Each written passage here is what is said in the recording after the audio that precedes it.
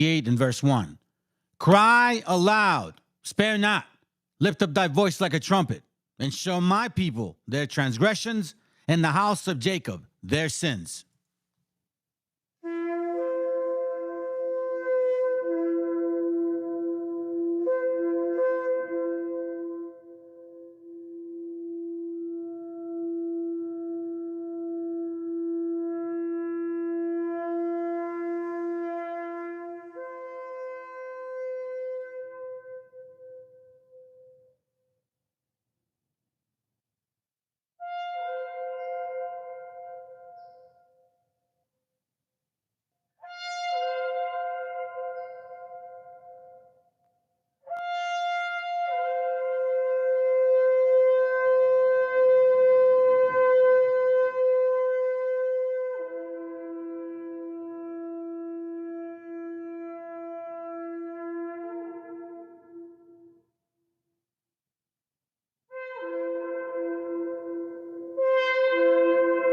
Copyright disclaimer.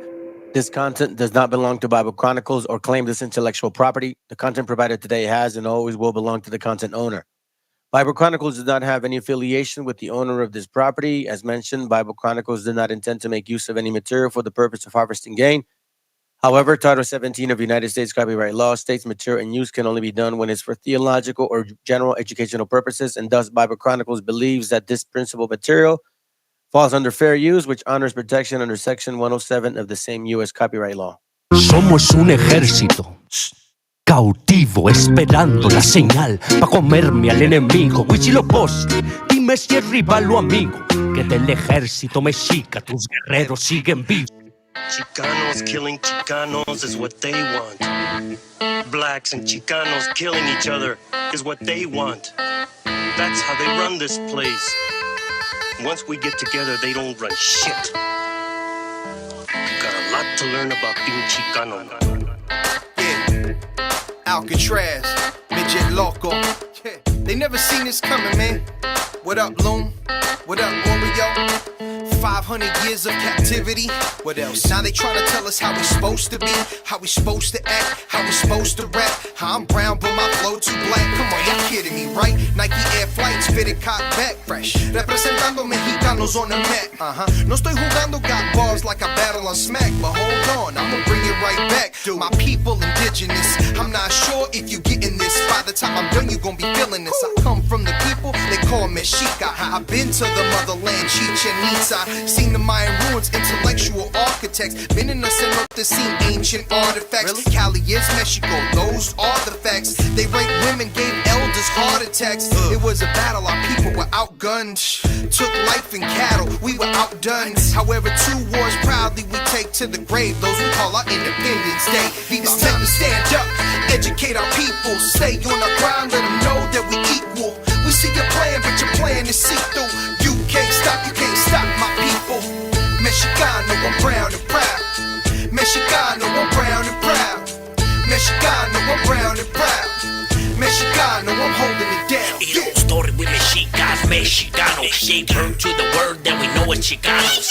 Aztec warrior, man, it's all in my blood. From Tenochtitlan, that's the heart of the love. Now Mexico City, that's a modern day name. Don't let the books confuse it to be a modern day slave. Gotta get your facts right and study the culture. Don't be like Cortez, he came like a vulture. Came to just steal and take away the land. He seen what we got and he was like, damn, who would've guessed it had to be a white man. Damn it, man. Now we got stolen lands. They say go back to where the fuck you from. Man, this is my land, that's what you stole from us. I'm not Hispanic or Latino, I'm a Mexican. Man, fuck La Militia, you can have that bitch. It's time to stand up, educate our people. Stay on our ground, let them know that we equal. We see your plan, but your plan is see-through. You can't stop my people. Mexicano, I'm brown and proud. Mexicano, I'm brown and proud. Mexicano, I'm brown and proud. Mexicano, I'm holding it down.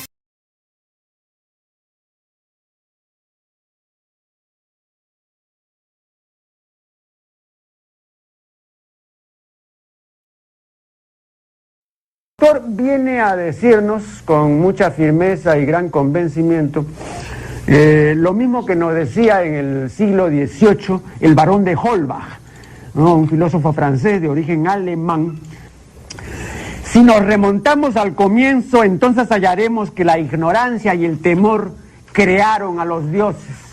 La fantasía, el entusiasmo o el engaño los adornaron o desfiguraron. La debilidad les rinde culto, la credulidad los conserva, la costumbre los respeta y la tiranía los apoya para que la ceguera de los hombres sirva a sus propios intereses.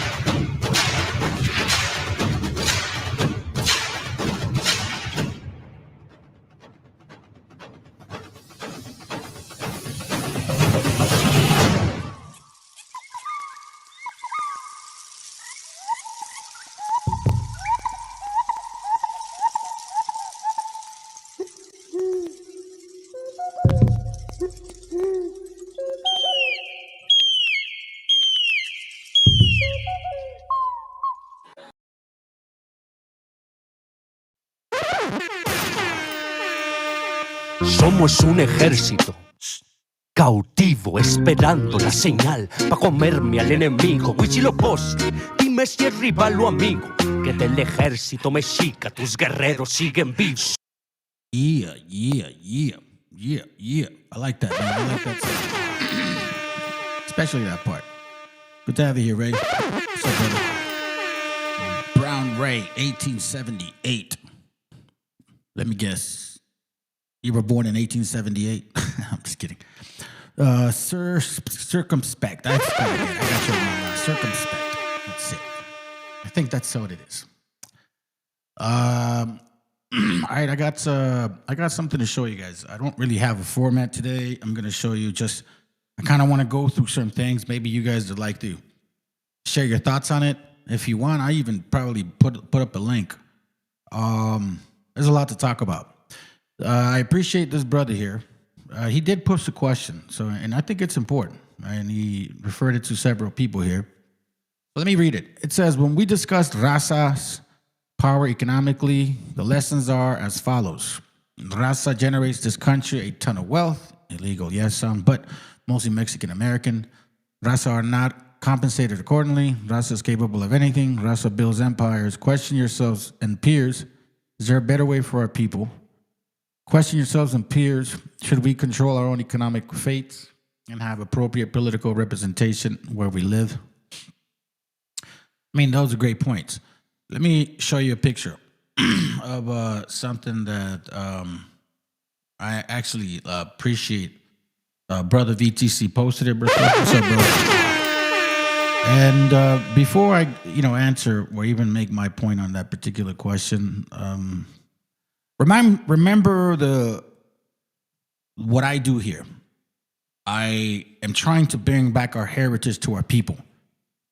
I believe that before you can do anything else, that's the priority, because that's what you got to give your children. Part of that particular history also has to do with who we are socially as people, as gente. Who are we as gente? Not the fucking colonized mentality from other gente. No, who the fuck we are towards ourselves, towards our people, mothers, fathers, brothers, sisters, and nephews, and children, and you know what I'm saying? And wives, husbands, whatever. You get what I mean? So the reason I bring out a lot of older books, and the purpose behind it is because a lot of the material represents us as having unity, regardless of whether you feel fully indigenous, you don't believe you're Hebrew, fine, I don't care. But the point is, we have a strong unity within our people, which was ripped apart by being colonized and giving us this ideology that individualism is what's king, and that's not fucking true. Colonial education taught us to compete. That's individuality. And I don't have a problem with competing. Okay? But we are raised more in a total different from a total different spectrum, from a total different spiritual experience. Think about it. More than 500 years we've been dealing with this shit. Our ancestors taught to care for each other. So when we get into the political aspect of things, I want to advise you brothers, all right? If you're watching, if you're asking me a sincere question, then I'm gonna throw this back at y'all. Okay? I'm gonna share this video with you guys. I'm gonna share this video with you guys because I think reading is important. Reading is very important. Hey, babe. Without your mind being educated, or at least understanding what your surroundings are, what history is about, who the fuck you are, first of all, we can't, I can't get ahead of that. Like, I can't, you know what I'm saying? Like, you have to take those steps further. First of all, who are we? As quote unquote raza. Because some of us don't even know. Raza did vote for Donald Trump. You know what I'm saying? So let's learn about who we are, history-wise. And then at the same time, I forgot to turn the radio on. At the same time, important thing is, see, I don't just read the scriptures. I don't just read history about ourselves, about our people, about the collectiveness between the you know, what the scriptures are saying, how we are experienced, and what our history talks about, right? I don't just read that. I also read other material. And this man brought up 12 important books that I thought you guys should take your time. If you don't want to read what I share, then maybe, just maybe, this will help you. So if you want to believe in a structure for our people, that we have economic might, yes, we fucking do. We have economic might. That's without a doubt. But who are we? And under what government? The government that the colonists or conquistadors still have implemented in this system. This system of government that we're dealing with, spiritually speaking, is not made for us, family. So before we want to dabble into this government, economic might, ability, I know, hey, I love the idea. Why don't we read first? Why don't we educate ourselves first? And also, if you want to tackle politics, it starts in the house.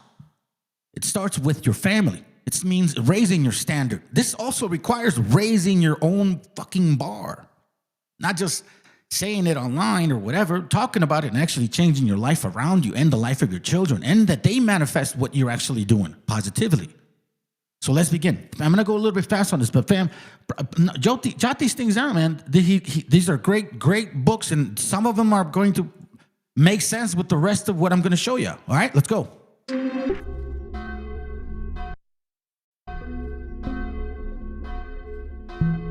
They don't want you to read these books. That's why you must, Bratan. Some books entertain, and some books ignite the fire in you. These books were feared, banned, or buried. They aren't safe. They will change you, especially the last one. Fully wake up or go back to sleep. It's your choice. Number 1, The Gulag Archipelago by Alexander Solzhenitsyn. Read. Check this out. Here's why, fam. Because everything that we're currently experiencing right now, what you're seeing on TV, on YouTube, whatever you watch, whatever media you use to connect with what's going on outside your door, this is exactly what's going on. So before we want to deal with the people that are part of the system, we need to know what the fuck that system's about. These books help you. So brothers, I hope, Raza, I hope you're listening. And I hope you appreciate this channel, because what I try to provide for you is food for thought and for the spirit. Let's go. It is a story about a man who faced the full fist of the state and didn't break. A record of Soviet prison camps written by someone who survived them. The book was erased, censored, and hunted in the communist world. Solzhenitsyn was exiled.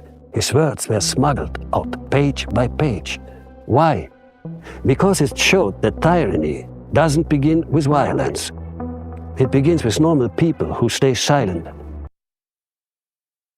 Tyranny does not begin with violence. It begins with normal people who stay silent.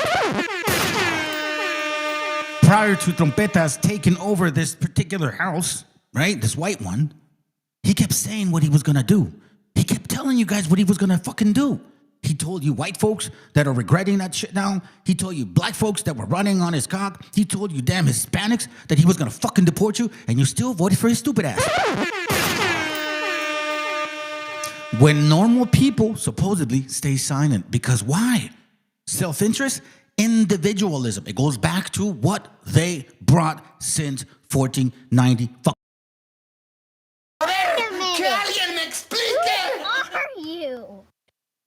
Let's go. Look away and obey orders. This book gives you courage. Read it, and you'll never kneel again. To advise y'all, sometimes maybe you guys aren't readers. Fine. Here's what I would advise you to do. Here's what I do. Sometimes when I don't want to read a book, I'll look at the chapters, and I'll see. I mean, first of all, I already have the book for a reason, right? But then I'm like, oh, fuck. I don't really want to. I want to get to the point, but you know what? I got to read this. So I'll choose a chapter that I kind of prefer. Just start with that, and then start reading. That's going to force you to go back because you're like, oh shit, I like that. Now you go back. Now you start from the beginning. Take your time with this material and take notes. Don't take mental notes. Fam, I'm being honest with y'all, bro. If you really want to ask these questions regarding how can we contribute, how can we show our economic might, how can we make the government benefit us, how can we get representation, the first representation has to come from within you. Not just watching videos and shows and shit. You got to fucking read. You got to read, and you got to know history, because these people that you want to deal against, guess what? They know it too. Better believe it. Let's go. Number 2, 1984 by George Orwell. That book and that movie is, okay, when you read the book, it's contradictory to the movie. Some people say, oh, it's all about digital, people watching over you and shit. Nah. That book is talking about how they're going to manipulate words and use those against you. Watch it. It is a story about a world where truth is against the law, and your thoughts are not your own. History gets rewritten, and obedience is the highest virtue.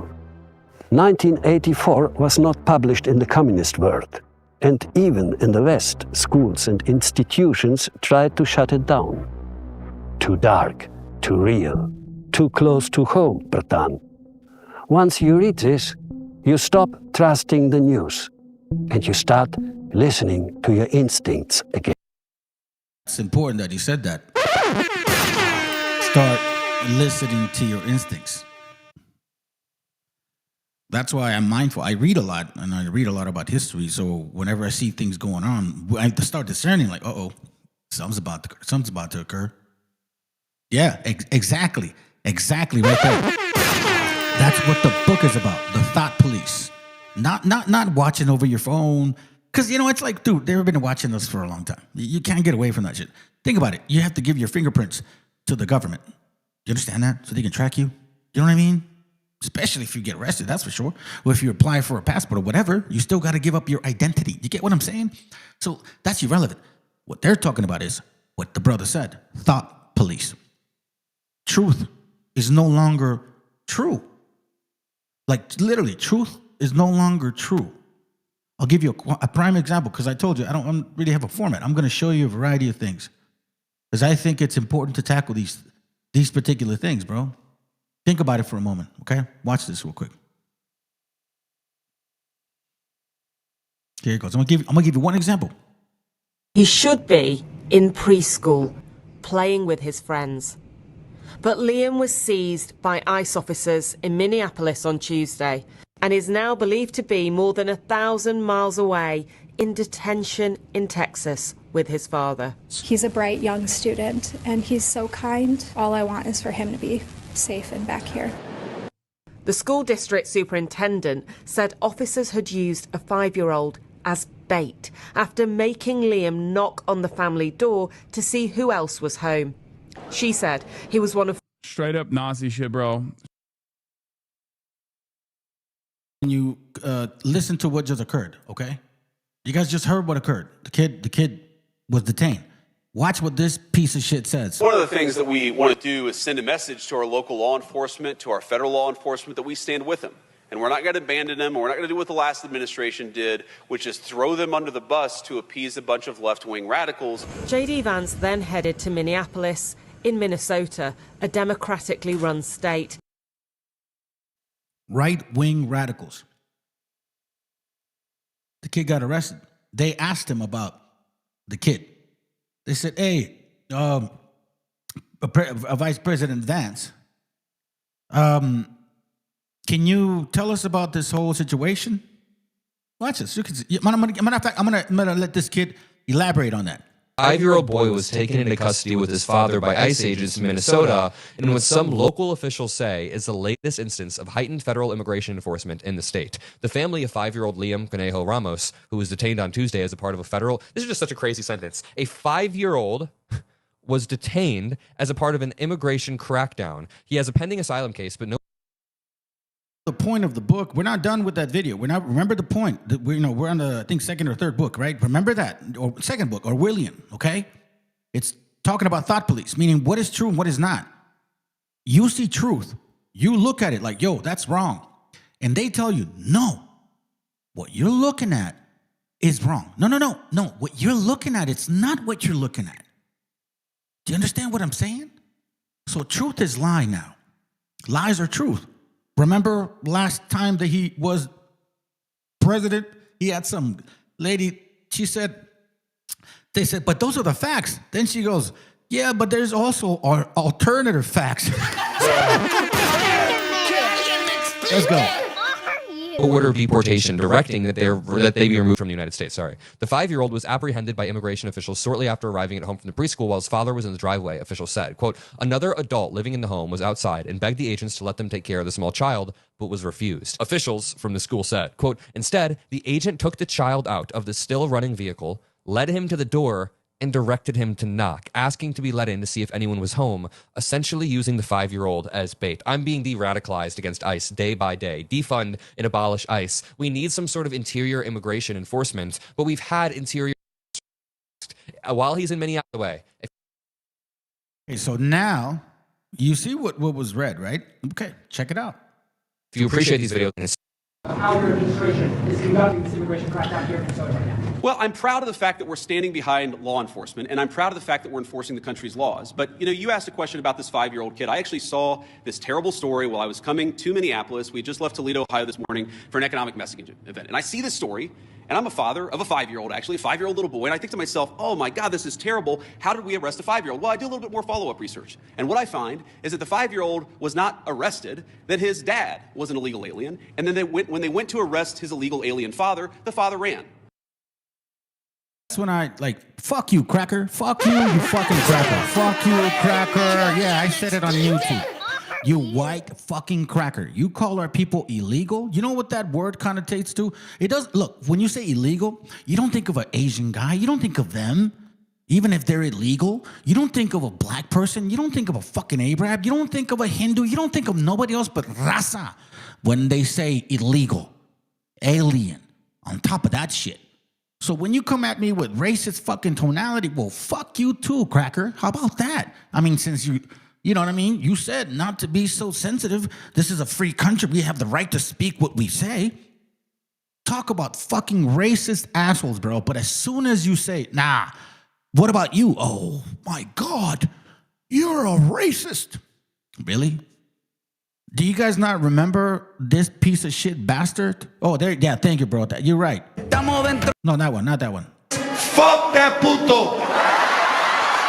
Fuck that puto. With his fucking eyeliner. This is the piece of shit so-called vice president, okay? Because he is. He's a piece of shit, bro. He's fake as fuck. He's a piece of shit. He never liked Trump. As soon as Trump, he had an avenue, all of a sudden, he dropped all the history that he was saying. This is the piece of shit that said, are you a racist? Do you hate Mexicans? That's what he started. He ran his campaign, not for vice president, for whatever he was locally, in Colorado, I think. Yeah, matter of fact, look, I'll show you. This is... KD... Okay, man. Oh, here it goes. Look. This is funny. It's like literally the one of the top ones up there, bro. Hold on, let me close this up. Check this out. Look.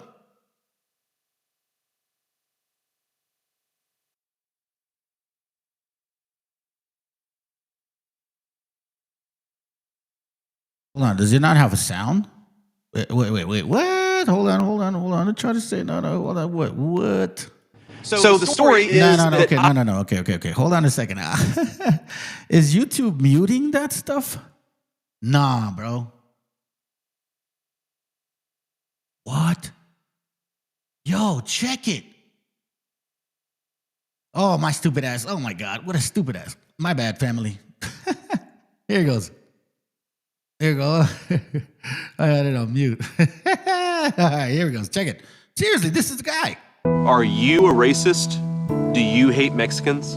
The media calls us racist for wanting to build Trump's wall. They censor us, but it doesn't change the truth. Joe Biden's open border is killing Ohioans, with more illegal drugs and more Democrat voters pouring into this country. This issue is personal. I nearly lost my mother to the poison coming across our border. No child should grow up an orphan. Wait, that's a fucking lie. Well, hold on, sorry. That's a dead down ass lie. That is such a lie. That is such a lie, family. You want to know why that's a lie? Because his mom didn't fucking get hooked on drugs because some cartel dude gave her fucking drugs. You get what I'm saying? His mom was stealing like prescription from a fucking hospital or some clinic. That's how she got hooked on drugs. Democrat voters pouring into this country. This issue is personal. I nearly lost my mother to the poison coming across our border. No child should grow up an orphan. I'm JD Vance, and I approve this message because whatever... See, he says, hold on, let me remind you. Do you like it? Are you a racist? Do you hate Mexicans? That. So he's saying, are you a racist? Do you hate Mexicans? They're like, oh, yeah, I hate them fucking motherfucking beaners. God damn right I hate them fucking beaners.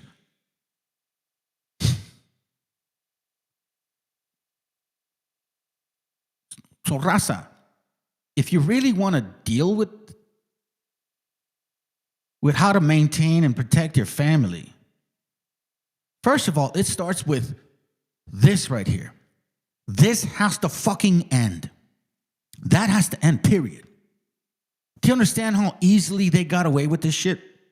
This was running rampant all over Colorado, man. Are you a racist?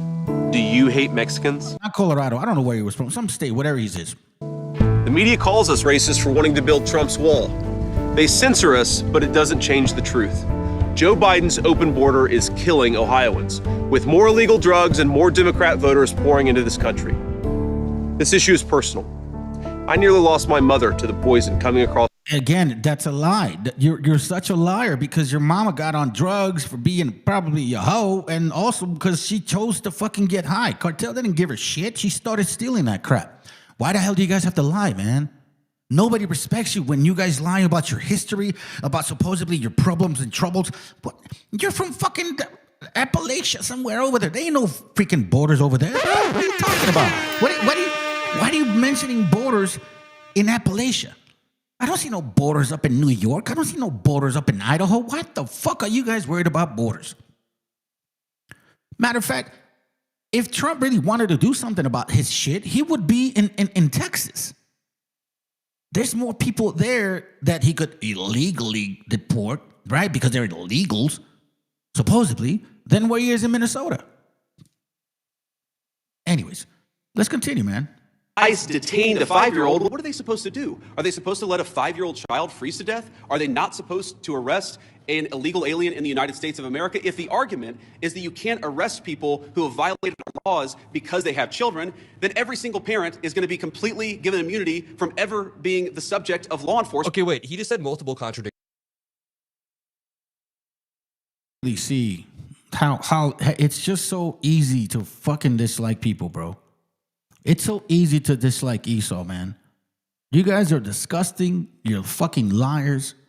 And I hope God has zero mercy on your soul. system, but he was absolutely conceding. Yeah, there was a family member there. This is why it's important to check the reports. Quote, another adult living in the home was outside and begged the agents to let them take care of the small child, but was refused. Instead, the agent took the child out of the still running vehicle, led him to the door, directed him to knock, asking to be let in to see if anyone else was home. The father and child are both in government custody, school officials said. Oh, so the 5-year-old was basically arrested. J.D. Vance is just lying. In a statement, a spokesperson for the Department of Homeland Security said ICE did not target a child. The child was abandoned, and they put it in all caps, in a deranged Trumpian way. Yeah, of course I'm going to believe the DHS that said that Renee Nicole Good was a domestic terrorist, not 15 minutes after. You just understand. You see? You see what I'm saying? He's lying. He's lying. So let's go back. This is the second book. Once you read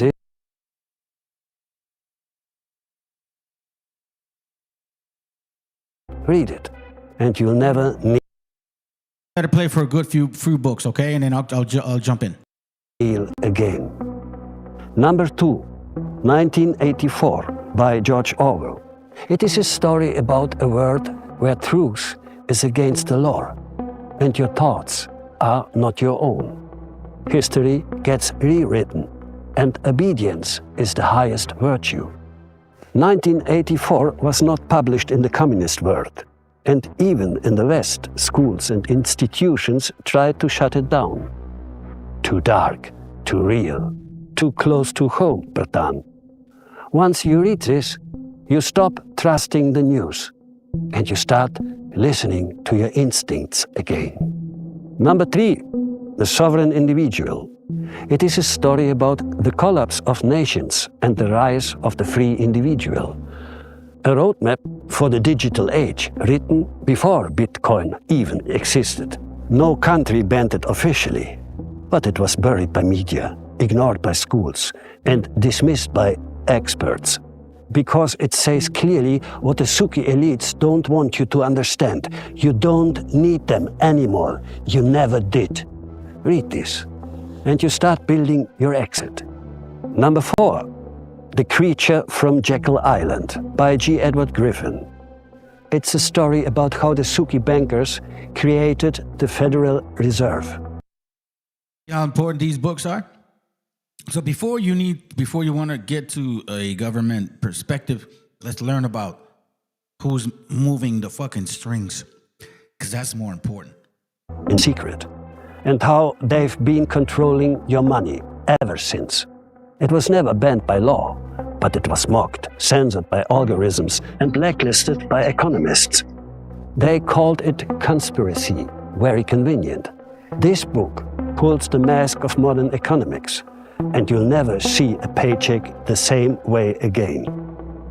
Number 5, Brave New World, by Aldous Huxley. It is a story about a world where no one is oppressed, because everyone is drugged, distracted, and entertained. Ireland banned it for being anti-religious. US schools tried to remove it for decades. Why? Because it showed that pleasure can enslave better than fear. This book reveals the soft prison, the one made of comfort, not of chains, the one you are living in today. Number 6. Again, to kind of go back to the thought question, we have to peel the skin. We have to peel this concept back and have a full understanding of what we are dealing with. So then as leadership, we can express this to Raza the proper way. Not with assumptions, not by hearing, but by actually like, okay, it's kind of like you have to study your enemy. You know what I mean? I mean, that's it. The only way to change it is by knowing how to. Fahrenheit 451, by Ray Bradbury. It is a story about a fireman who burns books until he decides to read one. A world where knowledge is illegal and screens keep everyone quiet. It was censored and removed from American classrooms. Too much conflict with community values. Too honest about censorships. Ironically, it's a book that got burned. This one will light a fire in your mind. Number 7. Reality Transurfing by Vadim Seeland. It's a story about how reality isn't fixed. It flows with your thoughts, energy, and attention. A metaphysical manual for stepping out of the matrix and shaping your own life. Mainstream science ignores it. Too mystical. Too. It's kind of like it's what we're doing. You know, we're starting to see the screen for what the screen is. Like, oh, it's it's like the Matrix. You know, at the end when Neo starts seeing everything kind of in green, and it's like, oh, it's starting to make sense now. I see the patterns. I see the pattern now. I understand these people. I know why they argue the way they do, or why they choose to think what they think. Right? Look, civilization consistently repeats itself. It's kind of difficult to even say that it really doesn't. It really does. Like almost every 80, 100 years, you see the same experience. I'm going to give you some examples of how in 1933, the same way that Nazis were, or Germans were going like nationalists, you know, they started implementing their nationalist approach, kind of like Project 2025. Exactly what they did, the Nazis, nationalists, white nationalists, Christians, is exactly what they have done so far. I'm going to show you some videos so you can see for yourself. Let's continue. Independent, too dangerous to system of control. Because wait, a lot of you guys got offended when I said, fuck you, cracker, huh? You guys are so fucking pussies. it teaches you to stop reacting and start choosing. This book doesn't offer comfort. It offers power. But only if you are ready to take responsibility for your word. Number 8, Medical Nemesis by Ivan Illich. It is a story about how healing became an industry and how that industry began making people sicker. Ivan Illich was blacklisted in medical academia. Too radical, too prophetic. This book dared to ask, what if modern medicine is the disease? This one won't just change how you see hospitals. It will change how you define health. It goes back to the concept of what type of government, you know, you were trying to create. Our brother from California Western Forces, what type of government you're trying to create. Because when you see how, or you see the government that's been created for you, you can't change that. You get what I'm saying? It quite frankly requires a complete revolution, destroying what is completely there, structured already. There's no way to change those mechanisms. It's like telling me, yo, I got a Ford truck, and I'm gonna use the same tools and equipment to make it into a Porsche engine truck, like a Porsche engine. Like I got a Ford engine, I want to turn it into a Porsche engine with exactly the same material, tools, and everything that we have. It's completely impossible. There's no way. You have to know the system, who created it, and why it's being governed the way it's governed. All of these books that I'm sharing with you, except the last one, because we talked about the last one a lot. Not the name of it, but pretty much we're on it. But all of these books give you a perspective on the current structure of the government that you're subject to. For example, in case you guys never heard of, go to your typical California commercial code. All right, so listen to what I'm saying. There's such a thing as California commercial code, right? Civil code, proprietary codes, contractual codes, real estate codes, like all of these. As a matter of fact, there's codes on how to deal with contracts. For example, there's a word called consideration. Now, consideration, a lot of us don't think, well, consideration, I consider. No. In the I guess, I don't know, legal world, a consideration in a contract is basically two people coming into a contract trading services. That's basically the consideration. You get what I'm saying? So it's like, I'm going to sell you this, you're going to pay me that. It's a total different animal. Before you jump into it, you got to know exactly who's running it, who created it, how it's being ran, why it's being ran that way, how come these things occur. That's why this book that he's talking about, it's completely like, oh, shit. You'll find out why these people are not interested in healing you. There's no money into it. There's no money behind that. You get what I'm saying? There's no money behind that. Let's go. Number 9, The Mass Psychology of Fascism by Wilhelm Reich. This is actually working with the mind and how corporations and government technically turns into what it is. But first they deal with the people before, obviously they plan, but it's kind of like the scripture that in Jasher 28, I think, or 2028, or 28:20, 2020, something like Jasher 28:22, I think. It shows that Esau is cunning. He's like cunning, bro. He wants to learn about the mind of people so he can manipulate them. Seriously. Let's continue. So this one's called, but it's Wilhelm Reich. Interesting, huh? The Mass Psychology of Fascism. All right, let's go. It's a story about how people give up freedom when they give up passion. With repressed sexuality, you become a zombie for the state. It makes us rigid.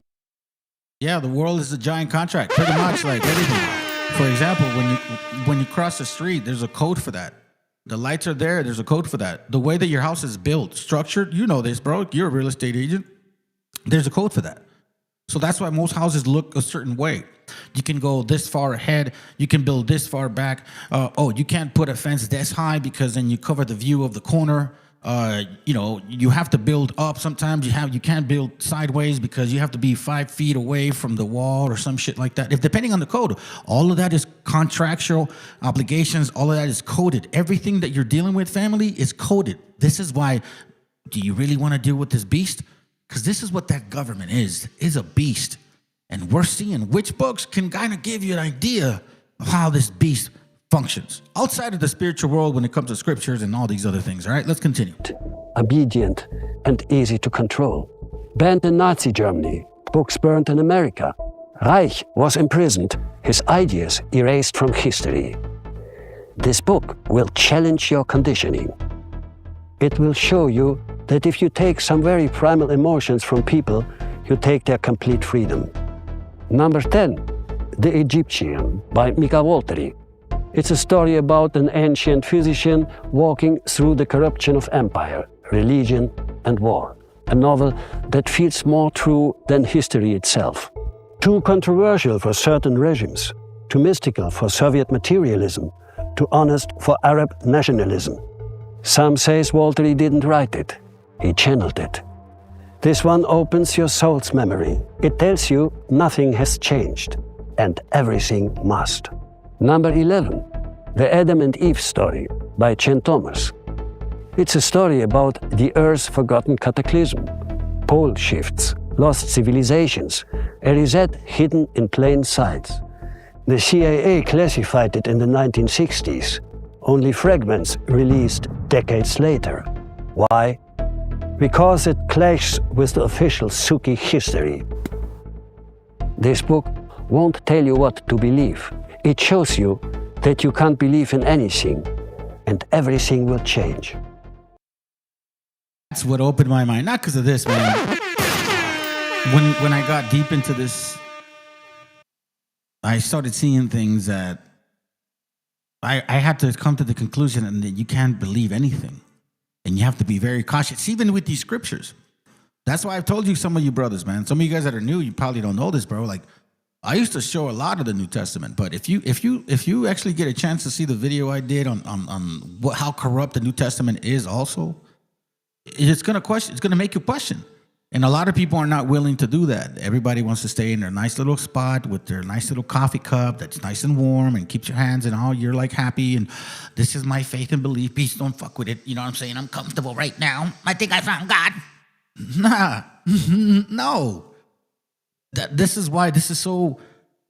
You have to have fucking bravery in this walk, man. Spiritual bravery. Because think about it, family. Imagine believing in something. Totally. And then it just kind of they just swipe it off of your feet. Most people can't handle that. All right. And then the last one is basically the Bible, but he mentions it for good reason. So I'm going to let him continue. And finally, of course, number 12, the Tyndale Bible. Tyndale translated the Bible into the language of the people, not for profit, not for power, for truth. The church banned it. Tyndale was hunted, betrayed, and burned alive.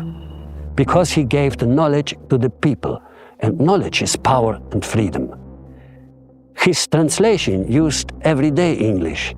He didn't just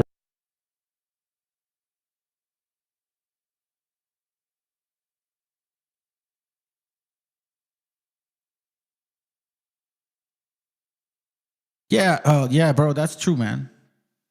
Yeah, the world is too busy to read the Bible, sir. They're asking Esau to read the Bible for them. Meanwhile, they're going in their church circles. Yeah, but I don't even think they're too busy, man. I think it's too lazy, bro. Just laziness, and that's sad. The sad part is that it's the laziness. It's not so much that they're busy. They can find time. It's not complicated. You know what I'm saying? But well, check this out. Here's why I like that he brought up the scriptures at the end. translate. He broke control. Do you know the King James Bible? It is censored.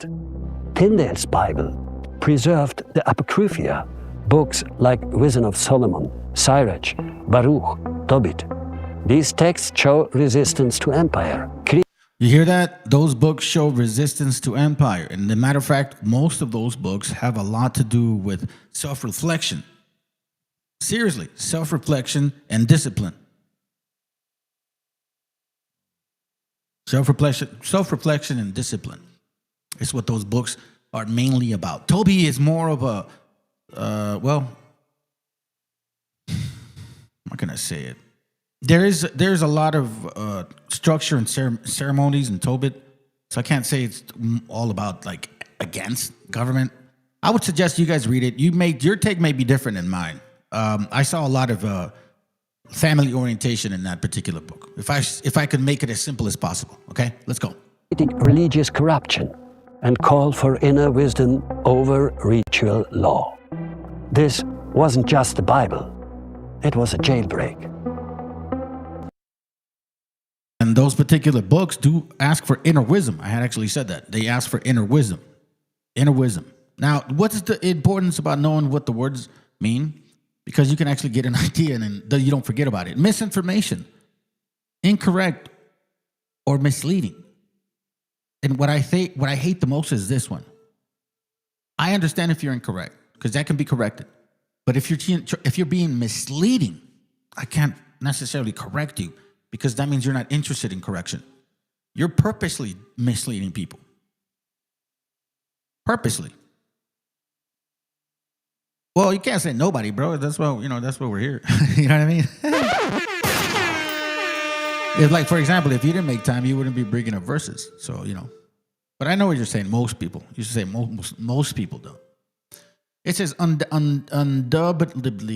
indubitably, a great deal of paranoid and otherwise irresponsible misinformation, pretty much. All right, so I share this with y'all because I think this is important. This is about 30 minutes long. It's a video that I think you guys need to hear. Again, this is a 30-minute long video. Please pay attention. Point. Bueno, los házaros es una tribu centroasiática de origen turco-mongol que estuvo alrededor del Mar Negro.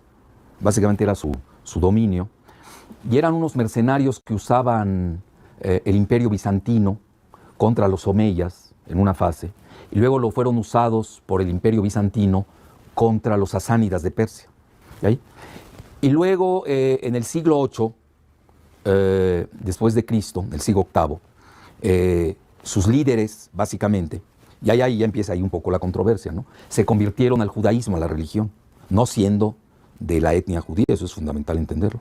Se recorrigen la religión, lo cual supuestamente era inaceptable, pero en ese momento se dio ya. Hay uno de los grandes, yo diría el segundo más grande filósofo de los judíos, fue anterior incluso de Maimónides. Muchos consideran que Maimónides incluso se inspiró en él, que se llama Yuda Halevi. Nació en España y luego fue a morir en Israel. Él es del siglo XI. Hace muy bien este relato, eso es fundamental. Bueno, eran prácticas medievales, ¿no? Ellos adoraban se les considera que veneraban a Tigrim, es un dios del cielo, etc. Pues tenían prácticas, yo diría, muy idiosincráticas de la región. que naturalmente cuando adoptan el judaísmo, pues las dejan de lado, ¿no? No olvidemos que eso es fascinante. El pueblo turco-mongol, en especial los mongoles, desaparecen como religión y adoptan las tres grandes religiones: el cristianismo, el islam, y el mejor ejemplo son los pueblos túrquicos, Turquía, y el judaísmo. Y allí, por eso la especificidad de los házaros. Ahora, ¿cómo es que se da a conocer mucho de los házaros? Eso también hay que tenerlo presente. Con el famoso libro de la 13ª tribu de Arthur Koestler, que muchos dicen, literalmente uso la palabra, a él y a su esposa. Y Arthur Koestler era sionista incluso, pero era un sionista lúcido, porque sí se atrevió a decir lo que no pueden ocultar, porque es decir, si sale a la luz el verdadero origen de qué es el judío, en tres acepciones, y ahí viene la gran confusión. Yo incluso a los pocos amigos judíos que me quedan, les comento que tienen que hacer una distinción, tienen que buscar términos, porque tenemos el judío religioso, que es respetable. Yo no veo en qué moleste en que alguien crea en X, Y o Z credos, como lo son de respetables el musulmán, el sunita, el chiista, el ortodoxo, el budista, el hindú. Yo tengo un gran respeto por el pluralismo ecuménico de las religiones. Luego tenemos el judío racial, que ahí empezamos los problemas, porque ellos lo pueden definir. Ya de entrada se manejan hoy varios grupos, ¿no? La gran mayoría, que es el 75% del judaísmo, que son 16 millones en el planeta, son ashkenazis. Y la mayoría no vive en Israel, curiosamente. La mayoría vive en Estados Unidos, ¿no? ¿Qué relación hay entre los judíos ashkenazis y la ascendencia házara? Bueno, ahí es donde se maneja que de ahí provienen. Por ejemplo, yo tengo un estudio, que también hay estudios que el sionismo financia en la Universidad Albert Einstein de Nueva York, con genetistas que les conviene demostrar lo contrario. Por ejemplo, este es de The Scientist, ahí lo tengo. Genetic Roots of the Ashkenazi Jews. Las raíces genéticas de los judíos ashkenazis. No tiene nada que ver con los Mizrahim. ¿Quiénes son los Mizrahim? Son los verdaderos judíos semitas. Son los judíos primos hermanos nuestros, de los árabes, de los cananeos. Eso es importante señalarlo. Y de los sefarditas. Los sefarditas son los que estuvieron en España y que fueron expulsados por los reyes católicos. Entonces, de ahí de entrada, ellos tienen, ahí te dejo el documento, porque eso ya es a nivel científico y genético. Sí, y además hay una cosa que se llama en genética el fenotipo, es como se parece, ¿no? Si uno ve un Mizrahi, que quiere decir en hebreo oriental, que son los verdaderos semitas, lo ve, pues se parece, es igual que el árabe, no tiene nada de diferente. Lo único que lo diferencia es su religión, y son muy respetables. Pero ahí viene lo fascinante, es que si uno ve al házaro, tiene varias características diferentes, es su fenotipo. Muchos son güeros, rubios, no tiene nada que ver, es una raza totalmente diferente, que también es respetable. Nadie está diciendo que no sea respetable. Lo único aquí es el problema a qué lleva, a la famosa ley del retorno. Esa es la clave. Es decir, ¿cómo puedes tú retornar a un lugar que le llamas Israel o Palestina si nunca estuviste ahí? Ni tus antecesores. Esa es la clave del problema cuando nosotros estamos hablando de Hazard. Yo, what up, bro? Good to have you here, man. Good to have you. We're doing live. Right now I'm playing a video. Look, listen, family, this is going to connect with later on. Like, don't think this is not a connection. This is all going to connect. Trust and believe. I don't just show shit for nothing. Let's go. Y obviamente hay que diferenciar que son los europeos que se proliferan alrededor del Mar Negro, luego emigran al Rin, toda la región alemana, y ahí es donde ellos se abrevan del nacionalismo romántico y de los mitos alemanes. Nunca hay que perder de vista eso, el contexto, ¿no?, ambiental. Y ahí es donde nace la definición de ellos del antisemitismo, nada más que es un antisemitismo curioso, sin semitas.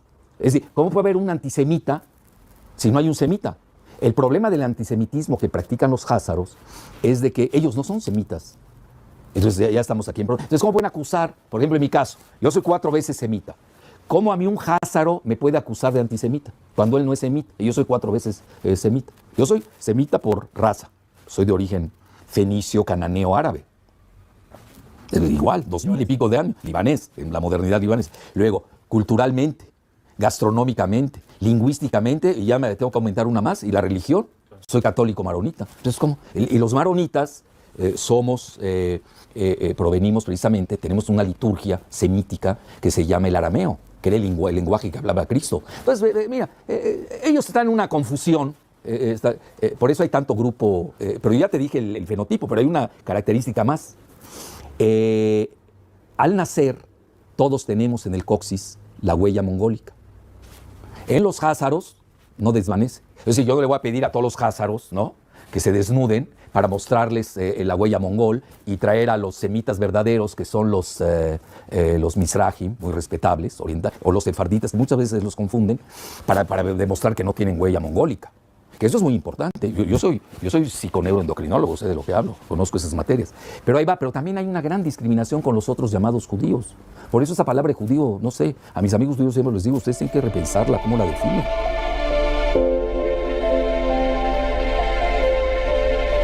El papá de Netanyahu, él proviene, igual que Jabotinsky, que es el ideólogo del sionismo, todo este grupo de Likud provienen de los házaros, que da la casualidad que de los 13 bancos más importantes de Nueva York, pues 10 estén en manos de los sionistas, ¿no?, cuya mayoría son házaros. Probablemente ahí se maneja eso, ¿no? De ahí viene esa teoría, no sé, pero habría que demostrar. Luego tú lo ves en la Federal Reserve. La Reserva Federal de Estados Unidos, desde Alan Greenspan, él es házaro. Luego lo suplió Ben Shalom Bernanke, y luego está Janet Yellen. Pero ahí te va, en la Reserva Federal no solamente está Janet Yellen, sino que traen al segundo, que se llama Stanley Fischer, lo traen de la Banca de Israel. Es decir, llama la atención todo eso, ¿no? Todo el modelo monetarista de los Chicago Boys, de Milton Friedman. Estás hablando de otro házaro, ¿no? ¿Cuál es la relación entre los Rothschild y los házaros? Son házaros los Rothschild. Precisamente ellos vienen de esa parte del Rin, de la región de Frankfurt. Incluso ellos se llaman y traen, hasta el apellido, se llama el escudo rojo. Es decir, tiene un elemento atávico de la lucha guerrera, mercenaria que tenían los házaros antes de convertirse al judaísmo. Pero en realidad, yo diría más que el plan, la estratagema de manejar las finanzas del mundo occidental, vienen de los hermanos Rothschild alrededor de Frankfurt. Y ahí es donde nace la teoría de que mandan a varios de ellos, a varios centros financieros de Europa, para apoderarse del dinero. And again, it goes back to what system are you dealing with? What system are you dealing with? And who's running the system? And it looks like they're running the system. All right, so, hey, what's up, bro? Good to have you, man. T-Mole DeVille, 45-20-29. All right, let's continue. Desde la banca. ¿Hasta qué punto los Rothschild siguen manejando hoy el sistema financiero mundial? Mira, llama mucho la atención. Obviamente la gente que depende de los Rothschild, sus propagandistas, ¿no?, y publicistas, además ellos controlan los multimedia a nivel mundial, te van a decir que son teorías conspiratorias, ¿no?, porque eso les conviene a ellos. Pero mira, la realidad, y yo te voy a dar algunos datos duros que te maneja, y tú me dirás qué tanto los Rothschild controlan el mundo. Mira, hay un libro que hizo un chino. Make sure you jot those books down, family. That's also part of this, man. Those books are important too. Que se llama The Currency Wars, la guerra de divisas. Mucho anterior al que hizo James Rickards sobre la guerra de divisas. James Rickards es un gran financiero, incluso le da clases al Pentágono, y manejan todas las teorías de guerra del Pentágono para ser usadas en términos geofinancieros. Hay guerras geofinancieras. Eso es fundamental entenderlo. Bueno, este autor chino lo escribió ese libro hace como 10 años y maneja que los Rothschild, en ese momento, hoy ha de ser mucho más, manejaban alrededor de 6 millones de dólares. Estás hablando al nivel de un país. En ese momento, hoy ha de ser mucho más. Pero ahí te va, hoy lo que detectamos. Macron, el candidato en Francia, trabajó en la banca Rothschild. Wilbur Ross, secretario de Comercio de Trump, trabajó años en la banca de inversiones de los Rothschild en Nueva York. Lo estamos viendo. Luego, ¿quiénes se llevan el petróleo de México? Los Rothschild. ¿A través de quién? Scotiabank. ¿Cómo de Scotiabank? Pues son los que financian a Peña y a Videgaray. De ahí viene el dinero. Que tuvieron que borrar el origen de la cuenta de esos cheques. Lo tuvieron que borrar. Peña is Peña Nieto. So this is an older video around that time. This is way before AMLO. You understand what I'm saying? 2012 type of deal. ahorrar del Banco Central de México, del Banco de México. Esas cosas no se saben mucho, ¿eh? Te estoy dando casi la exclusiva.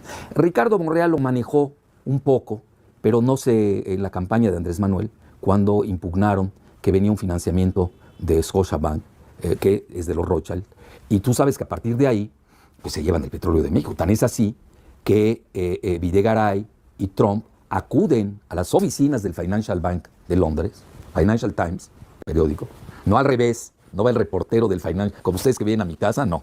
Ellos acuden a las oficinas del Financial Times a entregar abiertamente el petróleo de México. Entonces, ahora, y ahí empezamos los organigramas y los orígenes, ¿no? La genealogía del poder, como diría Foucault. De quién es el Financial Times y The Economist, que son los portavoces del modelo neoliberal global. ¿Quiénes lo contaron? Keep in mind that Peña Nieto was president in 2016, and I think that's when Donald Trump first won. So he took Mexico's oil too.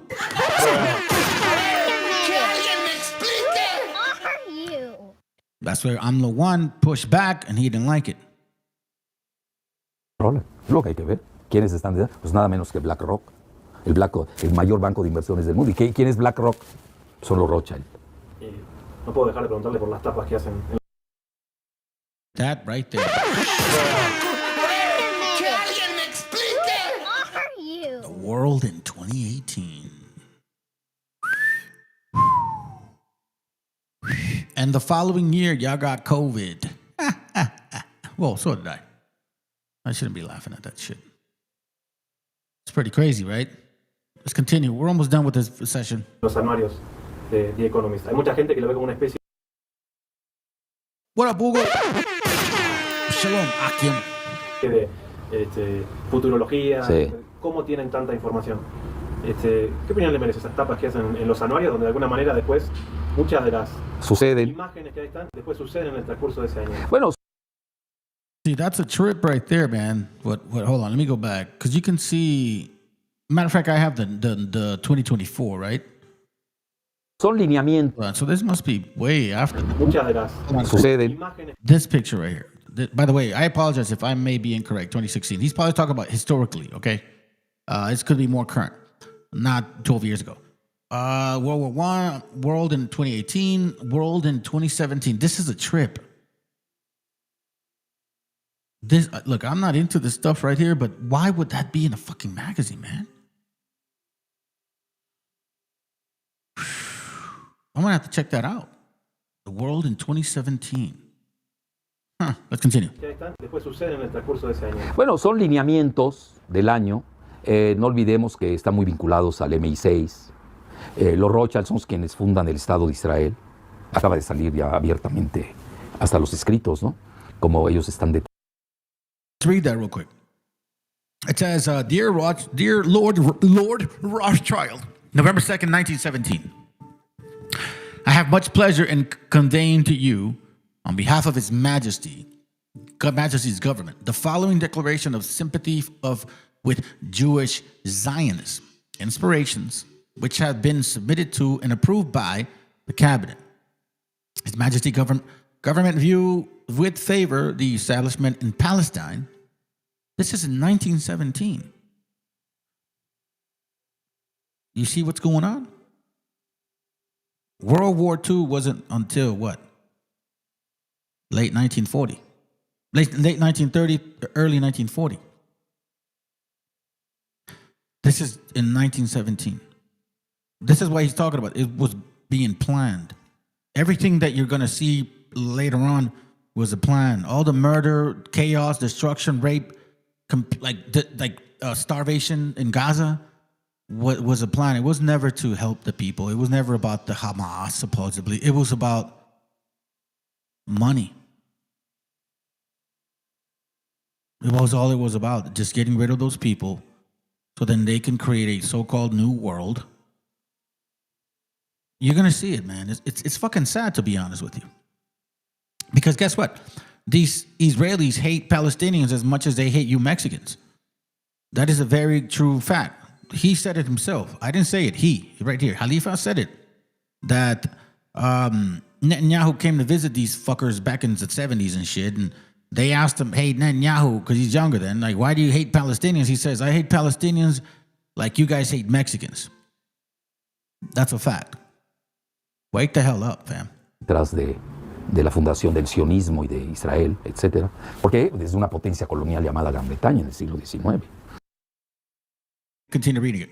It says, His Majesty government view with favor the establishment in Palestine of a national home for the Jewish people, and will use their best endeavors to facilitate the achievement of this object, it being clearly understood that nothing shall be done which may prejudice the civil and religious rights of the existing non-Jewish communities in Palestine. Yeah, right. That's why you guys are killing them and starving them and raping them. Or the rights of political status enjoyed by Jews and any blah, blah, blah, blah, blah, blah. As you can see, they just, you know what I'm saying? Shit.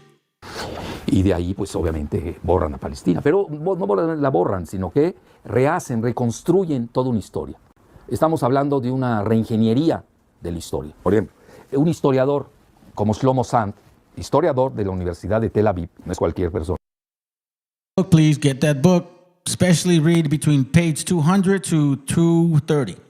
Seriously, from page 200 to 230, you're going to get a boatload of history of the conversion of the Khazars and conversion of the Sephardics, because a lot of them are not even Jews either. All right, let's go. De la Universidad de Shlomo Sand hace un libro de hace 8 años que se llama The Invention of the Jewish People, el invento del pueblo judío. Y fue bestseller en Israel. Tú este libro en Israel lo puedes leer. Tú lo muestras en México y te acusan de antisemita. Porque la comunidad aquí está en manos del grupo de George Soros y de los Rothschild. Específicamente tienes a Enrique Krause Kleinborg, que es házaro, a Jorge Castañeda Gutmann, que es házaro, la madre rusa, házara, y luego tienes a Alejandro Franco Eflich, que maneja la cuestión nuclear de la UNAM. Es decir, están muy bien instalados en el poder. See how those things had to be destabilized, but again, what's going on over there too? Now, this is very painful because, man, bro, I kind of see you guys who voted for Trump, and all of a sudden now you're like, I didn't know he was going to be that way. Fuck you, bro. You're as racist as this piece of shit is. And listen, fam, I'm glad you see his face. Austin, Texas, we have some self-hate coming up. It's going to be hard to watch.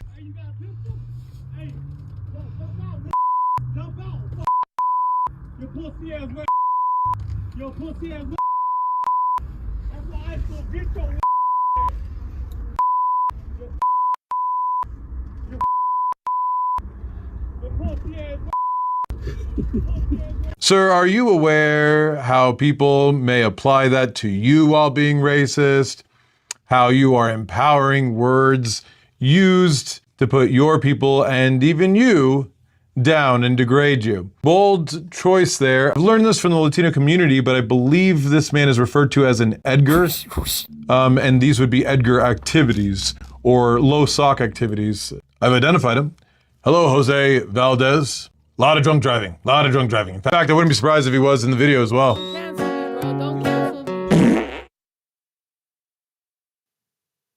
It's kind of funny, but it's really not. This kid got detained, and look what he said right here. Check this out. He says, "Can I just go home?" Heartbreaking photo shows Max Goons randomly stopping a child walking home with a snack and then denying his terrified plea to go free. The cruelty from these thugs never ends. This young man, who appeared to be a minor, of course he was walking down the street with a snack in his hand when masked men in 3 tinted vehicles, identified as armed Border Patrol agents, pulled up to him and began questioning him in Spanish about his citizenship. It says the encounter took place in Minneapolis, where he was stopped while alone, without any parent or guardian or family member present. It is unclear whether anyone knew where he was or what was happening to him. After he was unable to produce documentation proving his citizenship. You see this? After he wasn't able to prove proof documentation, his citizenship. His citizenship. Do you understand what that is?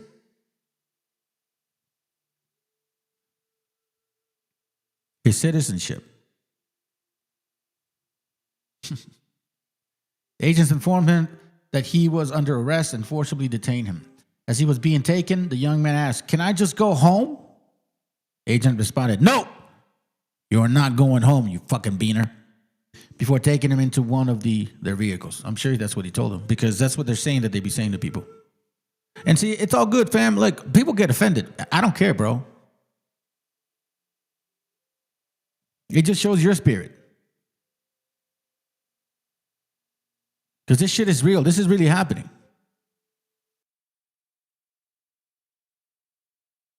This is your king. Y'all that follow that wannabe cholo, the Honduran illegal with a big ass accent and shit that should be the first one deported. Well, he's got about 150 followers or some shit, or 100,000 or some shit like that, bro. Like, I don't know how many. I don't really care. But that's who you guys listen to? That's who you want to spend time with? The fucking guy that voted for Trump to get 2 people deported, or people that they look just like him? Where's he at? What hole is he hiding in? Don't fucking touch it. We're citizens here. We're not fucking immigrants. ICE tried to abduct an 11-year-old girl in Little Village on Saturday. I was there. They didn't have a warrant. They didn't have probable cause. They didn't even have reasonable suspicion. Her mom, her grandma, and protesters saved her. Watch. Be scared. Don't be scared. She's a fucking citizen. So and that little girl, I got witness with my granddaughter. She got it on her phone too, showing how they did them. She's a minor. Don't touch her. Don't fucking touch her. We're Yeah, but yeah, you know, like, I wanted to clean up the streets, Holmes. I voted for Trump so we can get back at the Democratic Party because they never do nothing for me, Holmes. You know, Holmes. But I'm so educated, Holmes. I can talk about politics, Holmes. That's why I voted for Trump, because he was going to clean up the streets. Weak ass motherfuckers, bro. You went right because they know that's where it pays. Why are you lying to people, man? That's the one thing I hate about liar motherfuckers, dude. Just have your huevos and say, I voted for Trump because I hate Mexicans. I voted for Trump probably because Marvel has called you outside and said, you're not a Chicano, puto. That's probably why you voted for Trump, huh? You figured, well, fuck these Mexicans. I hope they fucking deport all these beaners. I'm sure that's what you were thinking. Because you're part of this chaos. Nos están siguiendo. I don't know who they are, but until they pointed the gun at us, it was like, what are we supposed to do? Just stay there.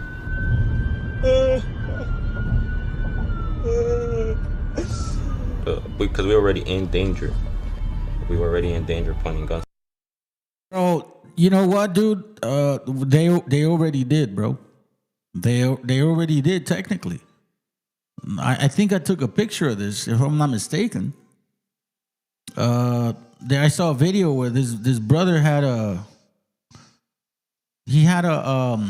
suit, and he taped his passport, and he taped his ID, and he taped his fucking social security card, like on his chest, like that's the Star of David. You know, that's what we're dealing with, technically. Let me see if I can find it. Here it goes. Yeah. Here, check it out. I will show you, bro. I mean, literally, we're there, bro. You know what I mean? You're in the spirit, brother. You're in the spirit. Here it goes. Check it. I'll show you. It's fucking sad. You know, and I talked about this before, bro. I told you guys they're gonna come after you just like they're doing to like the brothers over there, and you guys didn't believe me. The 21st century equivalent to the Star of David. Your passport, your ID, and whatever that is. Yeah, your passport and your ID. That's just like a patch on his sweater. Your passport and ID. He should put his social too.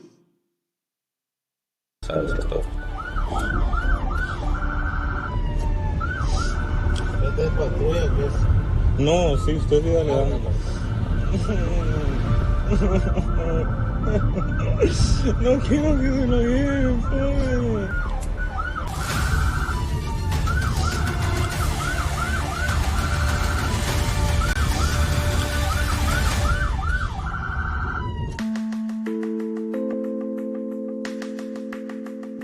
This morning, October 23rd, 10th grader Arnoldo Bazan Carrillo and his father Arnulfo, an undocumented immigrant from Mexico, were on their way to school when they were pulled over on a busy Houston road.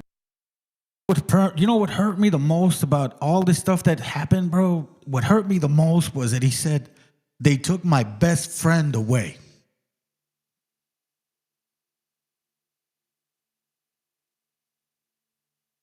As a father, man, that shit hurt, like hit me in the gut, bro. They took his best friend away. Not just his dad, man. But you know, I hope this is what you voted for, American Cholo. I hope you're happy. I hope you now you want to call yourself a Chicano now, right? Or all you fucking so-called gangster channels that propagandize this bullshit. You don't know nothing. You know zero about politics. And if you don't believe me, I can debate you about it, and I can show you how fucking ignorant all of you guys are. What's that other guy, Nino, the dark-ass dumbass? Yeah, that one too. Learn how to wipe your ass before you start talking about politics. You don't know shit about what's going on. You don't know nothing about history or what actually got us to that point. Idiots, man. I hope, bro, God has zero mercy on you bastards. And what they thought were local police in unmarked cars. Instead, they say, they were surrounded by masks. Guns drawn, no badges. Arnoldo was confused, terrified. He says the men began pulling on their doors, trying to shatter a window. Their slow morning turned into this high-speed chase as Arnulfo made the fateful decision to flee. What was going through your head? They're trying to kill us or something. They're trying to kidnap us or something. Because we didn't know what was happening. And the first thought, Oh, so all of these idiots and shit, American Cholo and Chicano Tube, whatever the fuck he is, Hoodstuck, Nino, and then the Vendido. Hoodstuck is that dude that likes to drink and he's bald, he's got tattoos in his head, right? Yeah, man, you know what? It's funny. I saw a video where he was trying to fight like one of his homies. But earlier then, he had another dude that he could have fucking threw down with. The guy called his ass out. He didn't do shit. You know why? Because he was black. That's why. They're quick to call their own people out, but they run from Morenos, I guess. That's what it is. That's sad, bro. I don't even have to be a gangster to understand the fucking code, homie. You don't do that shit. You don't turn your back against your people no matter fucking what. And by the way, Hoodstock, I did see a video one time of you, and you said that gangsters or cholos weren't meant to like go into politics or defend the people. Hey, fuckface. That's exactly what this whole thing came from. First, it was community protecting each other because the police were completely harassing our gente. So we had to. I even know this about Pozole Town, homie. You don't even know this about your own fucking homie. And you were a gangster, bro. You don't know nothing about your own history. Oh my God, it's sad, man. It's so fucking sad. It's so sad. You must be a white boy. That's really what it is. Dad was like, "Who are these people?" Arnoldo grabbed his phone and hit record. He shared this video exclusively with MS Now. Vamos a la casa, vamos a la casa. Vámonos por la casa, vámonos por la casa. La migración, hijos de Within seconds, a fear the 16-year-old U.S. citizen had long suppressed comes to the surface. His undocumented father might be taken by federal agents. Vámonos, vámonos, vámonos. Vámonos por la casa. Espérate,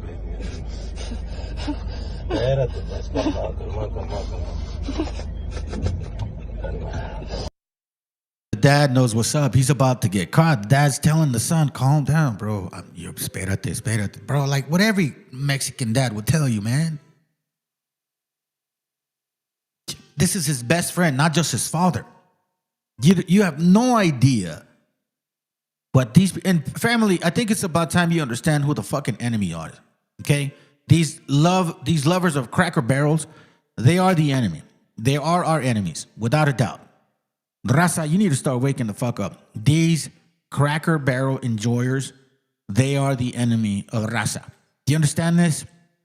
Stop trying to make friends with them. I mean, if there's some out there helping people, hey, I get it. But you must not be discerning the spirit then. You must be idiots.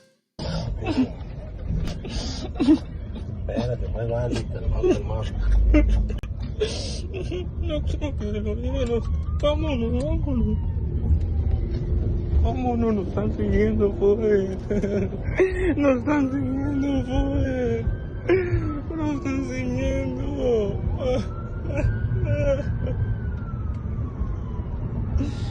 Nos están siguiendo. No quiero que se lo lleven, pues. We didn't know what was happening. They were still chasing us, and that's when they started hitting our car, trying to flip us. As Arnoldo continues to film, agents appear to ram into the Bazan's car at least 4 times. Le va a pegar otra vez, le va a pegar otra vez, le va a pegar otra vez. Le va a pegar al lado. Yeah. Matter of fact, here's one thing that I do notice, bro. That's when push comes to shove, it's gonna be that. Matter of fact, I know that avenue. I think it's Highway 76. It's some Italian cop and shit. Now obviously they look at it, it's all negative. Nobody wants to die, but they were doing some crazy shit to the homies, and they were pinning homies against other gangs and shit. Like they were doing it on purpose. You get what I mean? And then eventually, bro, Raza just got mad because, you had the Crips. It's like, think Oceanside, in Pozole Town, they had a CMG, Crip Mob Gangsters, right?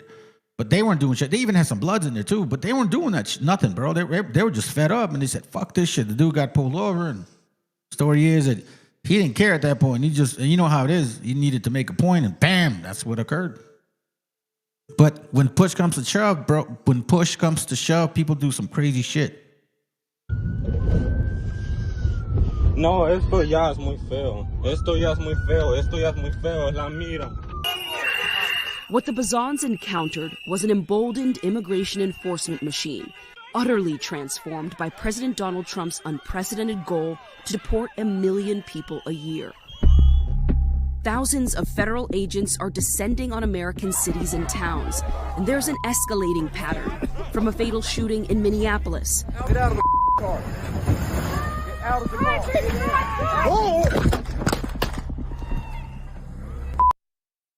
Brother's saying, in case you guys don't know, is Edom, Esau. These are the Edomites, the sons and daughters of Esau. They're the ones that run with this type of horrible spirit. To confrontations from Texas to Alabama. He's a citizen, bro. Oh, if he's a citizen, he's a citizen. California to New York. No, pero ¿por qué van a hacer así, hombre? No me sean así. Ay, por favor, no sean así, hombre. Louisiana to Illinois. Forcefully. What's going on now? My brown brothers and sisters, do you understand what's going on now? The brother asked me a question, and I appreciate you, bro. I appreciate you, bro. I appreciate you including me in this section here, even though that dude done a deal with me. Who else? Well, I don't really know money. I don't really know this guy. I don't know the rest of them. But I've sent this guy messages. He don't want to deal with me. He, whatever. Sounds good. But it's all good, man. At least you include me. Thank you, because they all got more followers than I do. Anyhow, so this particular part, when we discuss raza power economically, the lessons are as follows. I mean, I don't know what you mean by that. I don't really get instructed on how to do things, but I'm assuming you're asking some questions. Here are the ones that I care more about. Question yourself and your peers, is there a better way for our people? Yeah, damn right it is. Damn right it is. The first thing you need to do is learn your heritage. We're beyond just being raza. Like this, why is this happening to raza? You got to ask yourself that too. Ask yourself and the peers these questions. Why is this happening to raza? Why is this happening to raza, right? We're watching right now. Because they ain't attacking many other people. Question yourself and peers. Should we control our own economic fates and have appropriate political representation where we live? Again, under what political system? We went through a video showing us a variety of books that you can exercise your mind with and say, hey, listen, who exactly is running the show? So I don't want to be part of that show. Political representation for us will never be available. They're going to give you crumbs. That's exactly what I said. Revolution has to be necessary in order for you to make a change. You cannot live within the system. This system's not built for us, spiritually speaking and historically speaking.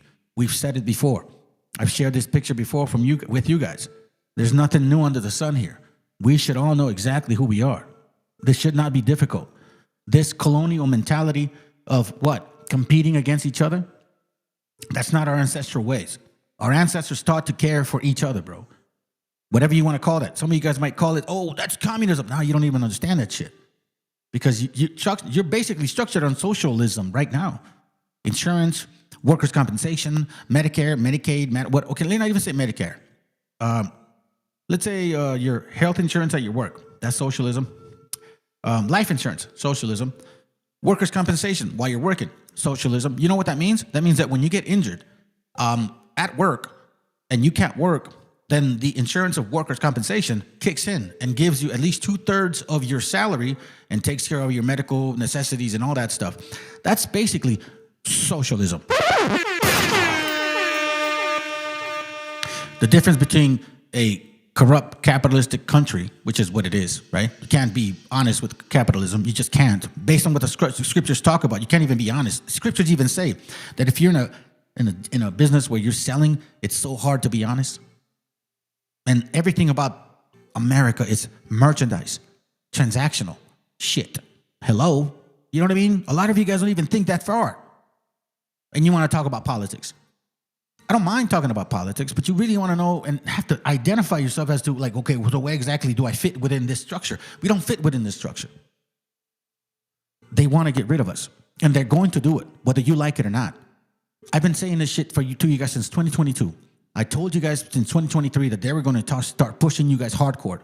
I knew Donald Trump was bad for us since 2016 when he fucking rolled down that goddamn escalator and said, Mexicans, they don't send us the best. They don't send you white people or you white people. They send murderers, rapists, drug dealers, cartel, and maybe some are good people.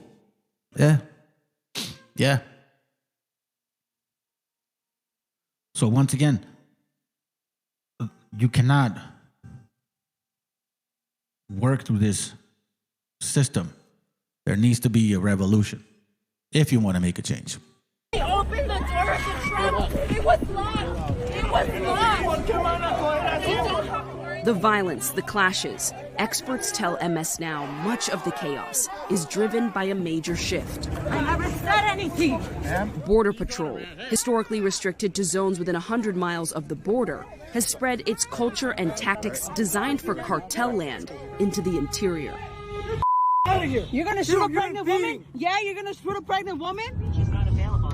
That morning, Arnoldo says the agents did not Now it's going to get even more intense, fam. Check it. once identify themselves or even so much as say, you're under arrest. They pulled into a restaurant depot lot where Arnoldo's father knew some of the workers and thought he might be safe.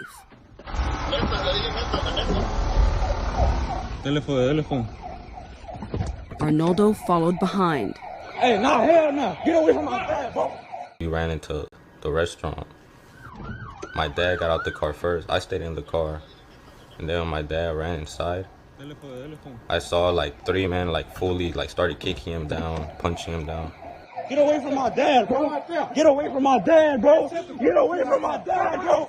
And I was like not gonna like just let that happen because you know like they're punching, they're like treating him bad. I'm pretty sure everybody would react the same way if they saw their dad getting beat down. I do want to say that right now it's just us, but eventually, if they achieve all this, right? Let's say nothing happens and it does manifest itself with what it's going to say it's going to happen. There's going to be some actual suffering. You know that? There will be some suffering. But at the same time, that means that the people that are doing this horrible, action towards our gente, they're going to be the next slaves. Feudalism. That's what their system is. The system of Esau, like the brother was saying, the system of Esau or Edom is feudalism. They like to have a king, and they want to be like treated like bitches. Seriously, I saw a video earlier, and I'm going to show it to you guys. It's fucking great. It gives us a perspective of the mentality of these men, because these men want that. That's what it is. Edomites are like this, bro. Trust and believe, fam. So, I believe that if you really want to focus on structuring our gente, we need to really understand why this is happening to us so often. Not, is this right or not? Why is this happening to us and nobody else?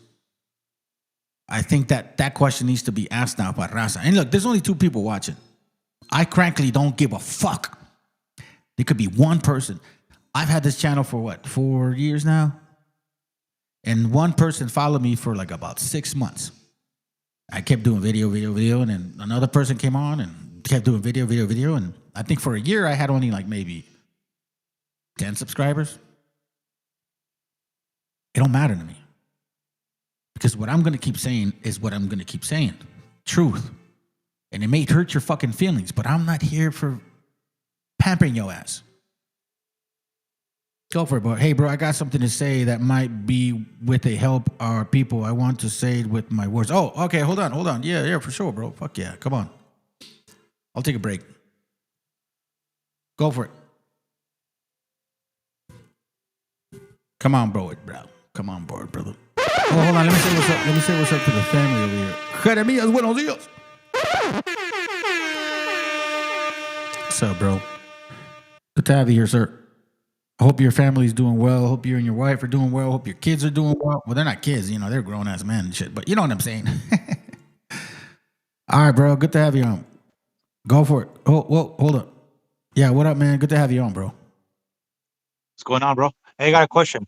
Yo. What I'm looking at, what I'm experiencing, because I'm at the house all day. I'm a real estate agent, so I have plenty of time. Yeah. So when I'm looking at all these videos and I'm looking at the history of the Israelites and the 12 tribes, this is literally matching to the T the Exodus during the time of Moses, to the T. But this is the 2026 version. We having the same people that are going after us during the time of the Exodus, and they're here putting our people in vans right now, 2026. Yeah, no, I agree, bro. I agree. I saw what you were posting. I totally agree with you. And you know one thing, I told my brother this, bro. Tell me what you think about what I'm telling you now. During the time of Moses, when the 12 tribes crossed the Red Sea and they went to the rock and they split the rock for the water and they created this lake, right? Amalek. Wait, pause. What scripture is that? What scripture is that? Exodus, what? I have to look for it. Okay. But The reason why I'm pausing you, hold on. The reason I'm pausing you, please don't let me forget, bro. It's because there is a book that came to my mind as soon as you said that they ended up in Tenochtitlan because that's where they saw the rock opened up and some flour and waters came out. So don't let me forget what you said, okay? So, but continue. Yeah. So when Amalek discovered where the 12 tribes were at because of all the water, because there's no water in that area, right? So they were the 12 tribes were battling immediately Amalek in that area where they had split the rock for the water. And during that time, like I told my brother, Moses from the tribe of Levi was raising his hands up in the air to pray to the Most High to fight the battle of Amalek. And they said that they were winning the war with Amalek. And then Moses, his arms got tired, so his arms came down when he was praying. They were losing the fight against Amalek. So they had to prop his arms back up so that way he could get. Go ahead. Let me pause you real quick. It's in case for the people that follow. It's on Exodus 17, verse 1. You can read verse 6. I think this is where it starts. Okay, but keep going. I don't want you to forget your thought. Go ahead. Yes. So what he raised, they had to prop his arms back up. They had to put stones or whatever it was to prop the arms up so he can continue to pray for the 12 tribes for the battle of Amalek, because they were battling the 12 tribes. Mm-hmm. So what I thought of, what if we did the same thing as Moses did, as our people being battled against Amalek and the Edomites currently as they were back in the days, as it is today? If we just raise our hands and ask the Most High for the guidance and forgiveness, he should be able to let these people win the war with the Most High. Because recently I was selling I was selling cell phones here in San Diego it was called Gen Mobile, GEN Mobile. It's a low. Can I pause It's a you? very. Go ahead. All right, so let me read this real quick, family, so we can kind of get an idea of what he's talking about. All right, he's talking about Exodus 17, verse 1, and it's water from the rock. Oh, shit. What happened? Hello, you there? Yeah, I'm here. Yeah, it comes somehow disconnected. But I'm so glad you found this for me, man, because I had showed this the other day, and hold on. Let me not forget. Hold on. Let me not forget. I want to save it. All right. I honestly feel in my heart that this is the a secret weapon here against Amalek. So check this. So it says, I'll read verse 1 and I'll jump to verse 6. And all the congregation, Exodus 17:1, and all the congregation of the children of Israel journeyed from the wilderness of sin after their journey, according to the commandments of the Lord, and pitched in Rephidim, and there was no water for the people to drink. Verse 6, it says, Behold, I will stand before thee upon the rock in Horeb, and thou shalt smite the rock, and there shall come water out of it, that the people may drink. And Moses did so in the sight of the elders of Israel. Now let's jump in. Verse 8, it says, Israel defeats Amalek. Then came Amalek and fought with Israel and Rephidim, and Moses said to Joshua, choose out of the men and go out and fight with Amalek. Tomorrow I will stand on top of the hill with the rod of God in my hands. Right? Yes, sir. You're talking about, right? And Joshua did as Moses said to him and fought with Amalek. And Moses, Aaron, and Hur went up to the top of the hill. And it came to pass when Moses held up his hand that Israel prevailed. And when he let down his hand, Amalek prevailed. Fire. Right? Yes, sir. I feel like that's the key right there, bro. I see what you mean. Now, the question would be is if our gente really thinks, okay, we're just going to rip. No, there's prayer behind it. You know what I mean? Like, yes, sir. Understand that. And I have an example of that. I have an example of that. Let me tell you, I was working for Gen Mobile, like I said, about a year ago. I go wherever God tells me to go. If he says go turn left, I just do it. I don't question nothing. I've been doing that since I was a kid. So anyways, I'm driving down the 905. I'm in Chula Vista. I'm in the old tie. I'm in where was that? I'm in the San Isidro area trying to get rid of the cell phones for the low income. I figured that didn't work. I said, okay, well, I'm going somewhere else. So I let God figure out where I needed to go. I said, where I need to go, God. He just said, go to Old Tie. I said, fuck it. We're going to Old Tie. Bet. We're going to run it. So I went down to fucking Old Tie, and right there in the cul-de-sac, there was a shopping center. I posted up my tent, and Amalek came popping out of nowhere. And you could tell he's Amalek. It's pretty obvious. His spirit is very demonic. He's chewing on his fucking food, smacking his food. He's like, who told you to come here? Who brought you here? I said, the Most High brought me here. So he was harassing me, and everybody was around me. Like, I couldn't shake him off. I couldn't get rid of Esau. I couldn't get rid of this goddamn fucking devil. He kept harassing me. I was trying to tell the gente around the streets. I was like, yo tengo teléfonos aquí, no paga nada. No, I was helping out the gente and everything else. He kept harassing the shit out of me. Anyways, I went to the middle of the goddamn fucking road because everybody was staring at me. They didn't know how to get rid of this fucking goddamn devil. So I went to the middle of the fucking road, in the middle of the cul-de-sac. I threw my hands way up in the fucking air. I reached it up to the fucking sky in the middle of the cul-de-sac, and I told God, I said, I said, please, Most High, I said, please get rid of this demonic demon, Amalek, get him out of here, get him out of here. As soon as I was done praying, with looking at the sky with my hands up in the air, as soon as I threw my hands, as soon as I looked down, as I did with Moses when he was fighting Amalek, I saw Amalek hopping the bushes, a two foot of bushes. Instead of going around it, he was hopping over the bushes to get away. And that right there, that solidified what I'm telling you now. You know, it's funny, man. I go in my backyard. No, I'm not gonna lie. I don't pray, but then I raise my hands to the sky. Yes, sir. I just raise them. Like I love that. I raise my hands to the sky, and like I do like a quick short prayer, not to like do anything. You know what I mean? Just like thank you, Father, blah blah blah blah. But I'm gonna try what you're saying, bro, because like my wife sees me And by the way, I own an agency, insurance agency, right? So like I don't want to say I have time all the time, but I know what you mean.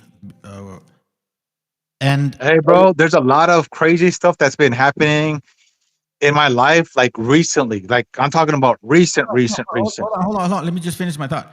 Go ahead. I'm sorry. My wife sees me. That's all good. So my wife sees me like concerned, worried, like, and I protect my family, right? You know what I'm saying? So it's like I know that this isn't happening to us, but I know that shit it could, and I care about my people, and this is fucking painful and shit. And she says, "Well, what are you gonna do? What can you do?" And that's a fucking crazy question, bro. Like now I kind of know what I think I need to do, because I'll tell you. Matter of fact, another time, bro. I'll share. I'll give you my email before we finish this, and then we'll talk further about like something that happened here. And she knows about that. And now that you brought that up, I'm like, oh, okay. Now I know what I need to do. Because I know the Most High is dealing with me, bro. I know He hears me. I know He talks to me all the time. Because most of all the stuff that I know, it wasn't because of me. So thank you, man. I like that stuff, because you know what? I can't believe it, dude. Like first of all, only a crazy nutcase like you would get in the middle of the street and just pray like that. First of all, yeah, for him to fucking disappear like that. That's pretty. I didn't care anymore, bro. It was too aggressive. That's fucking nuts, bro. Like first, I'd look at you like, where's he going? What the fuck is he doing? What's he doing in the middle of the street with his arms up in the sky? Well, that's what you did. And that's what I did, and it worked, bro. And he literally disappeared, and he never came back out from. He stood against the shopping center, in the shade, and never left that spot ever again. Well, looked like God put him in position. They worship Satan. That's what they do. The Talmudic, Sephardic, there's Sephiroth, all that stuff. I did a crazy class on them.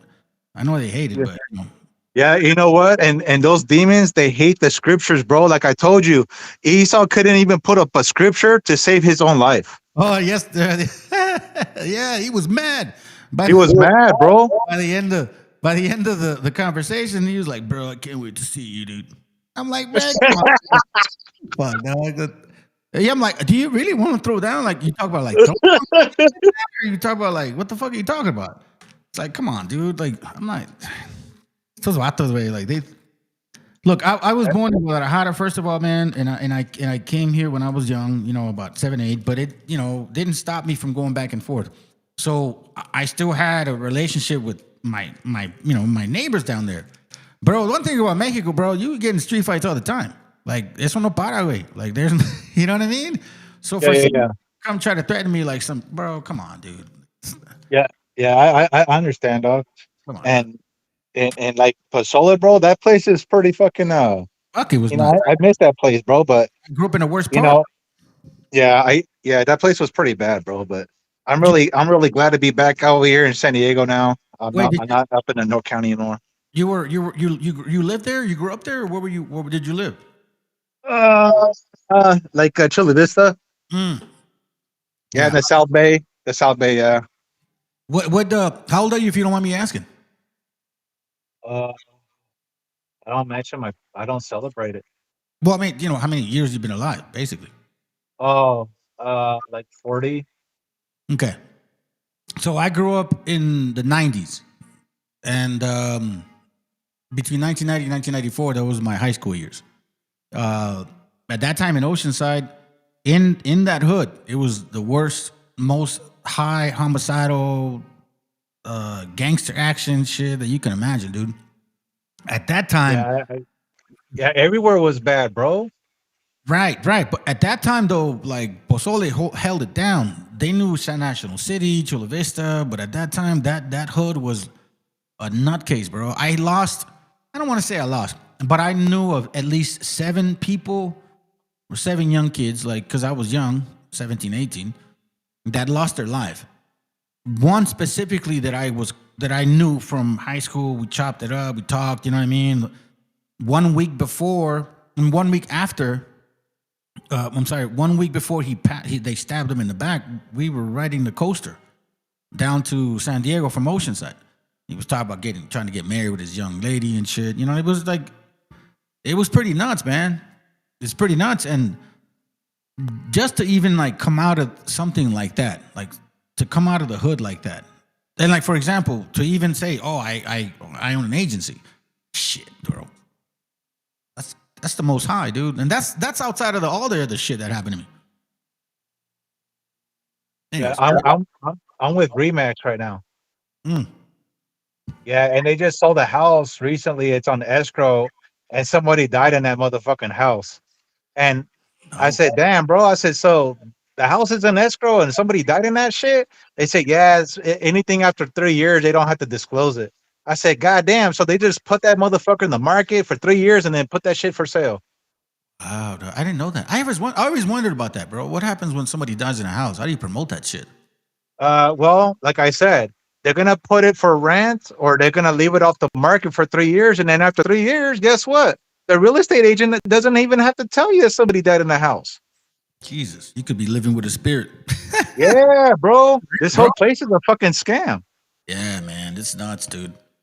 Even when you like, I don't even want to buy a goddamn house right now. Like my coworkers, like, you're gonna be able to buy a house. I said, I don't want a goddamn house. Like, what the fuck, bro? Like, all San Diego, all the goddamn streets are all fucked up. All the pipes are all fucked up.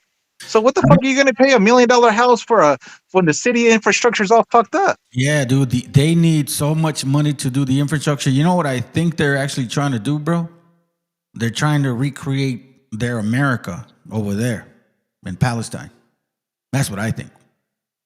That's why all of this stuff is going on. Like, man, I'm gonna attack Mexico. I'm gonna attack Venezuela. I'm gonna attack Iceland and Greenland, whatever the fuck it is. Because they've been killing people down there like crazy, dude.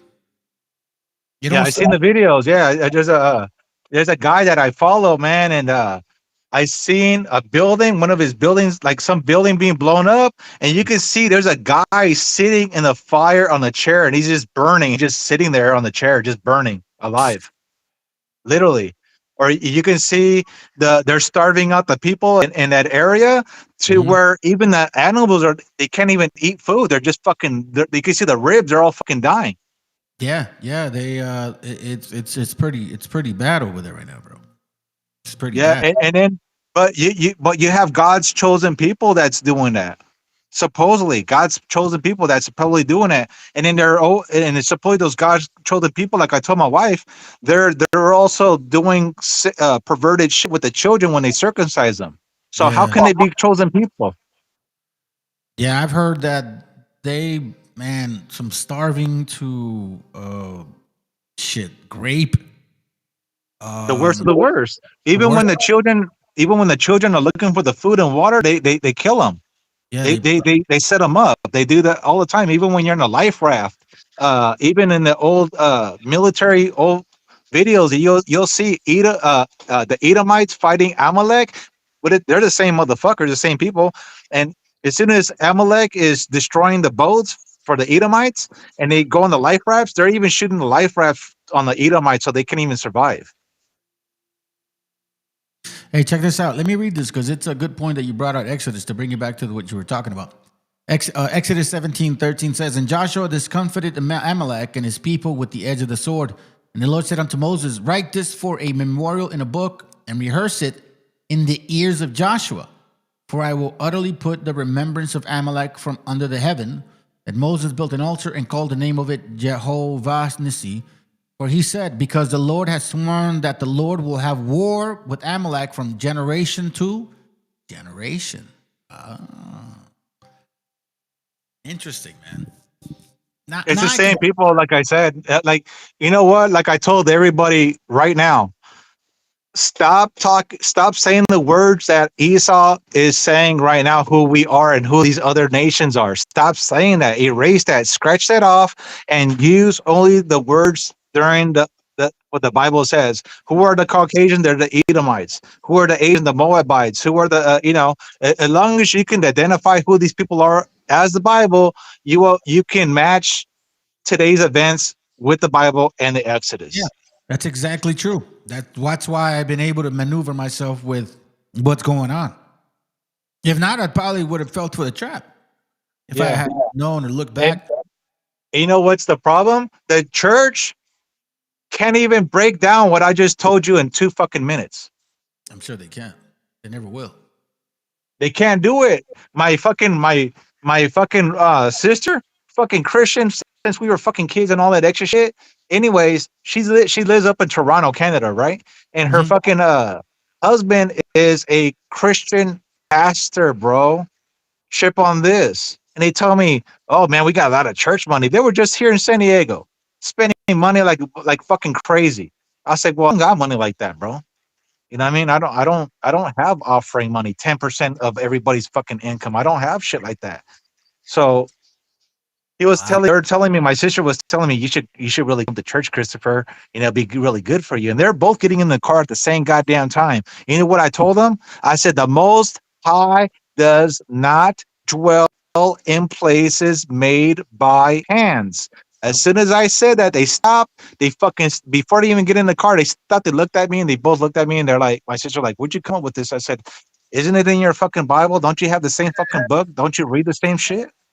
They don't. You know what the saddest part is, man? All of it is about money and power. Yeah, That's one of the preachers, one of the guys from the streets were saying that they had made a covenant with the heathens. Wow. What do you mean a covenant with the heathen? What does that even mean? A covenant with the heathens. They made an agreement with the Gentiles. Right, but like, why did he say that? Like, in what way does this covenant structure work? Like, what is he talking about? By saying that the other nations are promised salvation. So that's their covenant with the heathen. They made a covenant with the heathen. Listen, heathen. Listen, Gentiles. Why don't we do this? I will teach you the Bible to make you feel good. Like the salvation is also for you. If I can do that for you, you give me money. Basically, that's what they're saying, right? 10%. 10% of your Gentile mentality, and maybe God will give me that 10%. Wow. That's wow. And you know what the worst part is? The people are like, yeah, claro que sí, yo voy para allá. Pues usted diga, mi señor. Aquí tengo un poquito. Shit. Yeah. Yeah, they're just like that fucking heathen, just like that Gentile that was on the fucking internet. He goes, all nations are saved. I said, show me the scripture. He couldn't even show me the fucking scripture. He was beating around the bush with other bullshit. I said, you can't even show me the goddamn scriptures. That's how I know that you're a fucking Gentile. You couldn't even pull the fucking scripture to save your fucking life. Give me a second. Hey, Timo DeVille, you want to come up, bro? You're more than welcome to come up. I got a question for you while seeing if the brother jumps on. I'm going to read to you what the brother California Western Forces posted. And again, I'm trying to, I don't know if he's trying to tell people what to say and shit, or if he's asking, but anyways, let me read it to you and you tell me what your answers are. He says, when we discuss Raza's power economically, the lessons are as follows. Raza generates this country a ton of wealth, illegally, yes, but mostly Mexican Americans. Raza is not compensated accordingly. Raza is capable of anything. Raza builds empires. So I guess he's saying, like, this is what you should talk about. Once more, I don't condone to anybody telling me what the fuck to teach. No offense to you, brother, but I'm just telling you this how I roll. However, I do like the questions. He says, question yourself and peers. Is there a better way for our people? Second one, question yourself and peers. Should we control our economic fate and have appropriate political representation where we live? What would you say to that, my friend?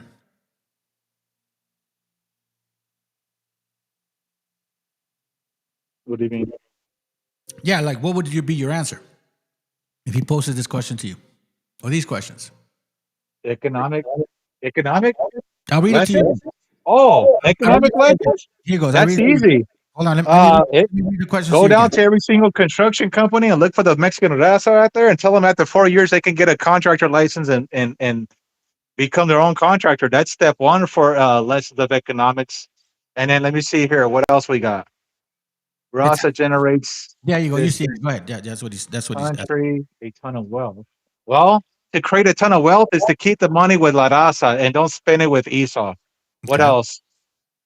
Raza are not compensated accordingly. Okay, then pay your Raza very well. When you see your vendor, your Mexican vendor, with the corn, and he says it's $6 whatever for the corn, don't even give him a 10. Don't even ask him for the change back. Hey, What else? hold on, another point. No. Hold on. This is actually true. Raza. Okay, you motherfuckers that work in construction, don't pay Raza one fucking $150 a day and make them do a crazy shit when you know the average is $250 or more. Cause Raza does that shit to Raza too. Maybe that would be another point to bring up, by the way. So pay people what they deserve. Just because they're Raza, don't pay them less, bro. I don't even pay them what they deserve. I pay them more what they deserve. Right. The next one, it says, Period. Raza is capable of anything. Raza builds empires. Yes, we do. I do a lot of, I have a side job business I don't even want to mention right now, but I do things that people cannot even figure out. That's just, there you go. There's the answer there. And then like my dad does roofing, and he's almost 70 years old. He got a fucking tall ass fucking ladder. It takes 2 fucking people to fucking carry. My dad is almost 70 fucking years old, carries it by himself, is still doing fucking roofing. And he makes he does circles around the youngsters when I was in Phoenix, and these motherfuckers couldn't even keep up with my dad. And I said, God damn, fool.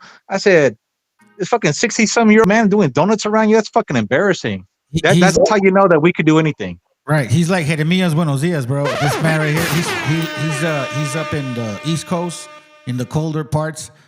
This older brother works hella hard, bro, nonstop. And he's like in those late 60s and shit. You know what I mean? So it's like, I know what you mean. All right. So the next one says, question yourself and peers. Is there a better way for our people? What would you answer to that? Is there a better way for the people? Yeah. Keep reading. One more thing. When you come home from work and you got 5 or 6 fucking hours, turn off the goddamn TV and figure out how to progress yourself. Take a medical class, take a fucking a loan class, become a contractor, and stop spending your money at the bars and spend your money in the family. Instead of buying fucking beers, go buy some fucking fruits and some vegetables for your family members. Well, I'd say, since you said 5 hours, why don't we do 3 hours of, let's say, family quality, and then 2 hours of indulging in what can I do better? Like what my wife did when she comes home, because she's Filipino, right? We work hard too. Well, so she'll jump on the computer. She was doing night classes, and she became a medical assistant, and she was working at Target. So bingo.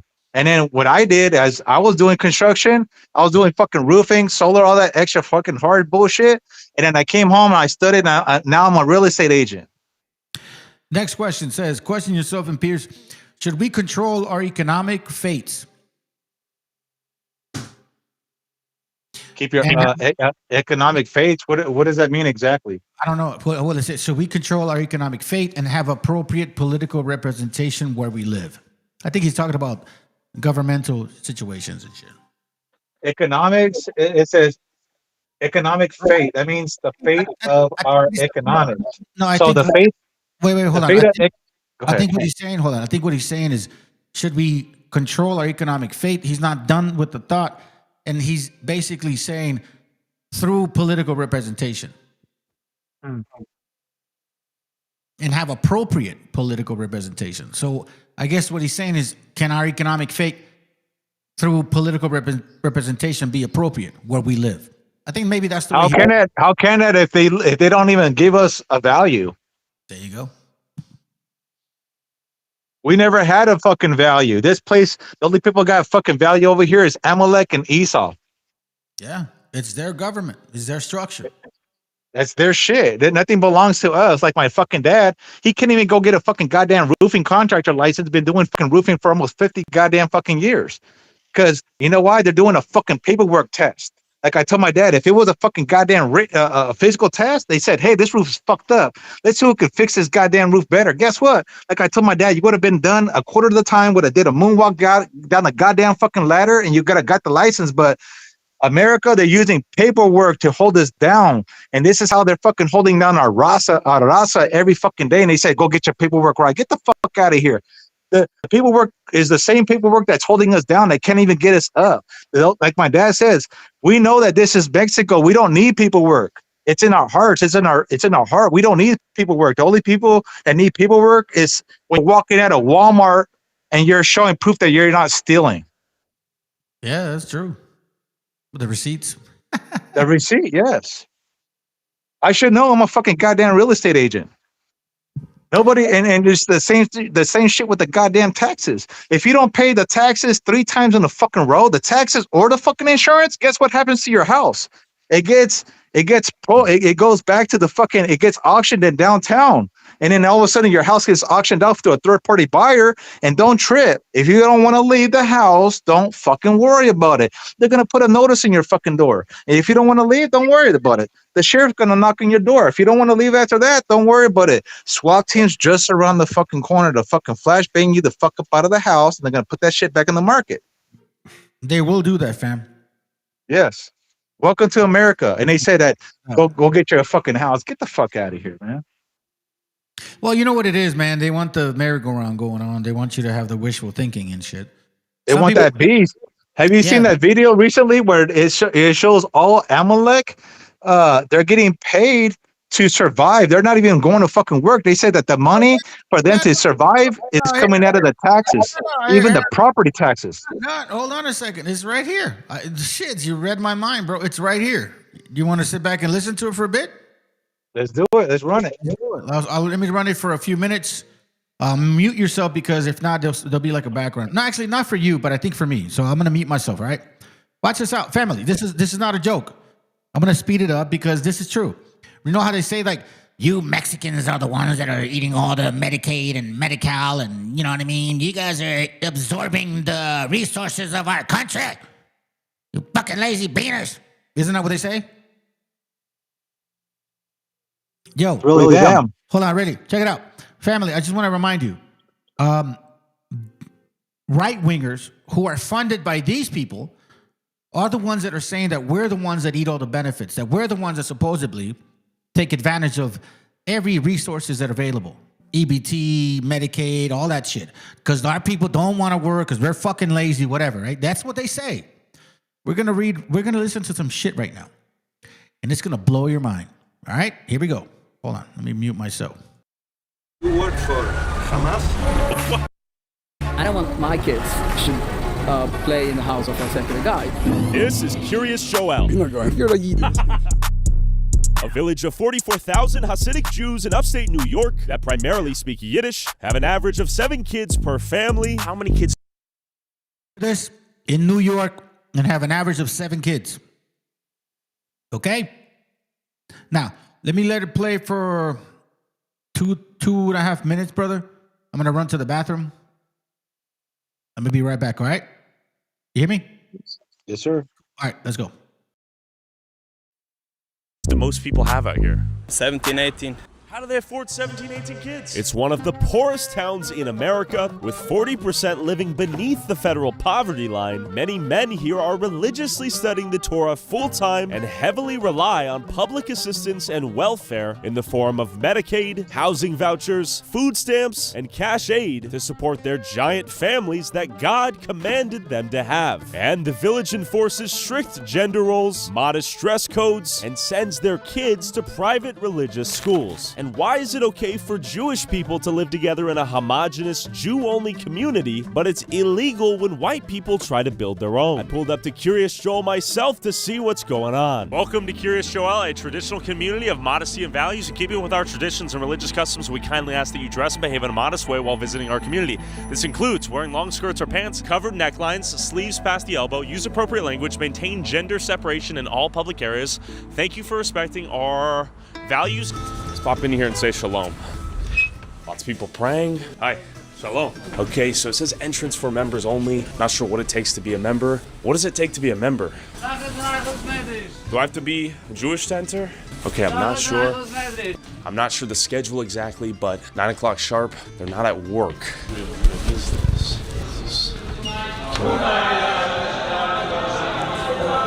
Okay, so I guess everyone's praying right now. So you gotta wonder what these people do for employment. You'll notice the Mexicans out here are doing the hard labor, and the Jewish people, I'm not sure what they do. Maybe we can ask this guy. Excuse me, what do most people do for work out here? You don't know? All right, cold shoulder. Question for you, sir. How long do people pray per day? Okay, what do people do for work? I'm back. Okay, so you want anything to say before we keep going? Because I've seen this portion. I started. I think I stopped like around 7-10 minutes later. Besides, there's just the synagogue of Satan. Straight The up. synagogue of Satan. Everybody knows that. They're not even the real people, bro. Everybody knows that. That's why they're trying to create. They're trying to control the narrative right now.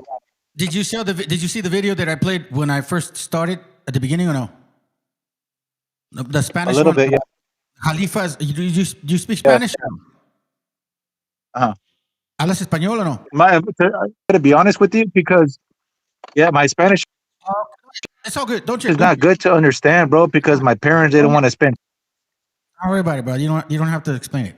So Jalifas was saying about Hazaros or Khazars. He's basically giving the history about who they are. And if you just follow like the map that he's sharing with you, and if you know just a little bit of Spanish, you'll get an idea of what he's saying. And he's basically expressing what we've been talking about, right? That I've been knowing. You know what I mean? And this is true, family. These are not the real Jews of the Bible. This is not people that supposedly, for example, if they were truly of that region, why do they hate Arabs and Persians? They would basically be that, right? You wouldn't be European and hate those people. You wouldn't say, "Oh, those guys are those Arabs, those savages." What do you mean? If you're from there, why would you feel so distant from them, right? Yeah, and then you wouldn't have to curl your side of your hairs with pearls to have that certain curl to make you indigenous, apparently. And they said apparently that if you live in Israel, that makes you an automatic Israelite. And you're not supposed to pull your DNA. It's illegal. Yeah. I did my shit. That's crazy. All right, let's continue, bro. All right, let's go. Well, let me put myself on mute real quick. Work. I'm not a news reporter. We have to... Okay, what do you do for work? Okay, you don't want to talk? How many hours a day do they pray? 3 hours a day. Do people have 9 to 5s? Yes. Like what industries are they involved in here? Construction, or other type of industries. And what do you do? I'm a student, and also I'm doing home care. What are you studying? I'm studying Torah. Torah? Yes. How old are you? Our holy Torah. And who pays for education? Hold on. Let me just say something. Family, I think when they mean by home care is that they take care of their mothers or dads who are older, 70, 80, and they need supposedly someone to watch over them. So then they apply for disability, and then disability determines how many hours they get. So then if they get, let's say, I don't know, 200 hours a month of watching over them because supposedly you need to shower them and feed them and all kinds of shit, they get paid for that. And I think that's what he means by home health care. Correct me if I'm wrong. All right, let's go. I try to work on overtime. Overtime? Yes. Where do you work overtime? I work home care. Home care? Night, yes. Is it like, do you have kids? I have kids, yes. How many kids? 3. How do you afford to raise 3 kids while being a student? Because I work very hard. I want to study the Torah. I'm very proud. First of all, if you guys are listening to this fucking immigrant, illegal, by the way, he's got an accent. How come he's not getting pulled over by Border Patrol, bro? Can somebody answer me that question? Fucker's got an accent. He's the original criminal illegal immigrant. Thank you. Does. Let's continue. His accent does not sound indigenous to the Americas. No, it does not, bro. Listen to this. Listen to his accent, family. So based on this information, he should be getting deported, right? I mean, that's what that's what they're saying. Look at your accent. Show me your papers. I know this fucker ain't walking around with his papers. No, he's walking around with EBT. The Torah, though. God help me. Does the American taxpayer help you too? Also, yes. Yep. How many people out here are on welfare in the form of housing assistance or Section 8 or EBT, SNAP, Medicare? Yes. And that allows you to study the Torah? Yes. And raise your kids? Yes, thank you. And how many kids do most people? You guys hear that? They're on Medicaid. They don't work. They don't do shit. They depend on the government to take care of them because they're studying Torah, the Bible. Am I wrong, bro, or is that correct? Oh, yeah, you're correct. And they're also getting paid from the taxes that you're paying the fucking property taxes on. Damn. Those property taxes are not fucking cheap. Nah, they're not, bro. One of my fucking in Chula Vista, I think his property taxes was $6,800 every fucking goddamn year. It sounds about right. If you think about it. How many houses do you have on a block? Let's say, for example, how many houses typically go on a block? 10, 20, 15? How many? I have no, but I'm gonna tell you this. Every year is going by every 6 months, it seems. Well, hold on a second. So let's say you have about 20 houses on one block before it turns left or right or whatever, okay? Multiply that by $6,000. So we know that 6 times 10 is 60. 6 times 2 of that is basically like, we're talking about $120,000. About $120,000, let's say per one side of the block of, let's say, 20 straight homes connected before it turns left or right. $120,000 per year from one block, one side of the street. That's a lot of fucking money, bro. When you put it that way, and that's $6,000. What about the $1 million homes? How much do they probably? Oof. It's probably in the 16 to 32,000 range. So let's say you have. It's very expensive, bro. Yeah, 10 properties, 160,000. Basically, 10 properties makes 160,000 in La Jolla. Correct? I would say so, bro. All right. To be honest with you, yeah, I wouldn't want that. Hell no. People have out here? 17, 18. How do they afford 17, 18 kids? They are proud to do what the Torah says, that you need to be multiple and fruitful. Wow. And do you think there's welfare abuse? Multiple and fruitful, but I'm an American. In the community out here? No. No? Because they actually have the kids? Yes. They have the kids. Do they get tax credits for the kids? What they get, but they are all doing to keep our Torah, yes. Keep the Torah. So you see, fam, they don't work. They just study the Bible. That's their excuse. And they will not serve the military. Oh, really? Oh, I didn't know that. No, they'll serve the military over there, though. They'll fight for Israelis. They'll do that. I've seen them over there. But they won't do it here. Yeah, they won't do it here. Interesting. I never served the military, so I wouldn't know. Yes. What are your thoughts on people out there who can barely afford to have one kid? If they want, they can have one. But if God's given them more, it's very proud. Okay, shout out God. Yes. Okay. One thing, we are very against the state of Israel. It's a very big problem for us. So you guys don't approve of a state of Israel before the Messiah comes, right? Yes. Zionism is not Judaism. It's a very other thing. Question for you, sir. What do you do for work out here? Are you on the phone? Or are you listening to the radio? Okay. Damn, it's tough to get some answers out of folks. What do you do for work? Nothing. How do you make money? My wife. Your wife? What does she do for work? What do you do for work? Nothing. Hey, like you can't take care of your wife? Okay, yeah. What does she do for work? Nothing. Looks like all he does. It looks like he spends a lot of time curling his side of his hair with the curling iron.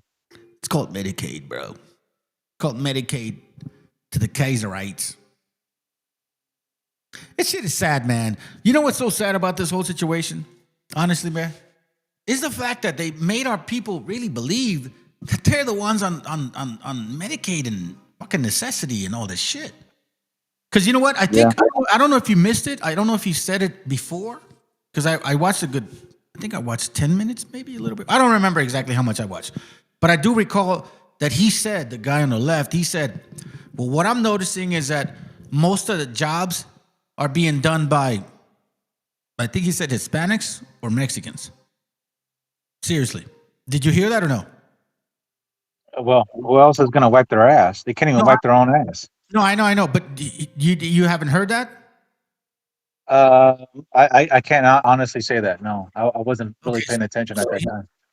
It's all good.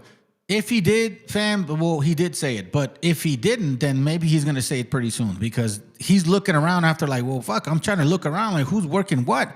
And he says, all I'm seeing is these people working and not these people. So he may be saying it pretty soon. Let me continue. I'll shut up for like a couple minutes, all right? Let's go. Because I keep pausing it. My bad, fam. What is this? Interview. Good to meet you. For YouTube.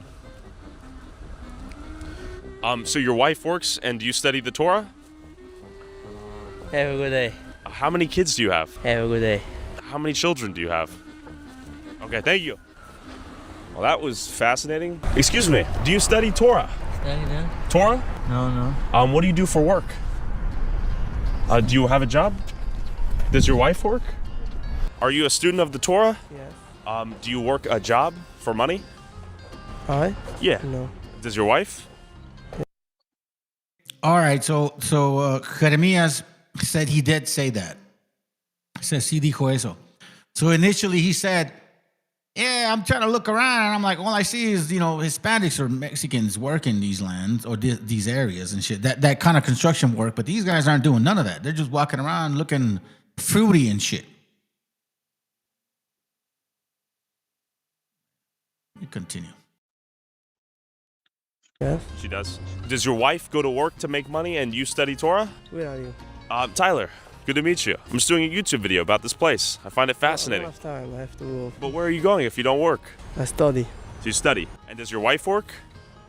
What industry does she work in? Teaching, education, children? And how do you afford the kids if you don't work? My wife. Your wife? Okay, thank you. Sounds like a great setup. Damn, I might have to get in on that. Excuse me, what do women work at here? What jobs do women work in here? Is it mostly childcare? Okay, cold shoulder. While you guys are deporting people in Minnesota, supposedly saying that these guys have no contribution to society, while you're pulling people over in a van and he's working with his son, while you're pulling people over that are working landscaping because they look fucking brown and Mexican and shit, you know what I'm saying? You know what you're doing? You're not pulling over these motherfucking people. They got accents like a motherfucker right here. They're not pulling over the pink devils. That's what's horrible, bro. Damn it, man. They're looking for the people that are how do they describe God? Bronze that's kind of burnt. Yeah. So they're looking for burnt bronze people. And when I mean burnt, I don't mean black like charcoal. I'm talking about dark bronze is brown. I feel like they really have a problem with the way God looks. He's dark browns. Well, shit, everybody looks brown. Gotta go. Yo, you know what the sad part is and shit? Here's the confusion about you right-wingers, all you cracker barrels. How come you're not complaining about this? Is this American? Is this assimilation? Are they assimilating? They're not assimilating to America, are they? Where's your argument? Where's your fight? Where's your pushback? Why aren't you fighting for these? Why aren't there no border patrol over here on these fucking streets? Yeah. And see, I you know what, man? Sometimes I don't want to get so upset, bro. But I think at times, I think it's necessary because our people don't realize the impact of what the fuck they're seeing. It's like these are the people that fund the right-wingers to tell everybody else that you brown people and black are the ones benefiting from all the benefits because you guys are lazy. Even though there's a whole city of these motherfuckers right here completely saying, I don't work. How you make money? My wife. How many kids you got? 7. How do you make it work? My wife. Right? Am I wrong? Isn't that what they're saying? Without his wife, that motherfucker gonna gonna be walking around homeless. I think that's two of those men. Nobody's saying that. Like, two of them said it. One just ignored it, but I think he's the third one. You know what I'm saying? So apparently their wives are, somehow, some way getting some shit. All right, so maybe they're like, what do you call them? People that go online and shit. What do the chicks that go online and sell their? What do you call that shit? OnlyFans. There you go. That shit. As you can see, I don't Hey, know. hey, OnlyFans is ran by Amalek also. Right, of course. My wife. Okay, let's find out. Hey man, I'm glad you actually said it, and you didn't know that I had it. Do you get what I mean? So that's the and Amalek also runs Pornhub. How about that? Yeah, they do. Just like Hebrews 12:16 says, ain't no fornicator and profound person as Esau for a morsel of meat sold his birthright. Hold on a second. I think this brother Jeremías looks like he watched this video. He says that si dijo eso y dice y lo van a decir más adelante un paisa va a hablar. So he asked a Mexican or Hispanic dude or paisa dude or Mexican, what's going on here? Oh shit! I haven't seen this video fully, bro, at all. Hey, what up, Chris? Good to have. Hey, man, you're more than welcome to jump on, bro. You're more than welcome to jump on, Chris. Right now, we're taking opinions. You know what I mean? So you're more than welcome. Dissected Amalek. Yeah, dissecting the nasty ass fucking hypocrisy. How about that? How about we just say for a moment, let's look at the hypocrisy. For you guys that may not know the Bible, look at the hypocrisy, family. Because they keep saying that Mexicans are what? They come here and have babies. They don't work. They take advantage of the benefits. They live off Medicaid, right? The men don't work, shit like that, right? Okay. Literally the same shit that they're talking about us, they're really describing themselves. Exactly. So let's go. Do you work a job as well as raise the kids? Did the women raise the kids in? Okay, tough to talk to the women out here. How do people afford to have families? So like as you raise baby, do you also go to work at some point? What do you do for work? Do you study the Torah for a living? Do you study the Torah? Do you work a job? No? Does your wife work a job? Are you a student? Do you work? Are you a student? Man, I can't do this anymore. Question for you. Do you study Torah? Do you study the Torah? Excuse me, sir. Do you study the Torah? Hey. Oh, you speak on his behalf? How do you know that? Get on out of here. He said he doesn't want to give an interview. How would he know? Do they communicate telepathically via? You see, I'm going to say this to y'all right now, fam. You see all this patrolling? Who's making those decisions? Stephen Fuckface Miller, Akezar as well. They're trying to implement what happens in Palestine, just like here. They're using military approaches that they learned from the Israelis over there. Mossad taught them how to do what they're doing right now. Shooting in the face, arresting you, doing the shit that they're doing. That's no different than over there in Palestine, fam. And you can see right now how they carved a fucking whole community of themselves, and none of you cracker barrels are saying shit. Y'all love America, but you're so afraid of these other ones, huh? Make it make sense, man. You want to add something? Hey, bro, and then Amalek calls the Edomites Gentiles. Yep. How about that? So how in the fuck you going to be called a Gentile, and you got Amalek over here calling you a Gentile, taking over your spot, and then they're the biggest fucking welfare recipients in the entire fucking world. They're not even recipients, bro. I say that's like putting them on a high pedestal. These are more like parasites. Yeah, well, I mean, you could say more like viruses. I mean, isn't that what they said to us? We're poisoning the blood of their bloodline. Isn't that what they said? Mexicans, Hispanics, we're poisoning their blood. I mean, how else can you poison a society? This is poisoning society, because guess what? We're finding out. Wait a minute, hold on a second. All you motherfuckers been on EBT for a while, bro. Whoa, that's crazy. Hold on a second. Hold on. Let me read this real quick. Eddie Lee Schrock says, I got a song about this called Rebel Parade. I'm a Archangel Azrael and Anarchy for Life. Okay. I'll check out your song after, bro. Anyways, you want me to say, do you want to say anything before I continue playing it? No. I'm good. All right. Hive mind? Hi. Tyler, yes. How are you, my friend? How are you doing? Yes. Wow. How are you? It's You want to say hi? Independent journalist. Yes. Lucy, you want to say hi? No. Okay, how are you doing? Hey, shit, this office. Do you want to tell me a little bit about this place? Sure, we go up here. Okay. It's a very nice place. Yeah, and it's mostly Hasidic Jews? Yes, Okay. it's only Hasidic Jews. And it's one of the most biggest growing towns, big right? By growing town. percentage? It's the biggest in the Big United- families, too. Big families, right. How do people afford to have such big families out here? It's... I'm not gonna say anything. What do you mean? How do they have such big families? We believe in God, that Believe in God? created that. Okay. Hey, thanks for saying hi, my friend. I don't know who you are. My name's Tyler Oliveira. I don't talk to suspicious persons. Let me just pause for a moment. Do we not keep hearing a fucking accent this entire time, bro? Do any of them speak English? Seriously. Does not sound native. It doesn't sound like a native English tongue, right? No. As far as I understand, as far as I know. I mean, shit. It sounds more European. Sounds more like fucking Khazaric. Sound like something from the Middle East. Yeah, right. Anyways, let me continue playing it. Hold on. Oh, no, not that one. I didn't mean to press that button right there. Let's see this one.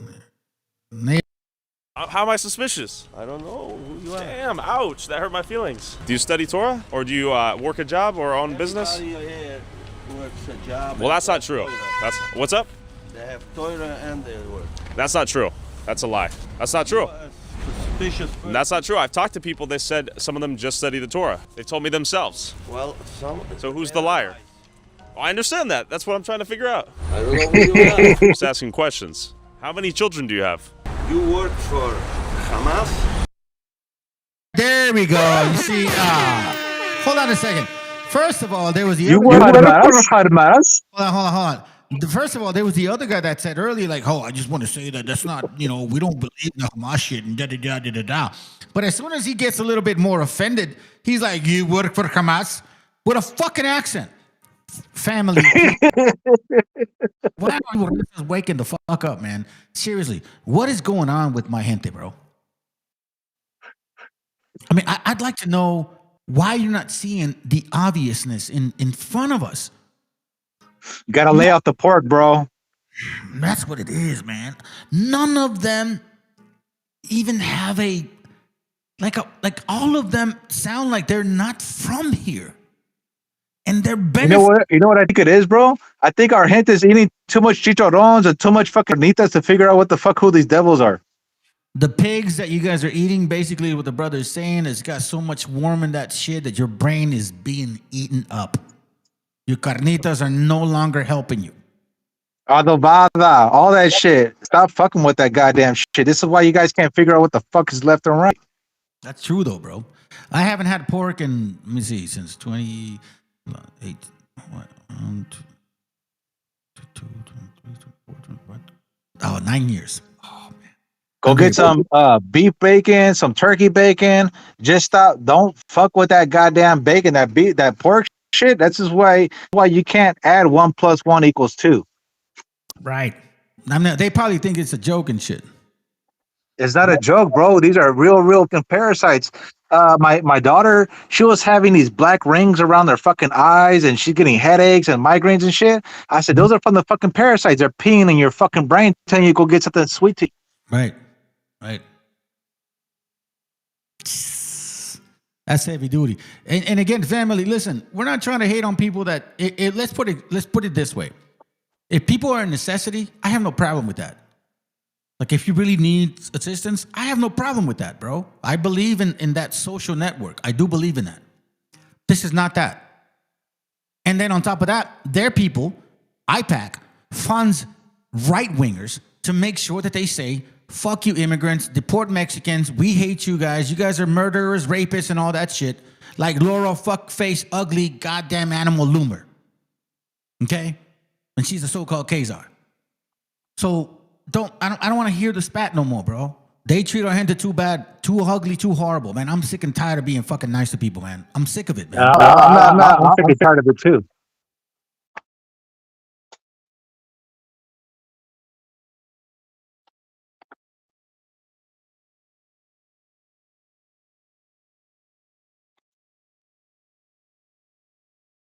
I think you're on mute, bro.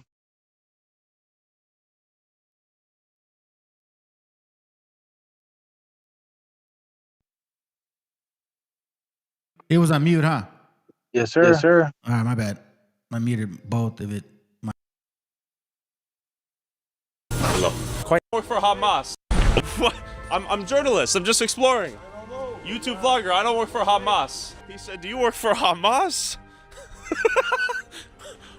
What? Okay, so this is the most beautiful $10 million synagogue right here. It is quite nice. Let's see if anyone wants to talk.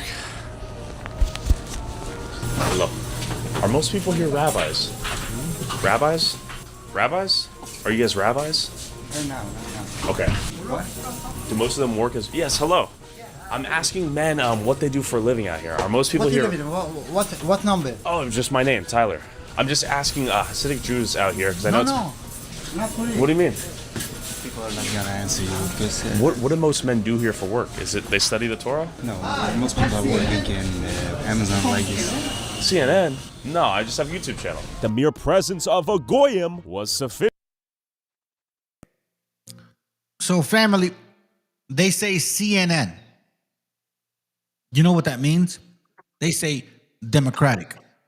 Are you Democratic? You see, none of these Jews, so-called, or what I say Esau, like the brother says, none of these Edomites, they don't vote for Democrats. They say they're Democratic. They will depend to be Democratic, but they'll vote for their fucking privilege. And that usually means right. So I'll say this right now, bro. You know, there was such a big fight when this fucking election happened, man. Black people were like dissing our gente. Like, oh, you fucking Mexicans. All this shit, right? Making all kinds of videos. But nobody ever said nothing about these motherfuckers right here. None of them. Yet they didn't realize that Trump was funded by them. Trump was supported by them. His daughter married one of them. Do you get what I'm saying? You don't see the frozen people over there knocking on their doors. Thank you. Right? Nobody's knocking on their doors. No. I think this, hold on, let me see how old this video is. This is 5 days old. See, you see what I'm saying? By the way, get that name. Please check them out, bro. Inside the New York town invaded by welfare addicted Jews. Hey, are they gonna go? Are they gonna go inside that building and check their fucking immigration status? Nah, I doubt it. There's a lot of comments here, bro. It says, meanwhile, I miss one rent payment and I'm homeless. Bro found the spawn point. See, it was never Mexicans, bro. It was never Hispanics, and probably it was never black. I don't know how. I'm not black. I don't know what their society is like. I don't know how much involved. I know my raza does what they do. You see what I'm saying? It was never us. But this right here, homie interviewed the same guy over and over. Hold on a second. You will never see or hear the U.S. government criticize. Ooh, look at that right there, bro. Read that for yourself, bro. You see that right there?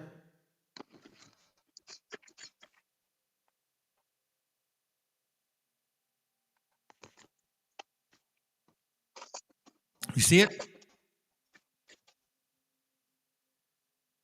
Yo, can you hear me? You see what it says? Bro found the spawn point? No, this part. It says you will never see or the U.S. government criticize this town or village. This town or village, yeah, no shit. I'm surprised this video still up. Ooh, that's a good point. Let's continue watching it before they do fucking shut it down. do for work here? Are they rabbis? No, this is working? No. What do they do? Because I'm trying to talk to people, just figure out what the main industry is. A lot of things. Can you give me some ideas? Oh, go outside. Okay, thank you. I'm trying to talk to folks like you, how you make your money and afford to raise your families. Rolls. What? 54 rolls. But then I finally met this guy who gave me some wisdom. Help me out. Everything people do. What do you do for a living? Billboards. How long does the prayer last? And when do people go to work? People go from 9 o'clock in the morning, from 6 o'clock in the morning until the night. So how do they pay their bills? How they pay the bills? By working. Well, when do they work if they're praying all day? They're not praying all day. You have a lot of people coming in the morning and going into work, then coming back to pray. You have a lot of people coming in the morning to pray. They have people just waking up late. I see, from okay. having a big community. So you own a billboard company? Yes. How do people afford to have like 10 kids out here? The community is based on this. So okay, so is it well? Wait the fuck a minute. You gonna tell me these Cracker Barrels are fucking Arabs?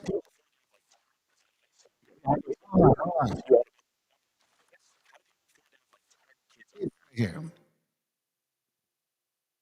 These guys are Arabs? You should see alcohol in California. They got all the Ishmael. They got all the Ishmaelites at the welfare office over here in alcohol in California. And they tell all their people all the secrets. And they don't even tell them, do you want an option? They just give them the goddamn options. They're flying around over here with brand new fucking Mercedes-Benzes, brand new BMWs with dealership plates, with welfare, food stamps, WIC, and everything, free cell phones.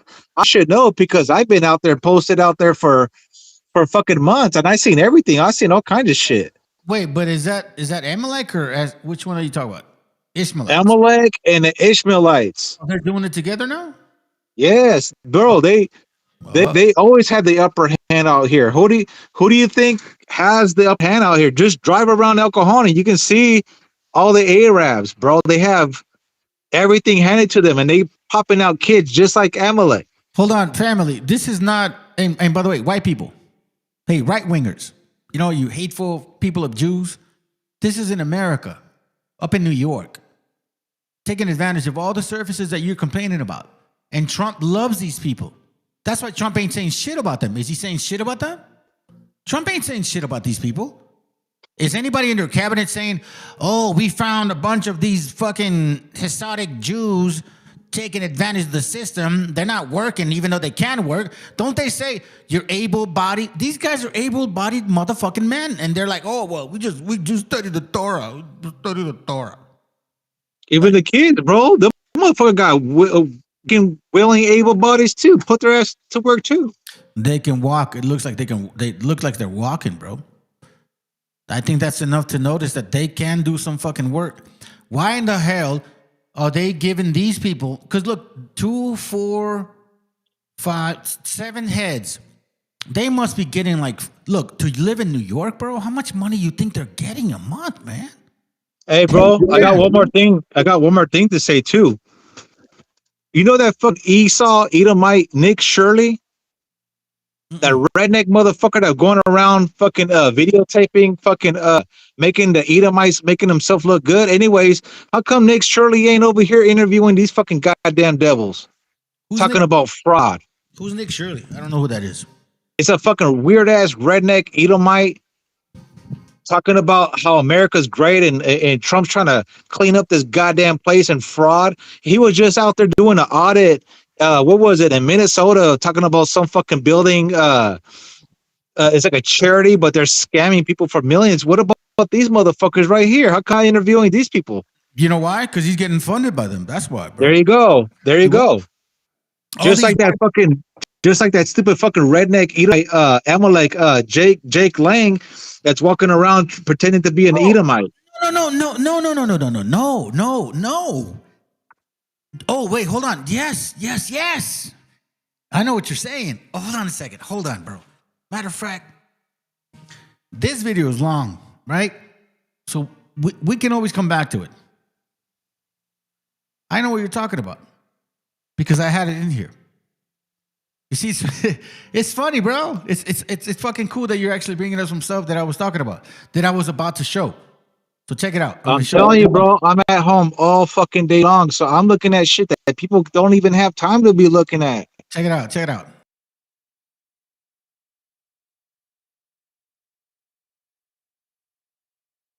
About being down here in Florida is that I'm forced to learn much more about Florida than I ever really expected to. It's a boring state. It's got nice beaches, the food's okay. It's got absolutely no culture. Everyone here looks the same. I'm about 3 miles away from Mar-a-Lago, so there's rich people everywhere, and none of them even look human at this point. They got that Mar-a-Lago face. But Florida's not content with just staying in Florida. Florida has to invade the rest of the country and make everyone's lives miserable. And that's what America's experiencing right now with this guy. America is a Christian country. This is Jake Lang. He's all over the internet right now for getting dragged through the streets of Minneapolis, rightfully so, because Jake Lang, the self-proclaimed Prince of January 6th, he decided Florida wasn't giving him enough attention. So he flew to Minneapolis to star a holy war, instead got run out of town like a cartoon villain. And I find this entire thing hilarious, because really it's the perfect example of why this country is absolutely dissolving into a puddle of stupidity.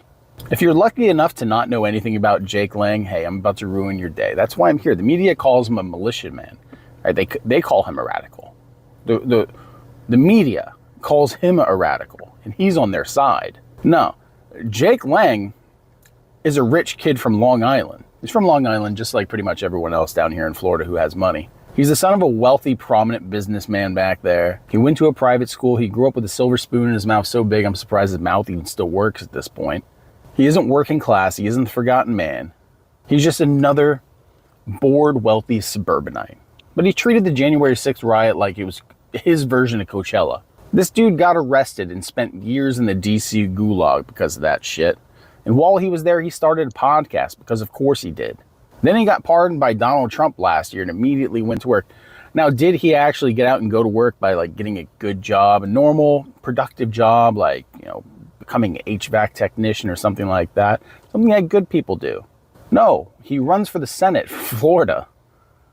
But here's the thing about Jake Lang that most people don't even know about, right? I mean, his entire brand is Christian nationalism. He screams about, you know, Christ is king. He talks about how he wants a Christian ethno-state, which here it comes. Doesn't even make any sense because Christians don't have an ethnicity. I think most Christians are black, actually, from Africa. And he goes out in the street regularly just to burn, you know, holy books of other religions that he doesn't approve of to defend the heritage of Christendom. But you know this guy's Jewish, right? Like, oh, yeah. He's Amalek. He's yeah, he is. He's fucking straight Amalek motherfucking dirty bastard. He's the same people that are getting their free welfare and they're not even being interviewed. Yo, and you know what he was saying? He's like, look, he's a grifter. He was like, well, I'm Jewish, but since Christians are paying, because Christians love to pay for hate, I'm just gonna ride the Christian hate because, you know, it's so easy, good money. Watch what he says. It's fucking disgusting, bro. Yo, eat them. You guys are fucking dirty and you're done. And I'm glad. No, God has no. Oh. Like the whole thing's a grift. Like, I'm not joking, right? This isn't a skit. Jake Lang, he actually had his bar mitzvah in Israel. This is him right here getting that done. His father was Jewish. He was raised in the faith. But he looked at the marketplace of right-wing grifting, was like, Ben Shapiro has lockdown on that. I can't get in. You know, the Jewish lane is just a little bit too crowded in that space. But the Christian warlord lane, nah, that's wide open. That's exactly where Jake Lang went. Like I said, the entire thing's a grift. This thing is a grift, and Jake Lang's a grifter. That's all this is. This guy puts on the costume of Christian nationalist, just like I put on a coat when it's too cold outside. But he doesn't believe in anything that he's actually doing right now. He truly doesn't. This thing's all about engagement. It's all about getting views. This dude is literally just a LARPer. That's all he is. He's a crisis actor. In his father was Jewish. He was raised in the faith. That's where I want to put it for a moment. Go ahead, bro. I know you got something to say about this. Well, like I said, I don't see ICE over there knocking on the door, checking for their fucking immigration. They're not checking their papers, and they're not checking for their fucking accents.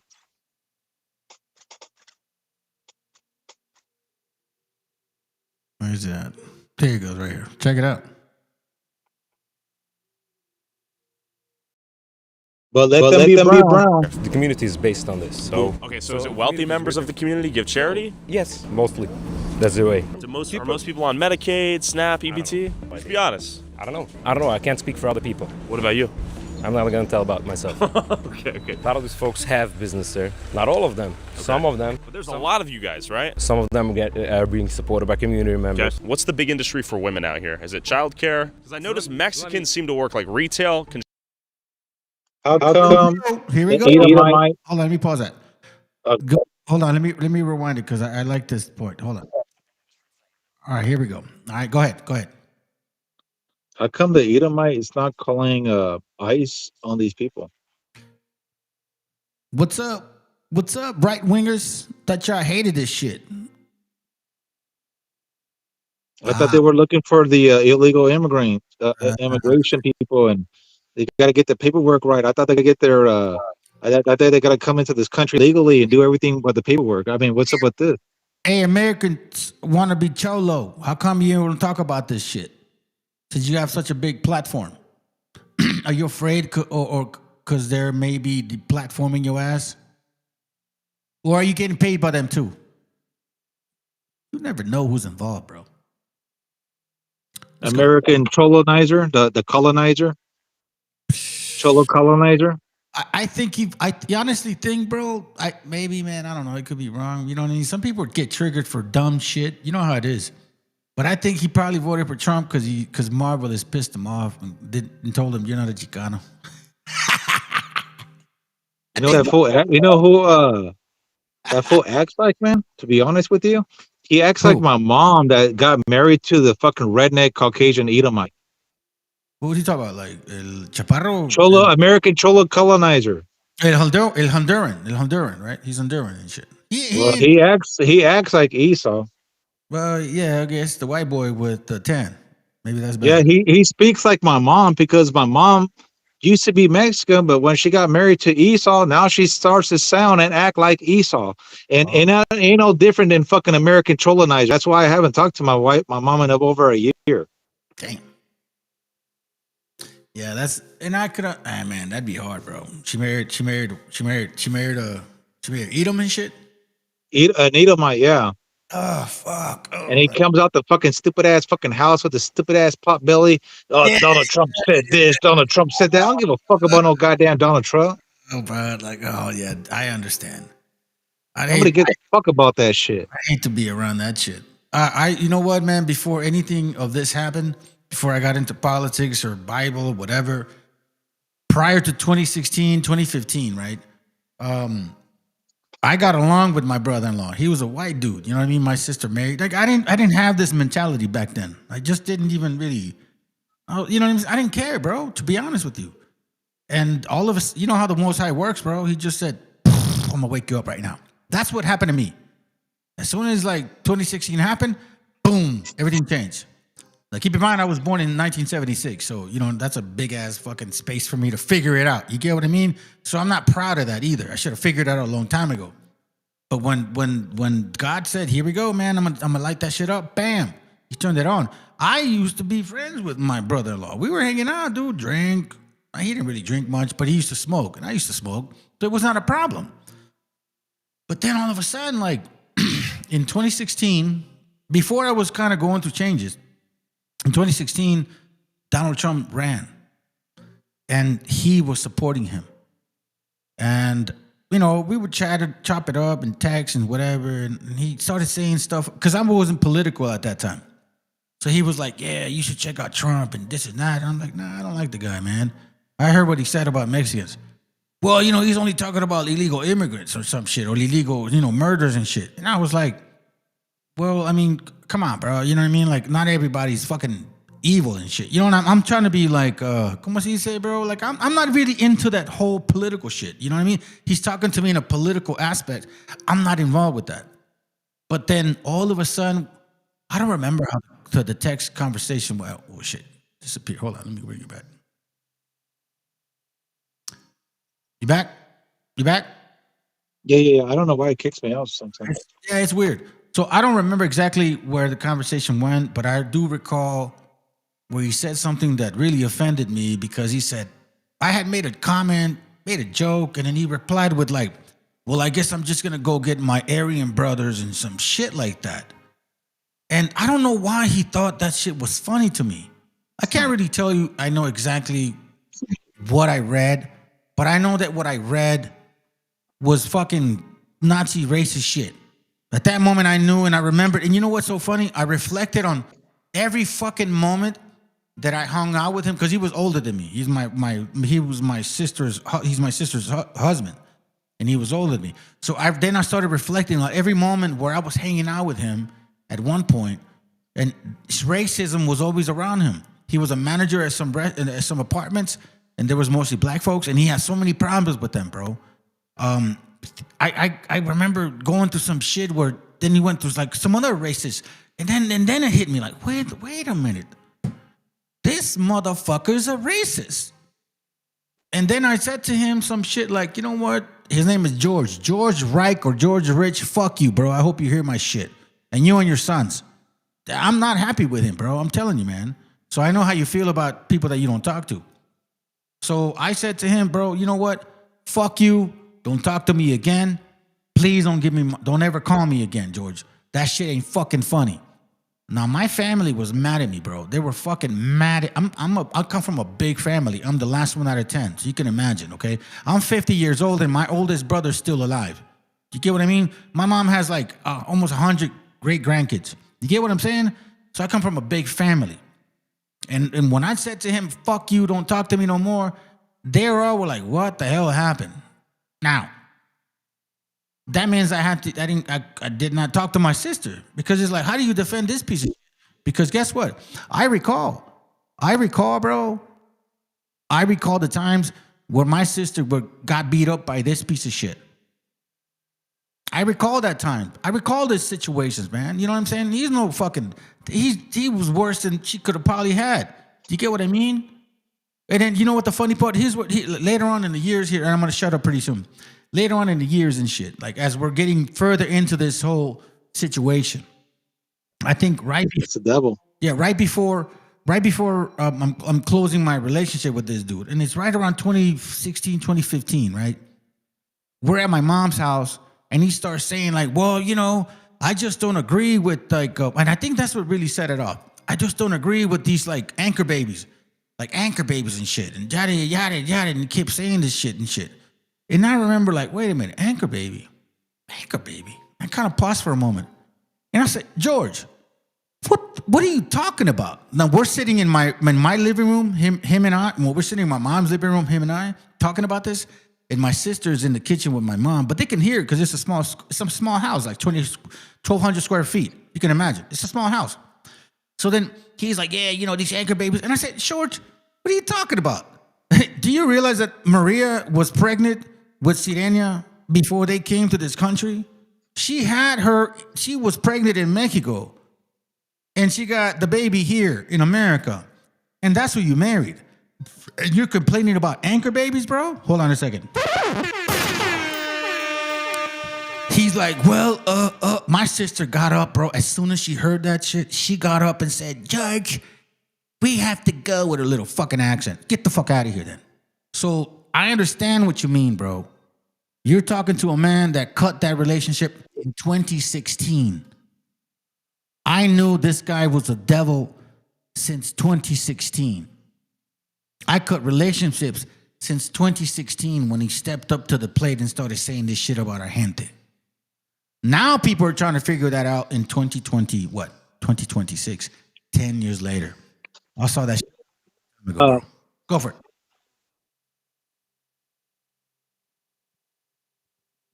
Go ahead. Hey, bro. I was gonna mention this. I just read the comment when the guy said, "Did you hear about the 5-year-old that why ICE?" Anyways, when I see the video that you're playing right now, when Amalek and Ashkenazis and Amaleks, how come we don't see a Jewish or a fake Jew Amalek child being detained by ICE?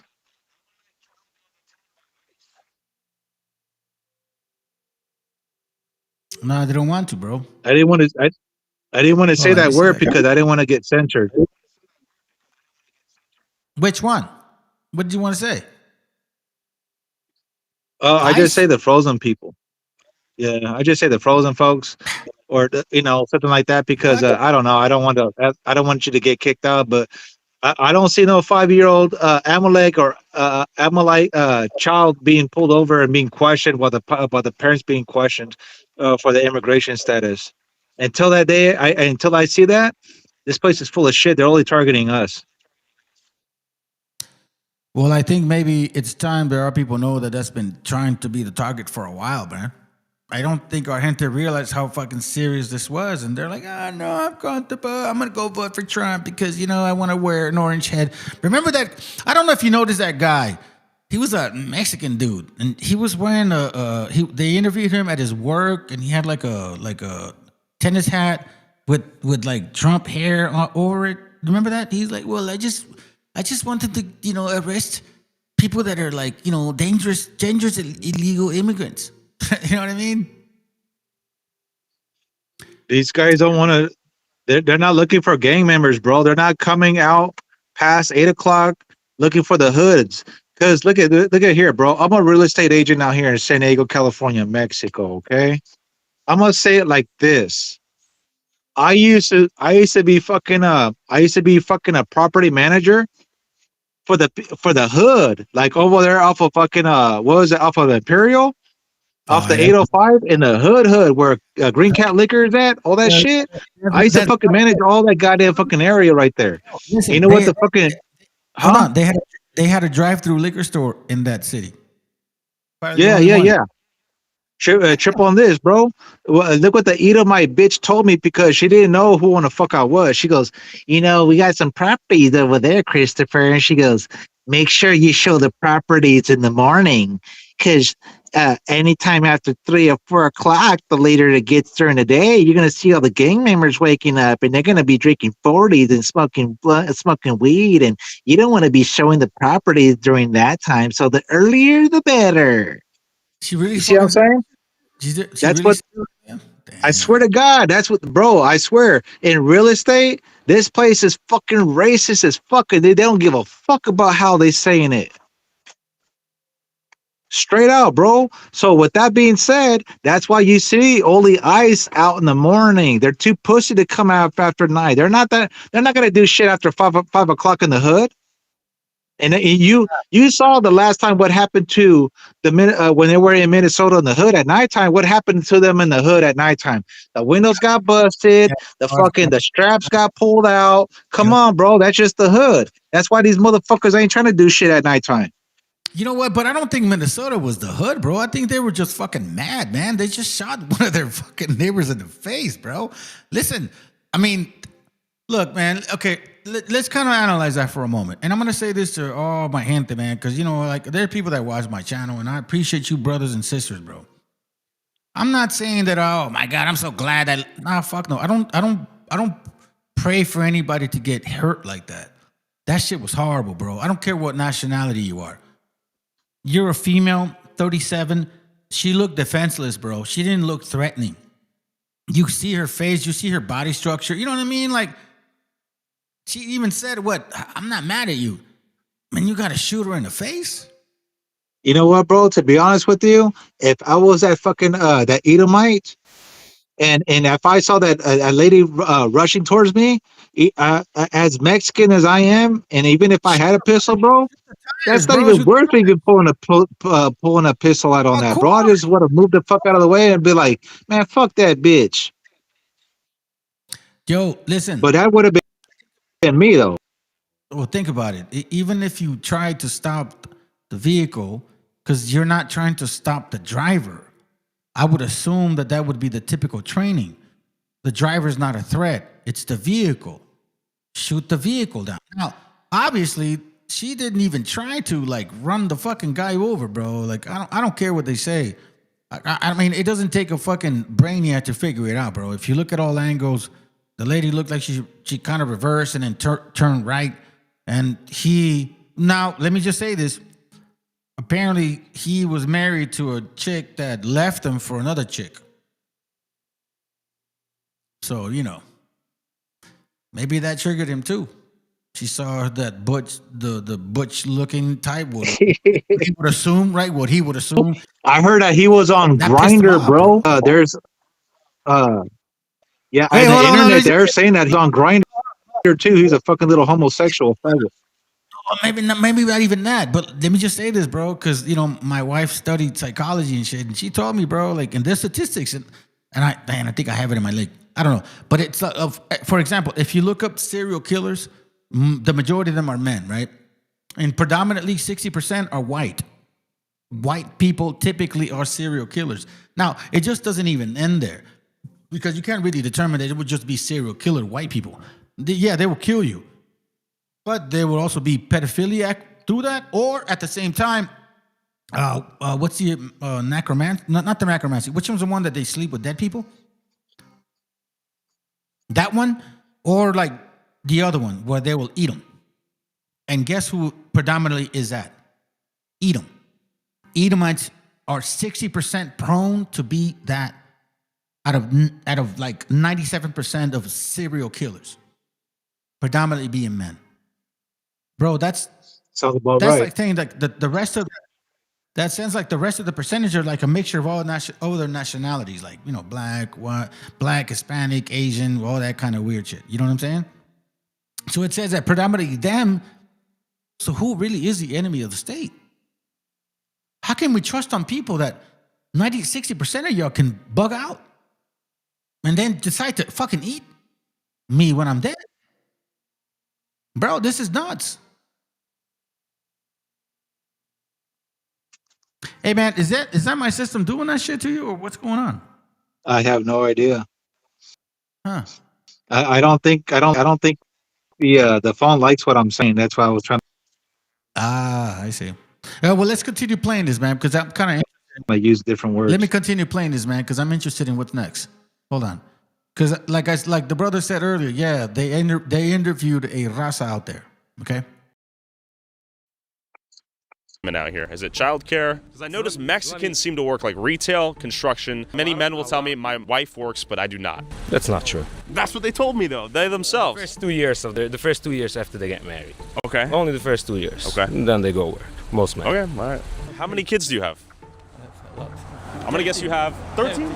They all vote unanimously in favor for it. Look at this. There's a car accident every 5 seconds. Some of the driving out here is horrendous. It's truly terrible. What did the Jewish people here do for work, from what you've seen? Did they just pray, or? No. So yes, they pray every single day, and they walk every single day after this matter. After they pray, they go to work? Yeah. They drive in a school bus and a transit bus. Excuse me, gentlemen. What do you guys do for work here? Hey, let me pause it real quick. Let me pause that shit real quick, because like, look at that. Hold on. Let me go here real quick. Look at that. Who do you think is up there? You think it's these guys with accents Mexicans and funny, furry, curly hair? Yeah. And this is what I tell people. Do you think these guys really? Mexica, y'all need to start waking the hell up, man.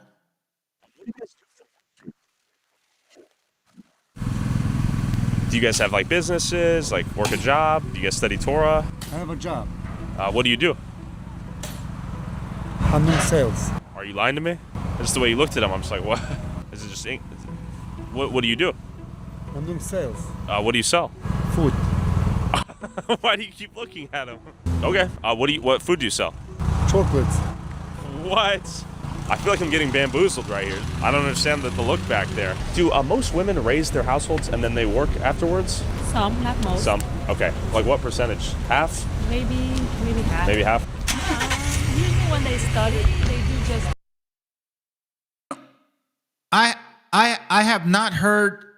Sorry, shit, my bad, bro. I didn't realize they were muted. I have not heard anybody since he's started that sounds like they are like from here. It sounds like all of them are foreign. They don't even sound like they're from there, bro. Am I wrong or am I fucking misunderstanding what I'm listening to? Well, it sounds like every single person does not have paperwork. Yeah, that's the first one. No paperwork. Right?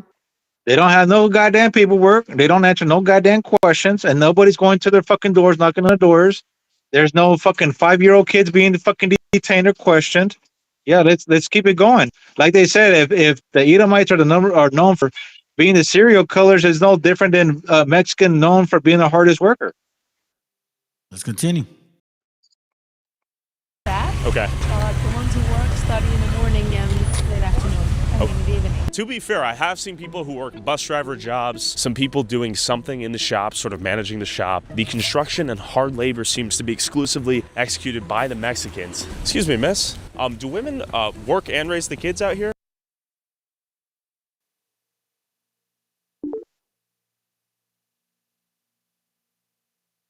I have to pause it and I have to rewind it. Is this even a surprise?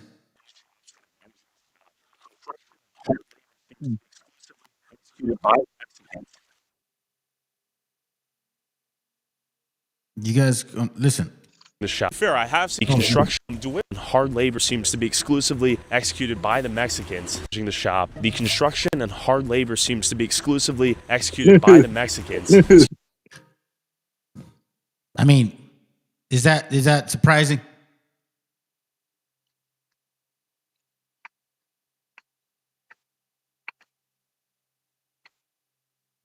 When is our gente going to start waking Who the else hell up? does Man? When are you? Hey, bro, who else does those jobs, bro? Right, but when is it going to take our gente to like really wake the fuck up and realize like what are we seeing here? These people are living off of. They're not working, bro. They're not working, and we're building houses for them to live for free. Do you understand what that means, Hey, bro.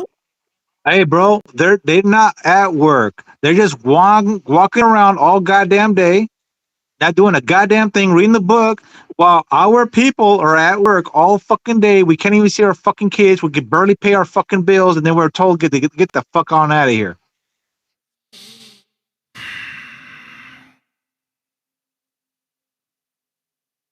Yeah, that's exactly what the fuck's going on here. Excuse me, miss. As soon as we build it, they want us out.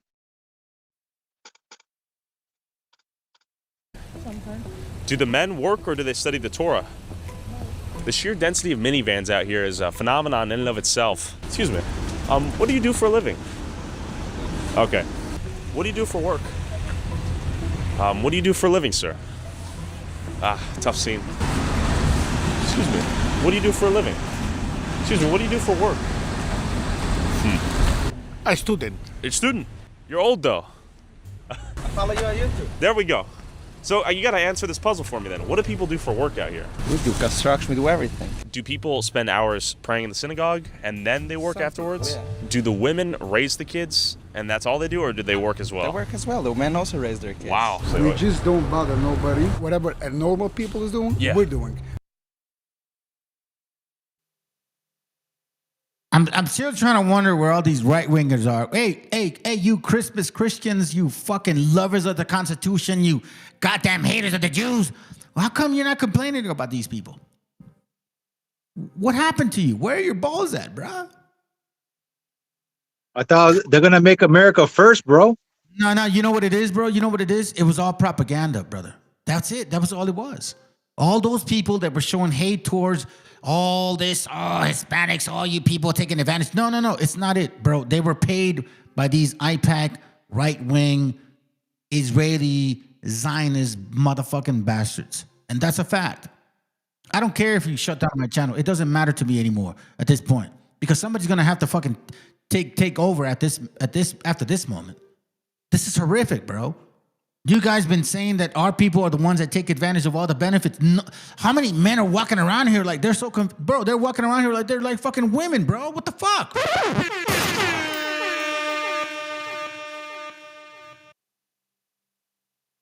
I seen more of them walking around than women. Hey, these devils are not even at our site. They're not even at a job site. These are men, bro. These are men. Seriously, this is the women that marry these dudes. Really, this is what those women marry, dude. Imagine it. Oh, bro. Hey, bro. Like I told my brother, this world's ran by a bunch of fucking pussies and faggots. Shit. If these women only knew. This is horrible, bro. This is what they marry. This is who makes babies with them. You guys think you're so superior? What superiority, my friends? Give me a moment to understand. You're living off of other people. You're not even trying to fucking do some physical work. You're not even trying to like build some shit like Jesus. You know what I mean? Like, at least he built tables and chairs. The fuck, man? Oh, that's right. They don't believe in him. That's right. I forgot. That's right. They're not carpenters. Neither are they planters and shit like Abraham, Isaac, or Jacob. Apparently, right? Unless I'm wrong. Hey, would you call that a freeloader? Yeah, that's more of a worm. It's called a worm. You know, caterpillar. Likes to eat everything without fucking doing anything else. And then when it's done, it wants to turn into something pretty. Hey, like my humble used to say back in the days, man. We used to party up in Spring Valley. He's like, man, he's like, fuck you, fool. He's like, you're nothing but a fucking, what is he? What he used to say? You're the fucking freeloader. I'm over here fucking supporting your habit. Damn. Well, you know, that ain't so bad. Let's go. Hey, but that right there, what the homie just said, that's who these motherfuckers are right here. Yeah, of course, man. They're fucking supplying themselves from the juices of other people. In the kosher way, instead of selling to general supermarkets, I see. For example, I'm in the kosher food. I sell for kosher supermarkets. What I'm hearing is they'll gladly take money out of the American tax base to support their lifestyle, and if they do start a business, it'll most likely accommodate and service Jews. We don't bother nobody. We don't kill. This is true. No violence out here. No violence. No drugs. No drugs. No stealing. No raping. No nothing. You see, we ain't black. We ain't Mexicans. You know, we're not like those savages that roam around LA. We have curly hairs on our sides. And we just live off society because we read the Torah. So what is it? What's going on? I'm kind of wondering. It almost seems like the government said, listen, we'll keep funding you if you show the hours of the Torah study. It almost seems like that's what their clockwork is. They keep saying, I work the Torah, right? So it almost seems like that they have to report the hours that they study the Torah to keep being funded. Would that be a possibility? You think that's possible, bro? You know what, man? Hey, what you just said right now, literally, it sounds like what it is. Yeah. They have to clock in and give in the. Oh shit! I guess the algorithm really does not want us to talk about this topic. My friends, whoever's out here, man, y'all should join too, bro. Hey, let me say this, man, real quick. If you guys are here listening, there's like seven of you guys listening. You guys are more than welcome to join the chat. It's not just about me and the brother right here, bro. You know what I mean? Don't be afraid. Shit, man. Unless you guys are afraid, like, oh, I don't want CIA to know what I'm listening to. Shut the fuck up. They're already watching. Go ahead, man. Yo, you there? Yeah, I'm sorry. I was cut off, man. Sorry about that. Yeah, I forgot. I forgot what I was talking about because I got kicked out of the phone. Oh, it's all good. Let's continue to watch. Hold on real quick. I've seen bad drivers, though. You know why? Yeah. Because we have so much. We have like 10 children. We're all too busy. That's why we were upset by driving. We're getting nervous. That's the biggest violence you'll find by us. One day a year, it's called Purim. Party. We dance, people getting drunk. And the biggest good thing about that we're giving donations for other people. Oh, that's right. Do you know how much money goes out in this village? I'm going to guess millions. Millions? Yeah. And that's without being so polite, keeping open the doors. That's a thing on Gentile behavior. Yeah, right. No, not Gentile. It's a, but you're not going, I can see it. I'm going. No, you're not going. You're a Yid. he's literally admitting his Talmudic fucking nasty ass dirty bastard shit. Fuck you goddamn Khazar, bro.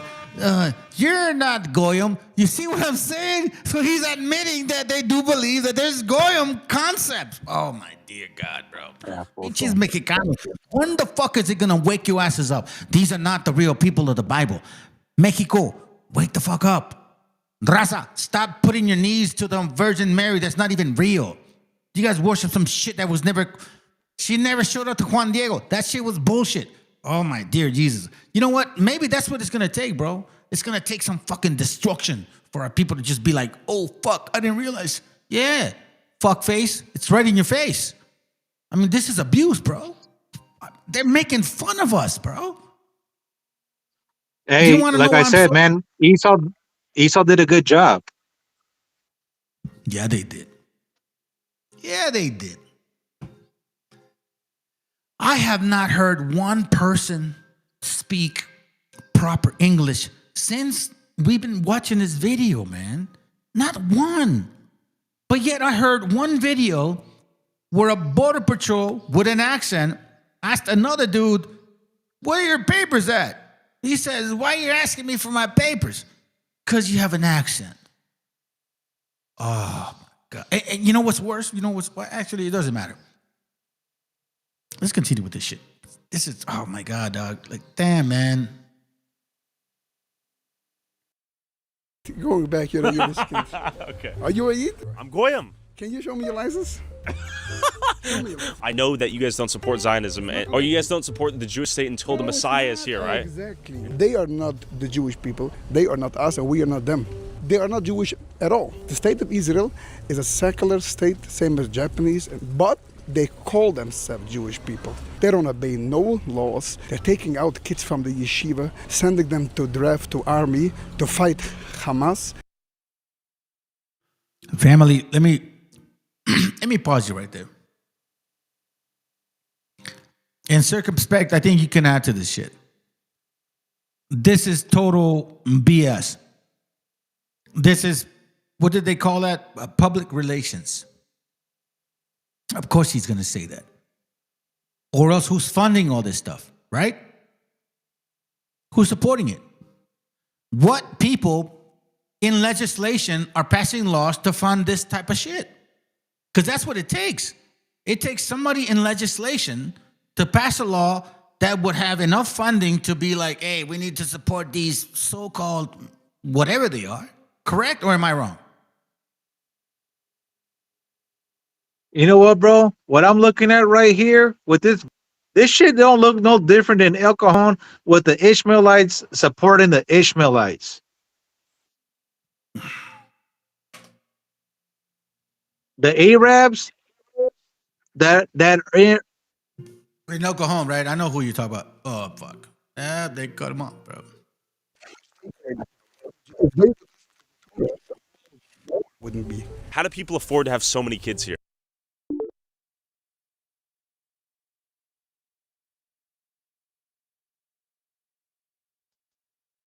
Hello?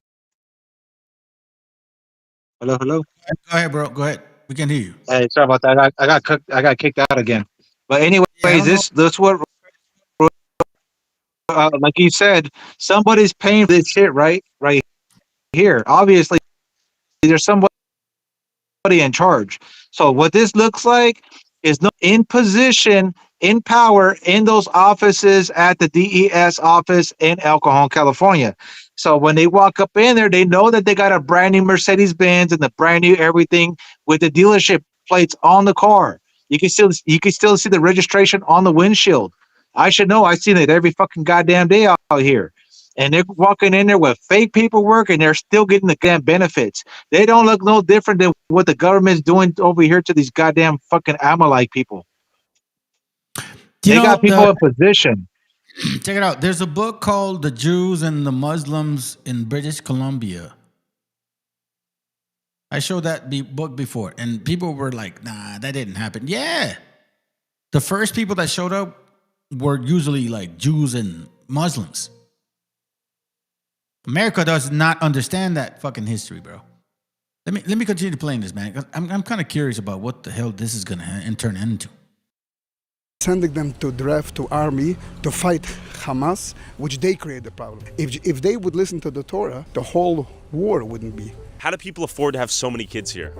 They don't afford, we help each other. We opened 2 groceries called Maitiv. We're giving them 50% discount. Just giving you one example. Yeah, I could get a discount too? Yes, because the store is officially made for everybody. The one thing I am curious about though is the welfare use. Both the federal or whatever the state, they're both spending equals money for other people. The only difference is over here, the money is being spent for us in our mouth to eat, and in Bronx it's being spent for the NYPD to fight. Are you on welfare? No. Do you know anyone on welfare here? I won't comment on that question. Come on. How should I answer the You own a shop. You own a supermarket basically. So you would know. Give me a rough estimate if you can. No. Why not? I'm not. Why? I'm not gonna comment. Why? Why is that the stickler? Because I can't answer you as simple. You can give me a rough estimate though, just ballpark. What do you think? And I'm gonna guess 33%. Yes. Okay. Yes. And that's probably about on average throughout the U.S. That's not terrible. Exactly. I'm just trying to figure out how people afford to raise 10 plus kids on sometimes single income households. We don't spend so much money for each kid. Humble living. Okay? Like how many kids per family? 10, 12, 14, 15. Oof, that's huge. And how do people afford to have such big families out here?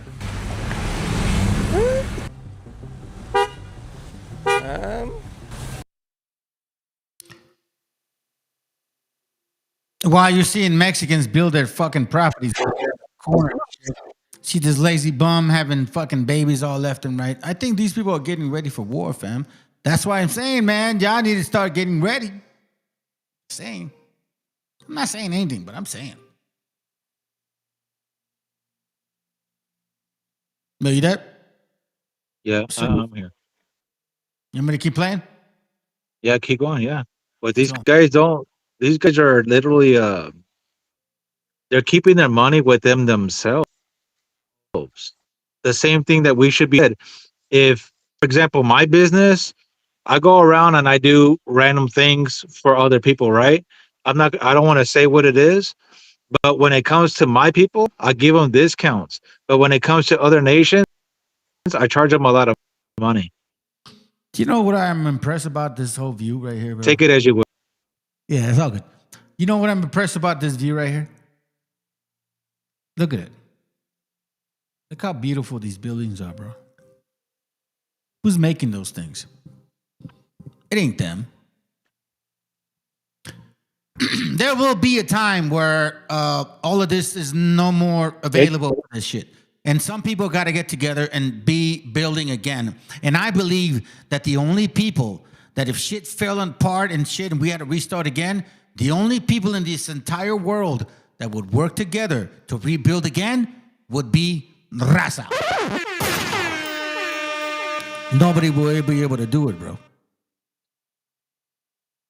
Go ahead, man. You know what I've been saying for a long ass time? This entire world gonna collapse with Mexican. Period. Who's picking their food? Hey, those motherfuckers right there that are getting 50% off on the fucking the grocery store. How does that fucking food ending up on their goddamn shelf? Look who's building these houses. Look at that house to the right, bro. Look at that building. Look at the structure. And Who's building the houses? In the snow. Yeah, in the snow, man. In the snow, and who's picking the goddamn food in the goddamn desert? It's our fucking people. While these motherfucking devils walking around like they got that they don't got shit that their shit don't stink. Check it, man. My wife said something beautiful to me the other day. She said, "You know what I realized?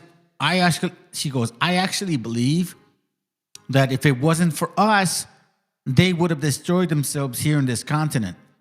She says, we balance them because we're not extremists like them. We're the ones that push back when it comes to this craziness shit. And she goes, if we weren't around, they would have killed themselves. You know what? I can see that, bro. I can see that. Wow. Hold on. Man, you know what? Matter of fact, I'm going to do it like this, bro.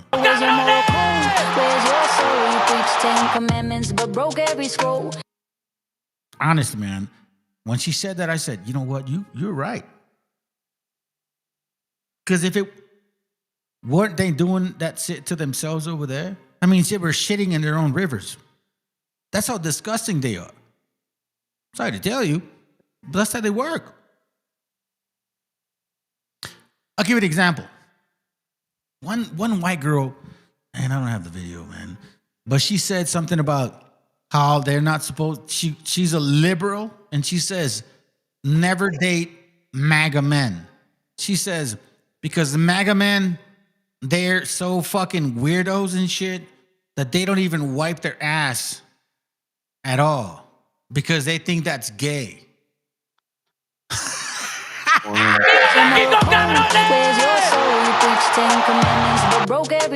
Seriously, bro. That's fucking disgusting.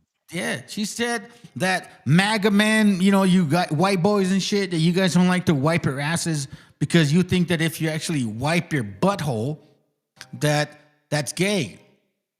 What is it gonna trigger some weird shit into you? Is that what it is, bro? I think there's some weird shit with them, bro. I think that's what it is, man. Hey, I heard something very similar about a redneck bitch on the internet. She goes, I gotta show up to Thanksgiving, and I asked my parents, "Is there anything that you want for me to do?" She goes, "Yeah. Can you wipe your ass?" She goes, "I don't want to wipe my ass with toilet paper because it has bleach and it's gonna cause cancer in my butthole." What? Seriously? I swear to God, that's what a redneck bitch said. Wow, dog, that's crazy. No, but the crazy part was just that I did not know that they were so fucking concerned about wiping their butthole, bro. Like shit comes out of your butthole, family. Clean that shit. And if that triggers you to feel weirdo, then that's your problem. That's not everybody's problem. You know what I'm saying? Hey, bro, in El Cajon, California, the fucking public bathrooms, you'll see a fucking water on the floor because the Arabs washed their ass on the sinks. Shut the fuck up, bro. Bro, come on, brother. I'm not lying to you. I'm in El Cajon every day. What's wrong with these people, man? Hey, I washed a bathroom one time in San Diego off a convoy off the 52 at a dealership. I cleaned that bathroom so fucking badass, bro. The way I would do my bathroom is spotless, bro. And then the Arab went to go use a restroom and fucking threw water all over the goddamn floor. And the Puerto Rican salesman, he's like, "Hey man, Christopher," it goes, "that fucking bathroom, you made that shit look so fucking beautiful, and now it's all destroyed." The Arab threw water all over the fucking floor. So I was in there talking shit to his ass. I say, "Hey faggot, this ain't fucking Iraq, all right? You need to fucking wipe your ass and fucking do it the right way." I don't understand. Wait, I don't get it. What did he do? Washed his ass, homie, instead of wiping his ass with the toilet paper. But he washed his ass on the sink the sink, bro. Where people wash their hands. Where you wash your hands. Oh my God, just because he didn't want to touch his asshole? I don't even know, bro. That's what Arabs don't like to wipe their ass. They like to wash it. Bro, okay, I get it. Maybe they're used to that shit. But bro, listen, you are a fucking home. Dude, listen, you're gay. I mean, I don't even know how to say it, bro. Like, if you're so insecure about just wiping your fucking butthole, bro, and you think that you're gonna be gay, then you are fucking gay. And you don't understand that shit, bro. Like, that's where shit comes out of. You can't let stuff in there, man. That shit itches if it happens. It happens to every child. I remember, you know what I mean? Like, what? Are we really dealing with this shit, bro? I mean, seriously, are you right wingers that fucking hotoed out? You know what, bro? I'm gonna let this video play, and I'm gonna look for a video right now because I didn't even want to share with y'all because I was just watching it on the side. But these women are saying what the fuck I'm talking about. Okay, let me prove that shit. Because guess what? For so long they told our gente we ain't shit. For so long they said, "You guys are stupid, dumb, you're not smart, you guys are savages, you shit on yourselves, whatever, you're rapists, murderers, and all that shit." And guess what? Eventually, after time, we started figuring out that, nah, that's not true. Nah, as a matter of fact, you're projecting.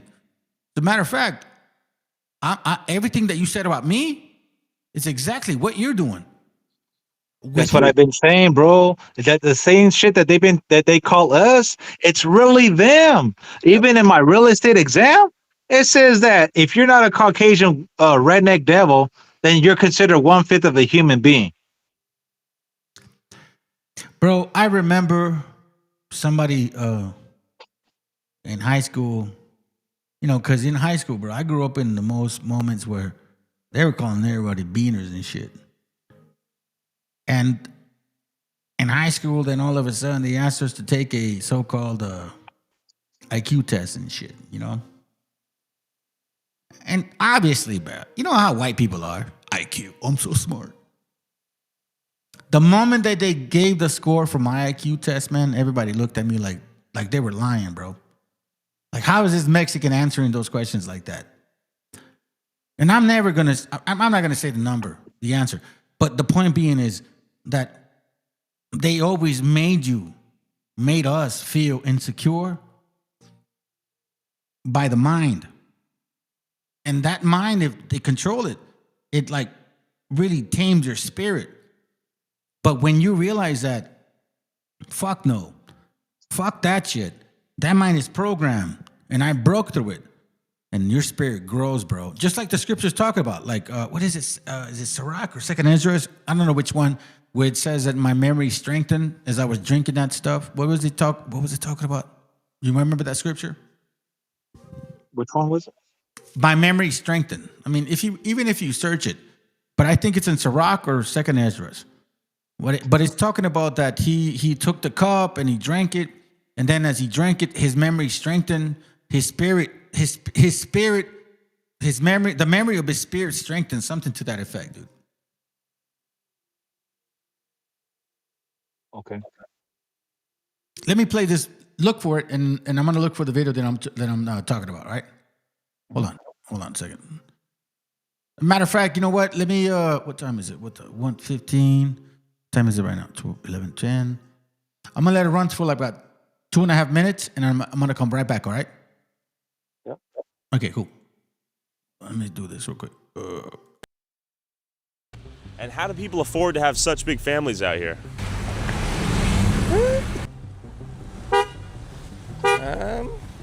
Working. Working? Like, what do people do for work out here? What to do? Brokerage. Brokerage? Construction. Okay. Teaching in school. Okay, teaching, school, construction.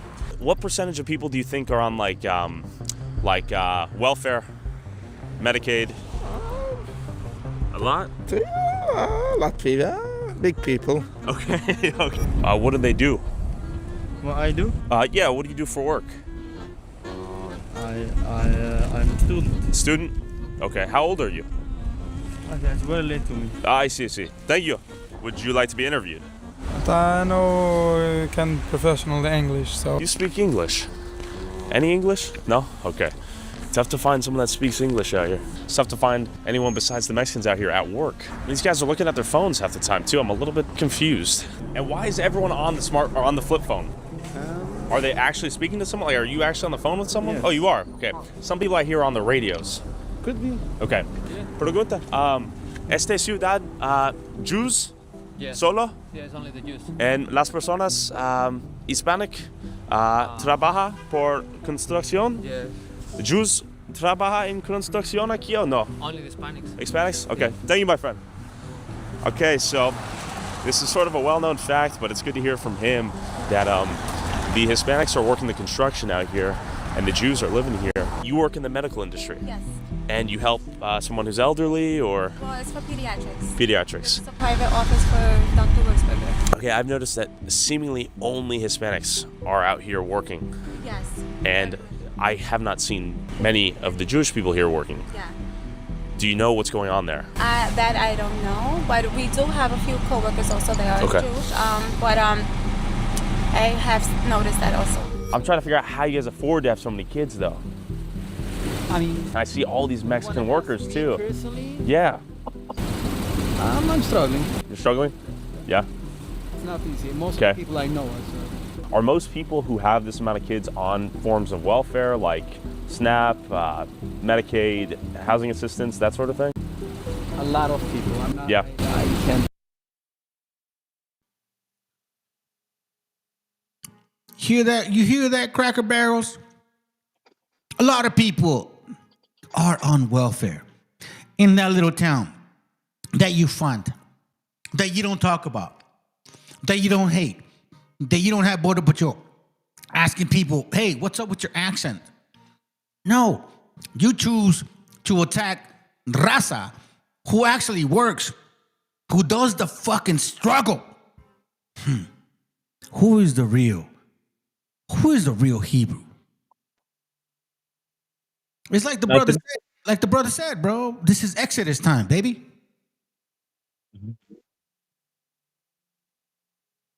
Now go ahead, bro. Go ahead. There's no auditors out there. Where's the auditors at? Where's Nick Shirley at? Where's these fraudsters at? They're looking for the fraud. Where are they at? I don't see them nowhere near that damn city. They're only around the Mexican area looking for the dark bronze looking color people. Hey, American Cholo, you know, you Honduran short little bastard. How come we don't talk about this? Why are they gonna take away your what do they call it? The platform? I don't even know what that, because I don't take money in my channel, bro. Like, we don't do that. What's up, man? How come you never talk about this? I think he's gonna offend the Edomites that he has up there on the stage. No, I know he loves to kiss Edomites' ass. Right. Didn't he say that he wanted to get rid of people that take advantage of, like, you know, benefits? He did say that. I remember him saying that. Said, you know, like, there's people that they're taking advantage of the system. He said it. And he also said he likes to be colonized. Shut up. For real? Yeah, he said if America is the way it is because it was colonized, he said that's perfect. And I prefer to be colonized. Then you know what? Then that means that he's no fucking Chicano whatsoever at all, bro. That's a Honduran to the heart. You Central Americans, the only reason why you guys are saved is because Raza stopped these Anglos coming all the way down to your throat. And that's a fact, bro. And I could say it with authority. Because a lot of times people don't talk about those history parts, man. The only reason those people stop is because we stopped them. We stopped them. And yeah, just because he got a fucking a contractor license and he's making money, he feels he got the power of Esau, so he feels like he can speak like Esau. Nah, he doesn't. He sounds like a border hopper. If I was if I was Border Patrol hateful and I heard him talk, I would have deported his ass. Hey, American Cholo, he would be the person that would turn his cheek if he saw his Mexican neighbors being deported. Yeah, because again, he's not Raza, homie. He's not Chicano. And that's what Marvelous was trying to say, bro. Like, don't call yourself Chicano, bro. Like, that's a heritage. And that maybe I really think, bro, that's why he turned and voted for Trump, dog. He got butthurt. I believe that his wife might be or her husband might be fucking an Edomite. I don't know. Who cares? Because I told you, man, the words that coming out of his mouth is no different than the words coming out of my mom's mouth, man. It's disgusting.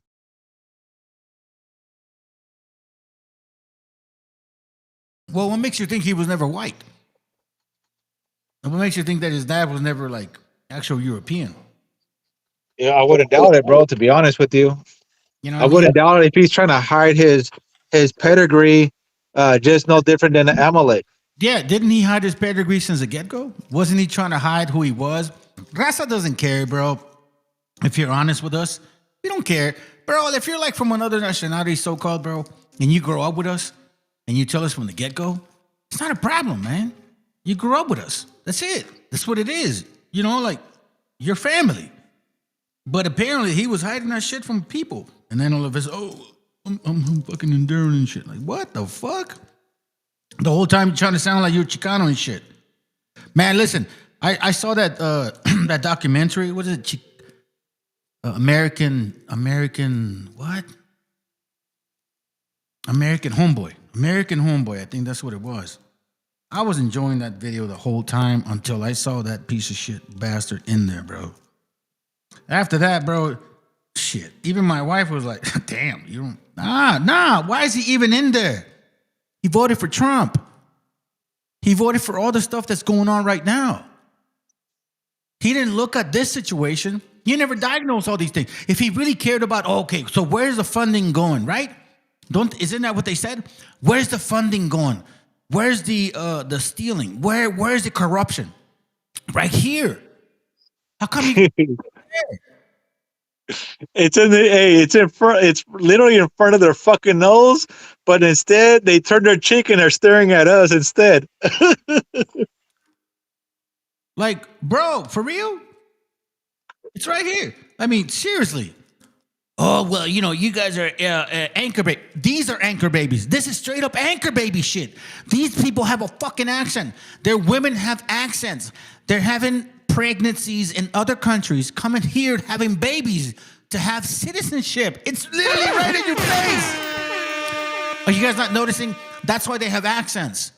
They're anchor babies. They're getting pregnant over there, but having babies over here to get the benefits of America. But nah, hold up. Let me keep blaming them. And nobody's checking their immigration status. Can't forget that one, right? Nobody's checking their immigration status. Nobody's pulling up on them at nighttime. They're not getting flashbanged. They're not being dragged out the goddamn car. They're not being asked for their fucking goddamn paperwork. They're not pulling out their kids and asking them fucking questions. Yo, why don't you guys go ask Hoodstock? How come you don't show this shit on his channel and shit? And push that back. Push back if you really care about our people. Because he's Amalek also. Right. His daddy's Amalek. He is the pedigree of his father, the devil. Right. That he ain't pushing back on this shit. He will never touch that, because if he touches it, he's gonna offend his brothers. You know what's worse? That our gente listens to his ass because he got tattoos and shit. It's so simple, man. Y'all are so simple, bro. Sometimes I even wonder and shit. Let me continue watching this video, bro. I'm very intrigued because I want to finish this. Hold on. I can't talk for others, and I don't know. Do you think have because I mean, yeah, for sure they are eligible for like tax credits for the kids, right? Yeah, and they're eligible more for whatever, for low income, whatever you want. Yeah. Because you have that many kids. Like Section 8 waivers for stuff like this? Something like that. Yeah. So, do most people work jobs out here? Or is it kind of just raising their kids? As far as I know, yes. I mean, the woman will raise her kids, and most of the men will work. And the women raise the kids full time? Most of them. There are some women who will work part-time, or less women Yeah. full-time. But it's very hard to work when you have kids. Right. Could I move here as a non-Hasidic Jew? Would I be able to, though? That's my real question, because I've heard it's practically impossible. It's not true. It's not true? No. Nobody can stop you. You're not going to be comfortable. I get that, but would someone actually rent or sell me a house out here as a non-Hasidic Jew? Unlikely, right? It's not unlikely. I mean, unlikely maybe. I can't. Okay. I don't own a house. Sure. To rent you to ask you this question. Yeah. But So not only will they take the benefits of the government from every community that's surrounding them, but if you're not one of them, you cannot live amongst them. They will not rent to you. Do you understand what he's saying? I mean, what the fuck, man? All of a sudden now, bro, oh my God. You know what's so much, I don't even know what to say, man. My mind is blown, bro, right now at this moment. Because for so long they were saying, like, you Mexicans, you Hispanics, you blacks are all the ones that are taking all advantage of all our benefits and shit. You know what I'm saying? Poor white people. You guys need to assimilate to us, raza and shit, or so-called. And look at this. Right in their face. A whole fucking city. And nobody's saying shit. You fucking hypocrites. You redneck Cracker Barrel hypocrites, bro. Hey, bro, where's the head of ICE at? How come that Edomite not walking around that city throwing flashbangs out there? There you go, bro. How come they're not in the hotels? Where's your Nazi suits, bastard? Because he's wearing a Nazi suit and shit, thinking, oh, yeah, I seen that shit. Look like a trench coat. That motherfucker don't look like no different than Hitler, bro. Little fight foot motherfucker. walking around with that. Oh my god, bro! Like, I see that shit. He's trying to show like he trying to take photo ops and shit. Well, if you're trying to do that, then why don't you go over there to that Ashkenazi fucking city, go flashbang those motherfucking devils, and go check their paperwork.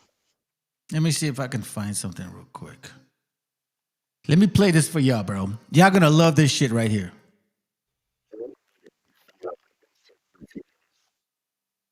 And but we've seen this guy Greg Bovino a lot, the little 5 foot tall guy who dresses basically like a Nazi for photo shoots and whatnot.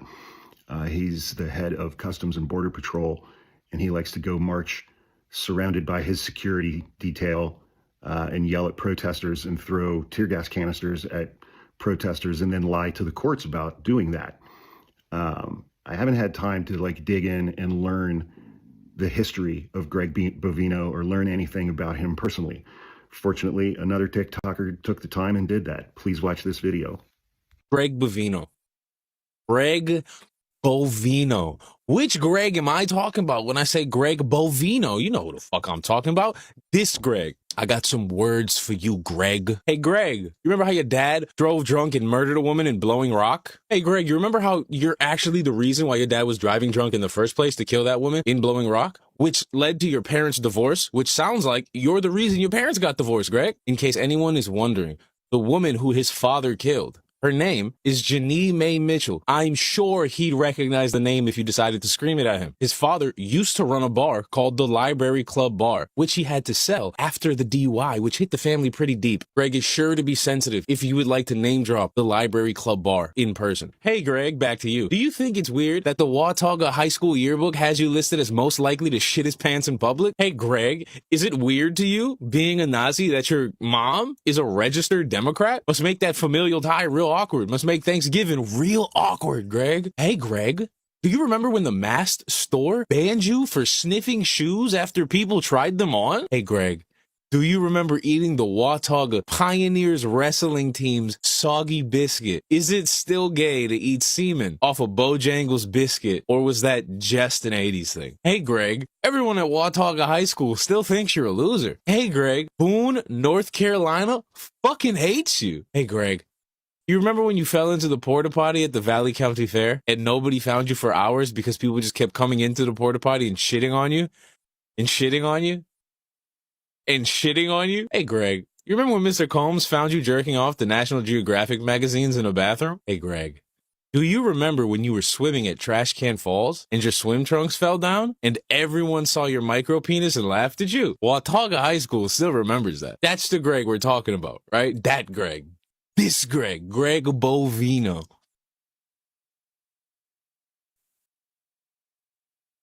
I had to share that shit, bro. I had to share it, man. Sorry. No, you there? Yep. Let me go back to this over here. Like I said, man, they need to go with ICE. They need to go flood the hotels over there, flashbang the people, and start checking their goddamn IDs and pull people out the goddamn cars. These people may be Russian, bro. They may be Russian. They sound Russian and shit. You know what I'm saying?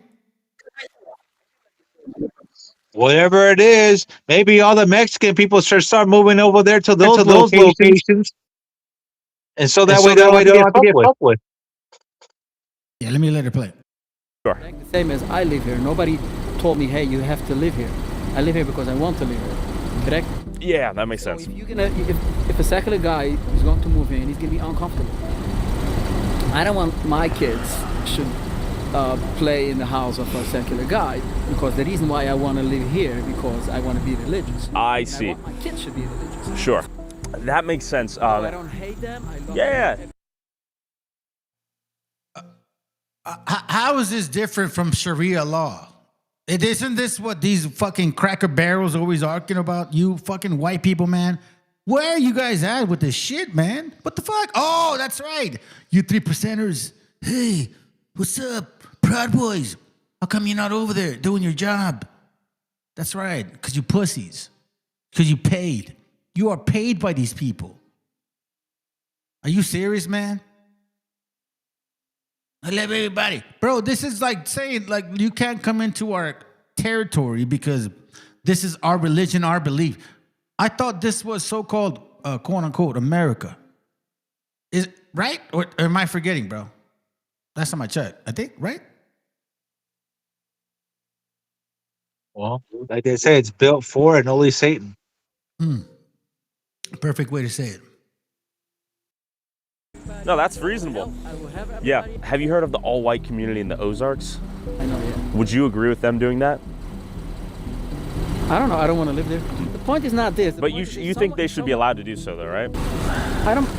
I have a lot of opinions. Do you think they should? As I told you, you have to sit down with me. Oh man, all right, you're a complicated guy. Could I buy a house there? Would they let me? Legally, I think you. Legally, I could, but they wouldn't, right? It's a good question. How they would deal with that? Why is everyone so busy? Back to the video. No speak English. None? No. As I was going around, my drone captured the most dangerous people in the city. Bad drivers. But real quick, the sponsor of this video pulled out once they learned what the topic was. So if you want to support the channel, get access to these videos early, and watch never before seen content I can't. Hey, sir, he said that he gave me $500. And go check it out. Tyler Oliveira for $5 a month. Back to the video. $500. We just saw like a straight up we just saw a straight up fucking third world the description of accidents. So, brother, can you hear me? Yeah, they said that they don't speak English either. I understand. You're a real estate agent, correct? Yes, sir. I'm an insurance agent. As I told you, I own an agency. Okay. So I understand about liability.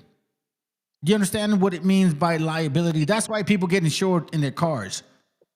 You see, there's liability, meaning like you pay for liability.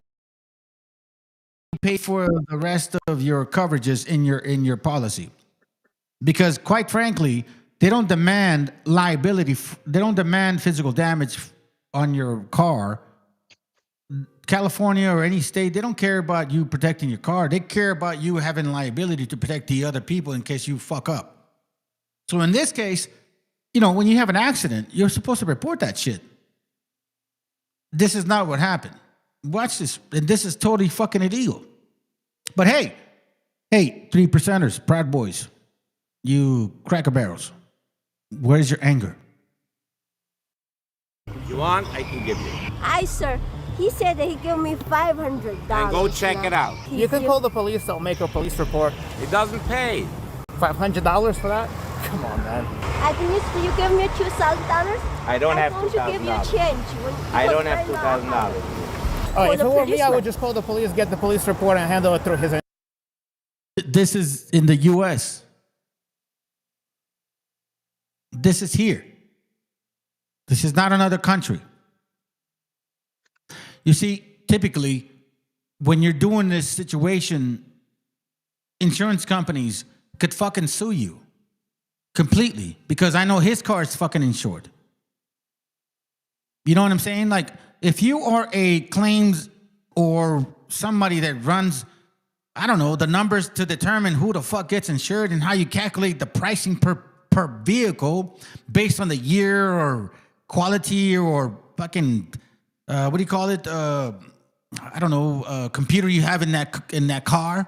Because most cars nowadays are most computerized, you know what I'm saying? So they're much more expensive. Whoever determines that shit was looking at this like, wait a minute, hold on a second. So you have an accident and you're trying to like swindle your way out of this fucking claim? So then I can't raise your fucking monthly premium, you bitch? Fuck you, bro. You see what I'm saying? This is illegal. This dude, oh my God, bro. And I cannot believe nobody cares. This guy did a video 5 days ago. Look how many views it has, bro. 2.6 million. I'm so glad he does. Because guess what? Who is paying for the propaganda to say that our people are the ones taking advantage of this shit? IPAC. Who is paying the right wingers, all these fucking, like Benny Johnson, all these cocksuckers and shit, but Fuentes, all you faggots, all you guys that are in the closet. I don't have a problem with gay people, bro. I don't. I seriously don't.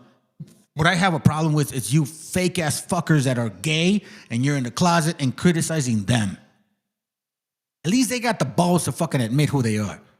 I got more respect for that shit. And you know what's worse, bro? That we're looking at this right now. And I'll tell you something, bro. More likely, the insurance company ain't gonna chase these guys. Neither will ICE. Oh, neither will ICE. Let's see. Insurance. Okay, so That's some damage right there. $2,000-$3,000 worth is my guess. And just for context, do you live here?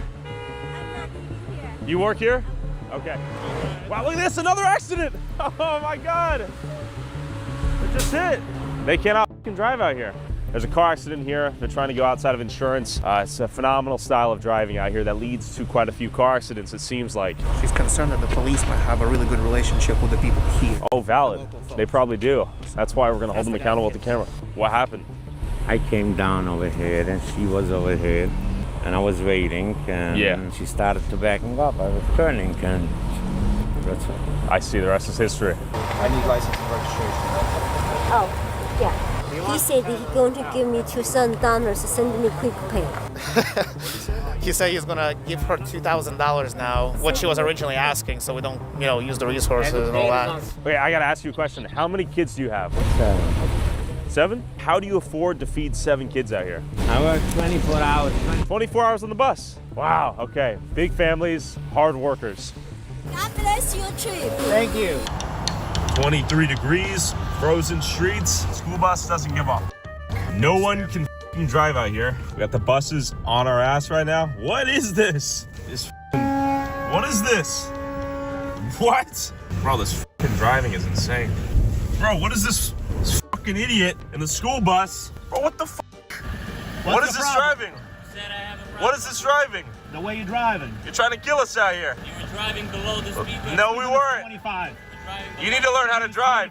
You're gonna get your kids killed in here. The school You're bus. gonna get these kids killed.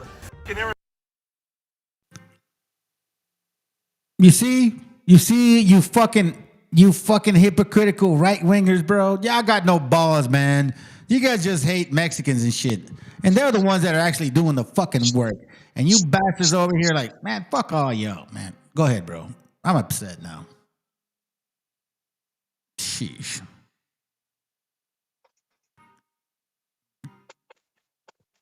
You got something to say, bro, or not? Yeah, the bus is right up on his ass, but not ICE. Wow, bro. I see ICE on the floor, but I don't see them driving around checking paperwork. You know, there's a city in San Diego, Mira Mesa, right? I don't know if you know Mira Mesa? Yes, sir. There's a lot of Asian people there, right? So there's a lot of complaints because Asian people typically don't know how to fucking drive. That's what people say. You know what I'm saying? This is worse, bro. The guy's like, bro, what are you doing? This is the bus, man. But guess what? They're not going to get deported. They're not going to get deported.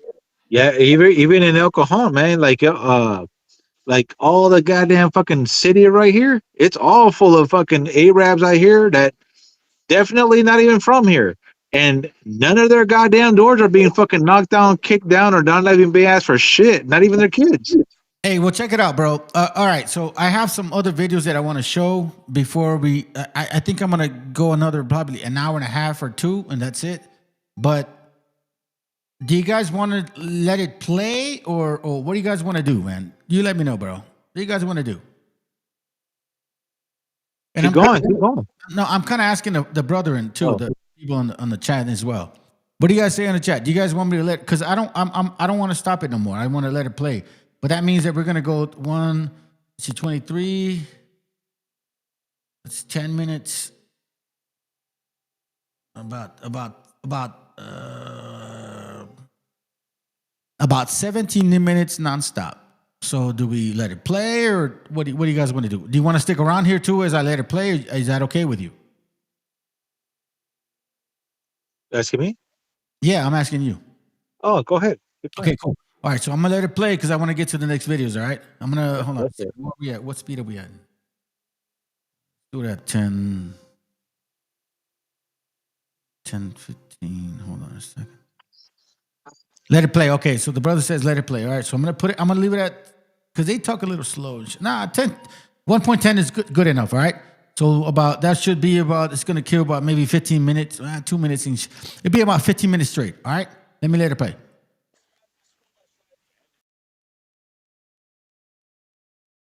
Everywhere, as women give birth to about 7 children on average. Massive families, 7, 8, 9, 10 plus kids per family out here. All of these strollers and little kid bikes. Another one, tons of kids. And then a school bus for those kids. New construction over there, more houses being built, foundation being laid. Some of these houses are quite nice. I imagine there are massive families inside them. 1, 2, 3, 4, 5, 6, 7, 8, 9, 10, 11, 12, 13, 14. Wheeled toys for the kids. Can I ask you, how large is your family? 1. And do most families have, how many kids do they have? Most families? 5, 10. 5, 10? How do they pay for that many kids? You don't know? What is your job? The Bible. You read the Bible? It's very late for me. For the kids? What is your job? Like, what do you do to make money? My wife is working. Okay, your wife works? Yeah, I have no time. What do you do for work? Okay, all right, busy man. Thank you. I'm a family of 6. Okay, nice. And I do handiwork. Okay. Do most people out here work? As far as I know, yeah. Okay. What percentage of this whole town is children? Maybe like half? No, more than half. More than half? Yeah, because if you can have like 15 children in a family, automatically it's much more than half. And last question for you. Are most families out here on any form of welfare, like Section 8, SNAP, Medicaid, housing assistance? Most families? Yeah. I wouldn't say so, not as far as I know. Are you? I have Medicaid, but okay. I have my own business and I make my money. Respect. Okay, we got the Crown Sterling right here. Hello. Can I interview as a local business owner? I'm trying to ask people about their business out here and how life is in Kiryas Yol. Which kind of stores do you take? I just want to interview anyone who owns a store out here. Where is it going? On YouTube. It's working now? Yeah. Excuse me. No? Okay. Oh, man. Okay, so you don't want to be interviewed. Delete this file. I cannot delete it, but I will walk away. Are you sure you don't want to be interviewed? I can sue you. You can sue me? What? You went from this to this? You went nuclear. What? He's gonna sue me? Come on now. See this driving. My God. This terrible driving skill is a testament to the dense population.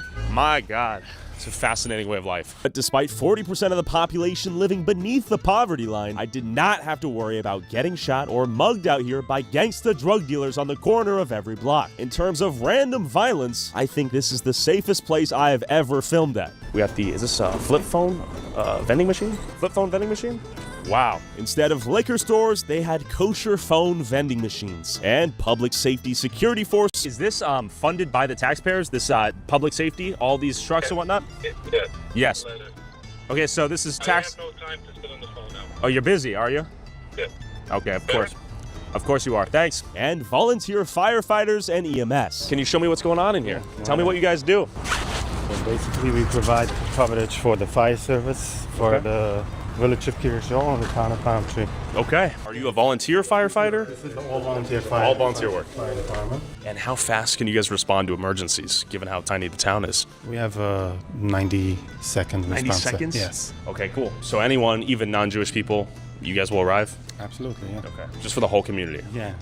Okay, nice, man. Some volunteer work. There's some lessons we could learn. Communal living, helping each other out, looking out for each other. They even had their own kosher AAA. So we got the Chevy Suburban, we got a pickup truck, and let me show you the This is equipment. like Jewish AAA or what? Basically. But it's community funded, right? Yes. Who pays for the trucks? We have a couple of sponsorships. Collision on the Go is one of our That's sponsors. a local company here? Yes. In the area?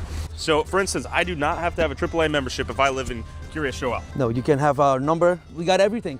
All the equipment, everything what we need. Even for the Gentiles? Whatever you need. You call us, we're Okay, coming so you guys out. are helping anyone who calls? You call us, we go out. Okay, we're hopping on a call right now. Let's see how this works. Thanks for having me. Hey, what's the call? What was a flat tire? Just a community member. Yeah, just someone called. Okay, there it is. Okay, so he's already on the job. He got here faster than us. Young volunteer, quick to the work. It would be pretty convenient to get a flat tire, call up the city, and they just help you out. Imagine that world. When you live the same, you look the same, you pray the same, you can do cool shit like that. We're at the Kiryas Yol Volunteer EMS. You gotta give respect to all these guys doing volunteer work for the community. Can I pop in? Sure. Okay. And here you go. Here's the food packages. Everybody gets a package of that. Some little chips inside. Man, this is beautiful.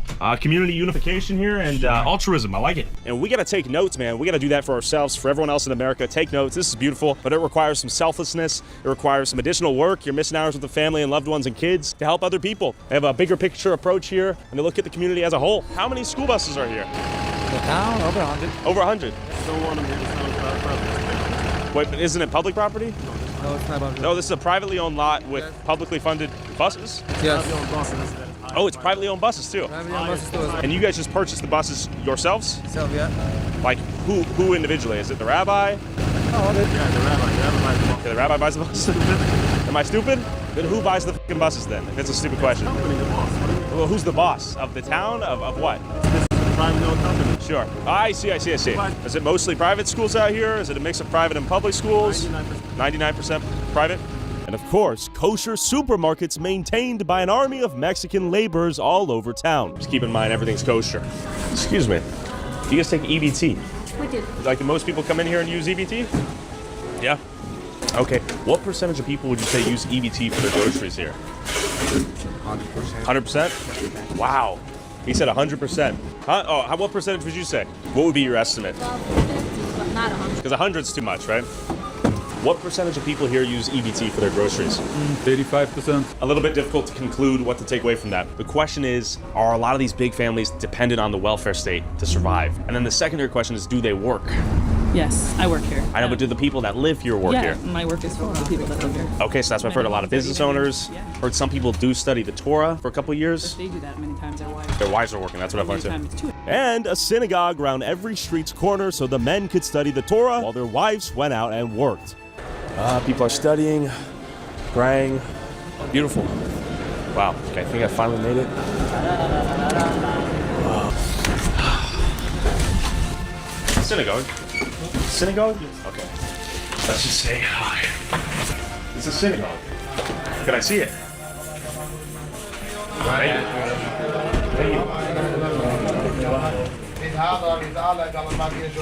Thank you. How do people afford to have such big families out here? This is a What struggle. Yeah. People struggle? Yeah. What do people do for jobs? Because I've noticed a ton of the Mexicans are working in the retail stores. Yeah. What do the Jewish people do for work? They own the business. How do they get to own the businesses? I have no idea. We could say. People work by themselves. Okay. They work hard. They drive buses. They are teachers. They're employees by companies. And people build up companies by themselves. And people build up their businesses by their own. You work from 9 to 5. A lot of people work more. You work hard. You Okay. get money. I see. It's 2:59. Why aren't people at work? A lot of people have to work. But know but how you many guys aren't people at are work. living here? Yeah. These are all teenagers. I see. Okay, these are young kids. Young How old are kids. you?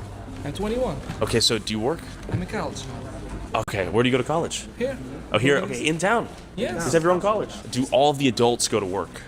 Most, I will say. Most? 90%. Okay, do people here survive off of welfare? Not true. It's not true. No. Everyone have to work. You have to get money. But Yeah. when you have a lot of kids, like you have 8 kids, you can also get benefits like. I see. Like the official number for like Medicaid, and it was like 93%. That number's not real. You can look it up. It's not 93%. It will say 93%. Yeah, check it up now. But I've already looked it up. I know what it'll Yes? say. Yeah, they'll say 93%. Where does it say? On Google. I don't know if that's real though. That's why I'm asking. Yeah. I don't know because I Yeah. know a lot of I people think and it's- most it- will have yeah. a lot of kids, and even if they work, Yeah. They're qualified. They qualify. qualified. Yeah. Okay, we got some knowledge just now. He says there's some misconceptions about the place. Is this where you make the iconic fur hats? Hey, let's see it. Can I try it on? Okay. Thank you. Whoa. It's heavy. On its spins too. For 1,500 USD at the cheapest price. Thank you guys for showing me. 8K? 8,000 bucks? Yes. My God. As I was interviewing people, this dude tried to revoke my cameraman's First Amendment right to film him on a public sidewalk. It is a struggle getting B-roll out here. Hey, it's illegal. It isn't. What? It isn't. Howdy. What are the pictures about? Just feel like filming. Filming what? Just everything. What do you mean everything? What are you recording here? Because I feel like it. Why? Because I feel like it. For whom are you recording it? Because I feel like it. And where will you post it? I don't know, wherever my heart desires. You took pictures of me personally, I'm happy. and I You look wanna beautiful. know. I want to know where you're gonna post it, Everywhere. because I don't want to be. I'm sorry. You walked into my shot, so. No. I was before across the street, and you It's pointed okay. the camera on me. It's not a big deal. You're in public. And then we began debating as to whether or not Curious Joel took out more money from the system than it gave back. Why do you think that most people have your welfare? The more kids you have, the more money you'd get if you're in those programs. It's not because people are defrauding. When you have larger families, you're automatically, you can qualify in a bigger percentage. 100%. Take out statistic and say, oh, this person has 6 kids. Look how much grants they receive from the government. But if you look at their expenses, then you see it's a different ball game. It just gives you, helps you to survive. It pushes through. How much money Curious Joel community saves for the state and the federal government by the fact that we have private schools. We have big business people that pay taxes and they contribute a lot. We have a lot of charity that's helping out people, and also the fact that we study Torah, which in big part includes you should be honest and stay away from crime. So thank God that the crime rate is very low. So that also saves a lot of money from police enforcement and from jails. I noticed you guys have that private security, which is taxpayer funded, right? But that's paid from our taxes. It's a village. Assuming you pay taxes though, right? Do you think someone here doesn't pay property tax? Yeah, for sure. Renters. I'm a renter. You're a renter? Yes. And my landlord 1 year increased me the rent because the tax went up. How can he afford it? Because I pay him rent. Well, yeah, you're arguing the cost is indirectly turned over to you as the renter. It's directly. Let's say I had 10 kids and I made between 60 to 90K a year as a household. And I could get almost $13,000 in cash benefits and pay no state income tax and no federal tax. So I would get $13,000 in cash, which I could then pay to, let's say, a landlord. Let's call it $2,000. That's half the year paid. Don't get the tax credit per child. You get You do though. tax credit, but once you have 3 or 4 children, you don't get more if you have more children. That's not true. The tax credit is multiplied by how many children you have, and there's no limit to the children you can have. It's a formula, and you take into account that someone has 13 kids, and they pay tuition, they pay grocery, they feed their children, and they have... I'm arguing a lot of the taxpayers are paying for their children in the form of SNAP, EBT, and healthcare in the form of Medicaid. I got it, and I want to answer you. Yeah. Now, you make this budget, figure out how much this costs, and now you say that you call a cash benefit, a tax return of benefit of $13,000. This doesn't cover 10 children. It's just a help. But when you supplement that with the healthcare is covered via Medicaid, you have SNAP and EBT that helps cover groceries, if not the full amount for the groceries. Have SNAP. The SNAP maybe would give $1,000 a month for a family, but you go in the grocery, check the prices, you can't afford, you can't feed 10 people plus a father and mother, 12 people from $1,000 a month. So it's just a push, like it's a help. It's not covering. That's true. So, and also, me personally, I told you I'm working in the healthcare industry. Yeah. I don't have Medicaid. I have insurance by my employer. Agreed. If Yeah. you take all business people, successful business people, just from Curious Joel, their taxes covers everything that we take back. There's someone, Kiva Klein, he's a big developer, I'm sure he pays a lot of taxes. You see over there, Appstone. They're compensating with their tax payments, and then they're compensating with they have charity that they help out a lot of people here. The Jewish people that you claim, they're employing like over 1,000 people. They have a big building in Manhattan, they pay a lot of property tax, they have warehouses in New Jersey, and they're a very fair company, they're honest, and even though they are the job providers. So you'd say overall, the Hasidic Jewish community is a financial positive. Contributing to the United States. He was basically arguing that the minority of extremely wealthy Jewish businessmen that employ a ton of people elsewhere easily compensates for the amount of money residents here took out of the system in various forms of welfare. How you doing? Good, man. How you doing? Doing well. It's a little cold. Yeah, I know. What's going on? Nothing much? No? How can I help you? I was just called to talk to you. Some people are a little nervous to be recording with the mask and stuff, so... It's cold. Mask stays on, you know? I get it. You know what I mean? I just got called here, so I got to come by and For sure. do my due diligence. You know what 100%, sir. Okay. So what are you recording for? Just personal stuff. I got you. It's public, so I know you can. If you've never been to a community like this, right? Sure. You're unknown. Sure. It's unusual activity. Suspicious for you to have a camera at people's faces wherever they go. You guys are going to be upset that they're here, right? You guys are going to call us over here. Just don't engage me. You know what I mean? If that's what you guys Yeah, no one's forced to get... Some people are going to get upset that they're here. Well, welcome to the United States of America. I don't want to get... This is the United States of America. Then just walk away. Just walk away. Jesus Christ. Okay, this is some bullshit, you know it. You don't get extra privileges. No. This is bullshit, you know it. Yeah, they're going to be upset and calling about you guys. And you guys don't want us harassing you. Well, why would you harass us if we're exercising our First Amendment, right? Because you follow people. Exactly. It's a rhetorical question. There's no means to harass us because we're doing nothing wrong. No. There was a terrorist attack in Israeli Sunday. You come in front of synagogue, you say, COVID face, people. I didn't. I get the face. I'm answering his question, but he didn't ask you the question, right? He was talking to me right now. Yeah, okay. I agree. What I told you too Sure. is if you guys are going to call about each other and have these kinds of interactions, right? No, we had to find conversations. Leave each other alone. All right, this is excessive. Obviously, we can talk to anyone who wants to talk. This is the equivalent of a doctor come in here, get yourself checked out. So is this a hospital or like a doctor clinic? It's a medical facility, so there's lots of like doctor's offices. Okay. Is this mostly for the Jewish community? Do I have to be Jewish to get health care? Do not have health. Okay. Are most people here on like Medicaid? A lot of patients are. Okay, cool. Thank you. She said a lot of patients are on Medicaid, which is in conflict with what they're telling me in the synagogue. And they're having so many kids, Kiryas Joel's population doubled from 2010 to 2024. How many kids on average does each family have? Between 2 and 3 unpredictable. Like 2 to 10? Yeah. How many do you have? 3. 3. Okay, that's pretty small for out here, right? I'm still in the younger age. How old are you? 27. Okay, young man. What do people do for work out here? There's all kinds of work. There's a lot of educated people, there's everything. Anyways, I gotta go work. Thank you so much. Okay, what do you do for work, by the way? I'm doing a few things. I'm driving buses, I'm working in a mechanic shop, I'm working a lot in the office. That's a lot of jobs. Yes. So if you want to talk about people living in a... Wow, bro, what a fucking mischief of fucking demons. Whoa, shit, deport them fucking bastards out of here, bro. Straight the fuck up. Hold on a second, hold on. Gotcha, bitch. No, not even that one, dog. Fuck that puto. Fuck that puto. Go for it, circumspect. Hey, those should be the first people to be deported ever in this entire world. Straight up.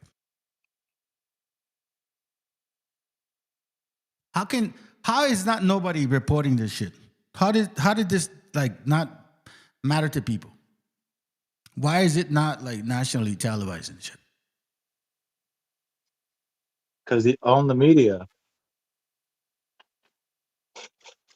What'd you expect when you own Pornhub, OnlyFans, all the news agencies, and you pay all the devils? So now, let me show you guys a horrible perspective of it. All right, hold on a second. Is it this one? Where's Nick Shirley at? Where's Nick Shirley talking about all the fraud on the internet?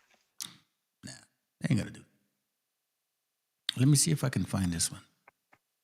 This one, hold on. Let's see this one. No, not Hey, bro, where's Jake Lang talking about America making it great again? Where's that motherfucker at in that neighborhood?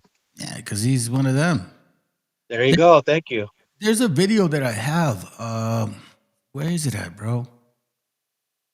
It's is it this one? Hold on, give me a second. Let me see. No, this is kind of long.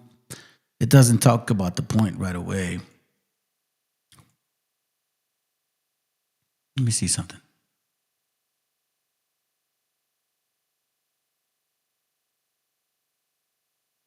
Where's the one that I had with, for some reason, all of a sudden you have, what's his name? The fucking nephew of Donald Trump? What's his name? Barron? What's his name again? Barron? Darren? No, I don't think it's Darren, bro. With the B. No, Jared Kushner, bro. So I had this video where they were literally planning. Dude, I know I have this fucking video here, bro. They had the plan. Like they were planning the destruction of the fucking whole place. Hold on, let me see if I can find it. Oh, man, I thought I had it here. Hold on. No. I know I did, bro. Like I even made sure, like, oh yeah. Now you know what? Matter of fact, let's finish this video, bro. We're not done with this one. Hey, bro, you know what that city reminds me of? All those fake ass Jews. It reminds me of Pacific Palisades. I had a friend, some weird ass German European Edomite that I know that lived up there. And his mom owned a house on top of the mountain, and they sold that house to some bitch that does all the background music for all of Hollywood. And they said that I think she had like I think he said like 18 million that her net worth, and she bought the house for like I think 3 or 4 million, and she tore down the house and built a big ass fucking expensive house there. Anyways. That fool was telling me that there's a so-called, quote unquote, a special type of group of people that live in that neighborhood, and they're the Ashkenazis that live in that goddamn neighborhood. Where's this at again? Pacific Palisades. That's over there in LA, where that place got burned down. If you look at the videos, when you see the people going back to the city, like I used to watch, like when people are at work, I watch like Santa Monica, you know, the guy that audits the video for Santa Monica, whatever. You'll see he was going around the area like Pacific Palisades when people are going back to the neighborhoods, and you can see they're all Amalek. Oh yeah, and they don't have a goddamn job. So check this out. Let's finish this real quick, because this is sad, bro. We just saw a bunch of people fucking enjoying life. And let me remind you, this brother right here is working. Okay? This brother right here is working. All right? He's not just driving around doing nothing. Nos están siguiendo. I don't know who they are, but until they pointed the gun at us, it was like, what are we supposed to do? Stay there. Because we were already in danger. We were already in danger, pointing guns at us and stuff.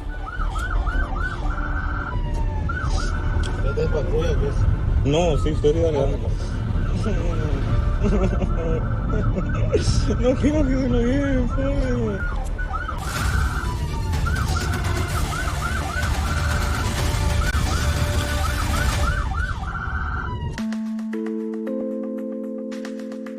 On this morning, October 23rd, 10th grader Arnoldo Bazan Carrillo and his father Arnulfo, an undocumented immigrant from Mexico, were on their way to school when they were pulled over on a busy Houston road by what they thought were local police in unmarked cars. Instead, they say, they were surrounded by masks. Guns drawn, no badges. Arnoldo was confused, terrified. He says the men began pulling on their doors, trying to shatter a window. Their slow morning turned into this high-speed chase as Arnulfo made the fateful decision to flee. What was going through your head? They're trying to kill us or something. They're trying to kidnap us or something. Because we didn't know what was happening. And the first thought, my dad was like, who are these people? Arnoldo grabbed his phone and hit record. He shared this video exclusively with MS Now.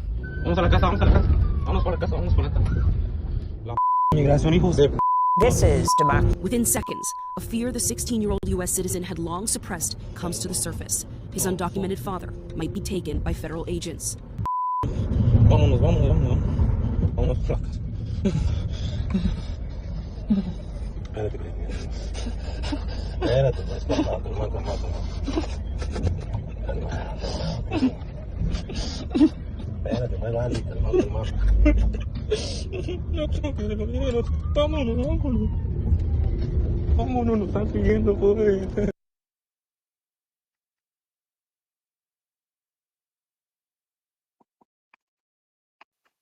Did we not experience and see the tactics on how these Israelis oppressed other people? Are we not seeing the fact that these same people are the ones taking advantage of the benefits, right? Are we not seeing this White too? House advisor Jared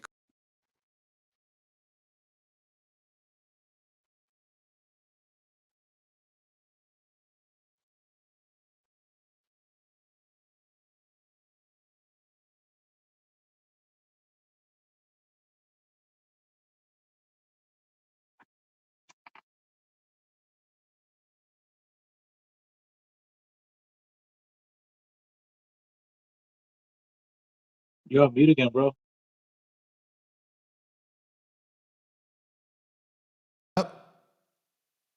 It's muted. It's muted. Okay, my bad. No, you guys got to hear it. White House advisor Jared Kushner unveiled the board's new $25 billion master plan for a new Gaza. So we did a master plan. We brought in, I think, Yakir Gabay, who's one of the most successful real estate developers and brilliant people I know. He's volunteered to do this, not for profit, really because of his heart. He wants to do this. And we've developed ways to redevelop Gaza. Gaza, as President Trump's been saying, has amazing potential, and this is for the people of Gaza. We've developed it into zones. In the beginning, we were toying with the idea of saying, let's build a free zone, and then we have a Hamas zone. And then we said, you know what, let's just plan for catastrophic success. Hamas signed a deal to demilitarize. That is what we are going to enforce.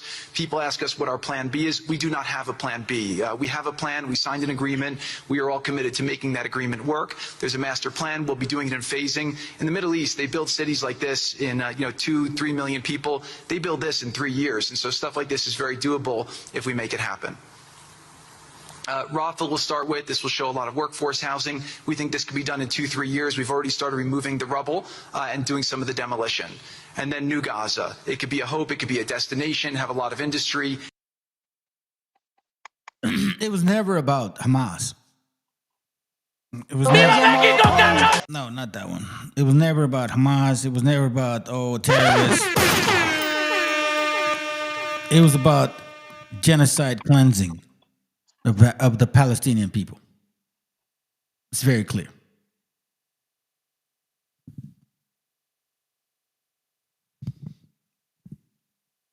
Yo, you there? Yeah. I'm sorry. Yeah, go ahead, bro. Yeah, I'm just watching the. What I'm witnessing is no different than the days of the Exodus. It looks like literally to the T. And then the heathens, the Gentiles, of course they look away from the Gentiles and they only focus on us, the 12 tribes. Still today, right? Get those 12 tribes, get them. Yeah, this when you look at this I don't know, AI architectural designing, bro, it just, all I see is bodies being killed for the purpose of a picture. This is not going to actually happen based on what, scriptures talk about. This is not going to happen. Absolutely not. How many people have died? But they're saying that they've already been moving, he said it himself, yeah, everything's already in plan and shit. You know what I mean? We're pretty close. And check this out. Hold on a second. I'm going to show this video here because our people need to know this too. I think a lot of you guys think that eso de que pasa allá en Palestina nomás se aplica a ellos. No, cabrones. They're talking to you too. Es un criminal sionista.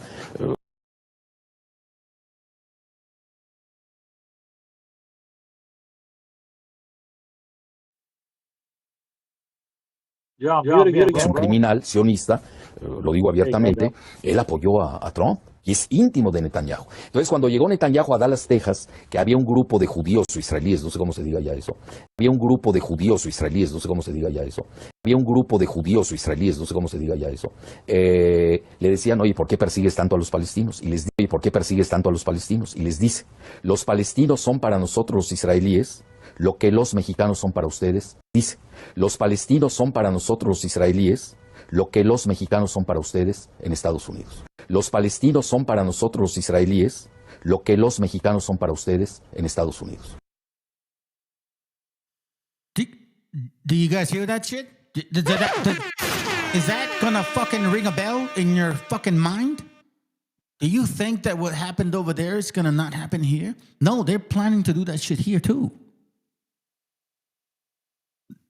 I don't think Raza understands what the fuck this is talking about, bro. They don't understand because they're going to the local church pastor that's giving them scriptures that's putting them around in circles. They can't figure out which way is left and right. They're also eating fucking carnitas and pork and shit. And the chicharrones. Can't forget the chicharrones. Bro, y'all need to let go of that pork, bro. If you just knew how much your body would change. On top of the fact that you need to let go of that stupid ass, dirty ass Virgin Mary of yours. But hey, you know what? I was watching I was watching this TV show, called La Grifa, La Grana Grifa, whatever, something like that in Mexico. Yeah. And they were showing some people like Argenta in Mexico with the Virgin Mary, like literally plastered on the fucking wall like a fucking huge mural. And I was thinking to myself, you know what? Esau really put a toll on our people to brainwash our people to where they put us in a like some sort of a trance, bro, to where we just can't even figure out a way out this bitch, bro. That's what I've been noticing around a lot of our gente. I told my brother, like, I feel like once our people figure out what it is that we need to be doing and figure out what's going on, the Virgin Mary ain't going to be on the walls no more. There would be scriptures or something like that, something more to the effect of the Most High instead of the Virgin Mary.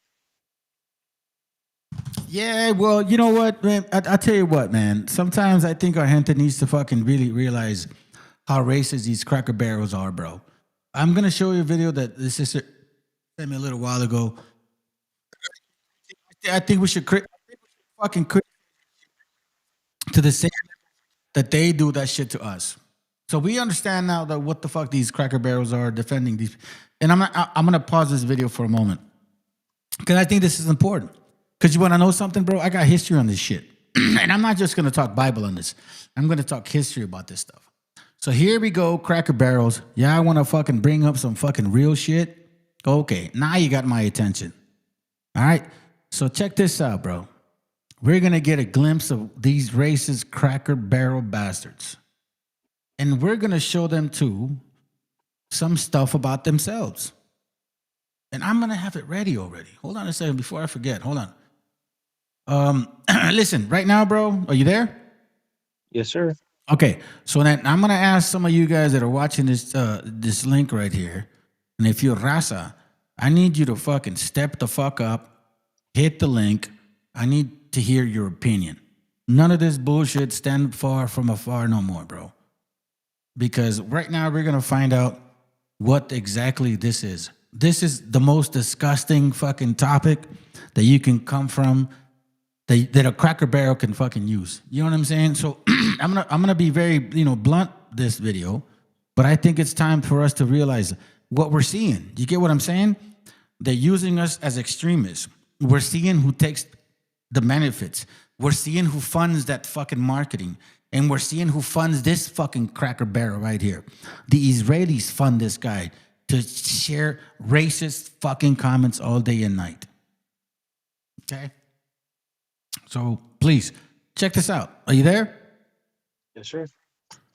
Let's run it. Hold on a second. Hold on. What did you say? Click the link. We talk about. Yeah, click it right there, bro. Like, click it. Jump on, man. Jump on. I wanna bring some of you brothers on this opinion because you're gonna hear some racist shit from this fucking piece of shit bastard, bro. I'm gonna bring out some. You know what? Every single Caucasian Edomite, they're literally fucking racist, bro. But they're just on what do you say? On hybrid mode, like on silent mode, like how you put your phone on airplane mode. You know what it is? They've been told that they were this great fucking thing that never happened. Like, look at this guy's hands, bro. This little pussy right here can't handle nobody. Bro, if you hit this guy like on the shoulder, he'll probably hurt himself in his joints. See what I'm saying? So it's typical people like this guy who probably hates. As a matter of fact, he does hate women. Most of these men, bro, they hate women. So now let's listen to this video, and then hold on a second before I do that. No. Here I'm gonna do it like this. I'm gonna do this first. Okay, here's what I'm gonna do, family.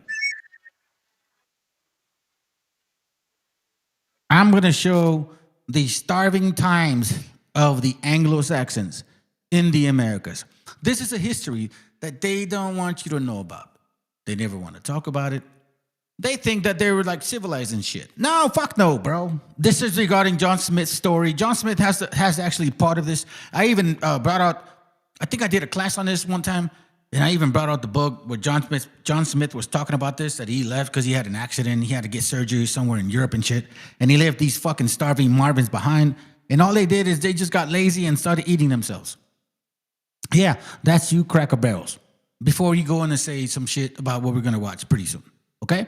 So let's get a glimpse of stupidity, or at least of cannibalism, and then let's listen to stupidity about how they were so misfed with history. It's what I call false. What is it? What's the word that I came up with? Hold on, let me see. I wrote it down, bro. Sorry, forgive me, brother. Are you there? Are you there?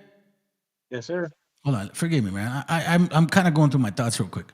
Because dude, I care about this stuff. You know what I'm saying? Like, that's why I have the channel. Fuck it. But I wrote it down. I called them,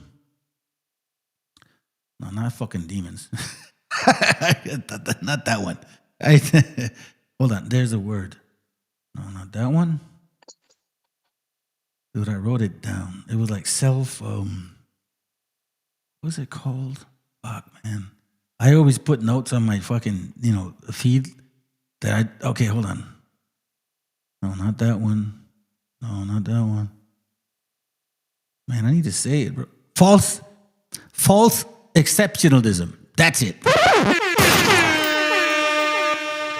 False exceptionalism. See what I'm saying? You follow me? Yep. Okay. Now let's listen to this real quick. Welcome to the History of North America. I'm Mark Vinette. In a recent episode, we raised the issue of cannibalism during the 1609-1610 starving time at Jamestown Colony. Let's take a deeper look, alongside the BBC, at the archaeology behind this startling revelation, and also delve into the science of forensic genetics using Jamestown DNA. What else is going on in digging up old bones and trying to get DNA out of them? Okay, so I actually have a bit of a plea for this one. So I have been involved in the Sir George Yardley case. So this is Jamestown, Virginia, the first permanent English settlement in the US. And Sir George Yardley presided over the first representative government in what was going to become... I just want to say, hold on to my soul. We are here to present you with your fucking glorious history of the glorious bastards. You fucking bastards. 1919. We think that we have found his grave. When we came down on it, we had a skeleton and a few teeth, and the skull was missing. The archaeologists realized that actually they'd excavated a grave which was above his one that kind of cut into it a little bit previously, the previous year. And inside that grave was a full sort of skelly and 2 extra skulls. And so I tested one of the skulls that they thought came back as male and the tooth, and they don't match one another.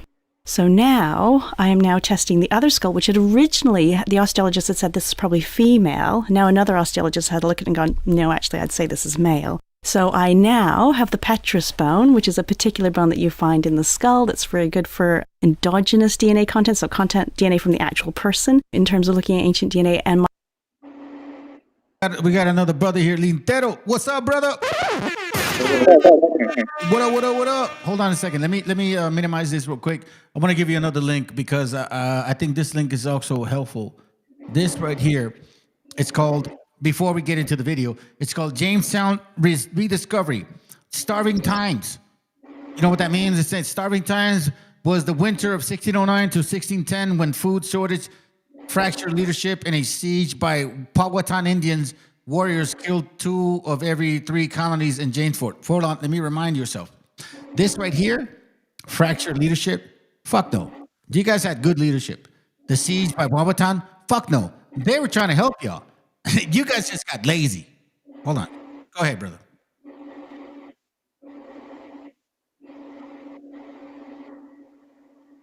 Lintero, go ahead, bro. You on? Well, what up?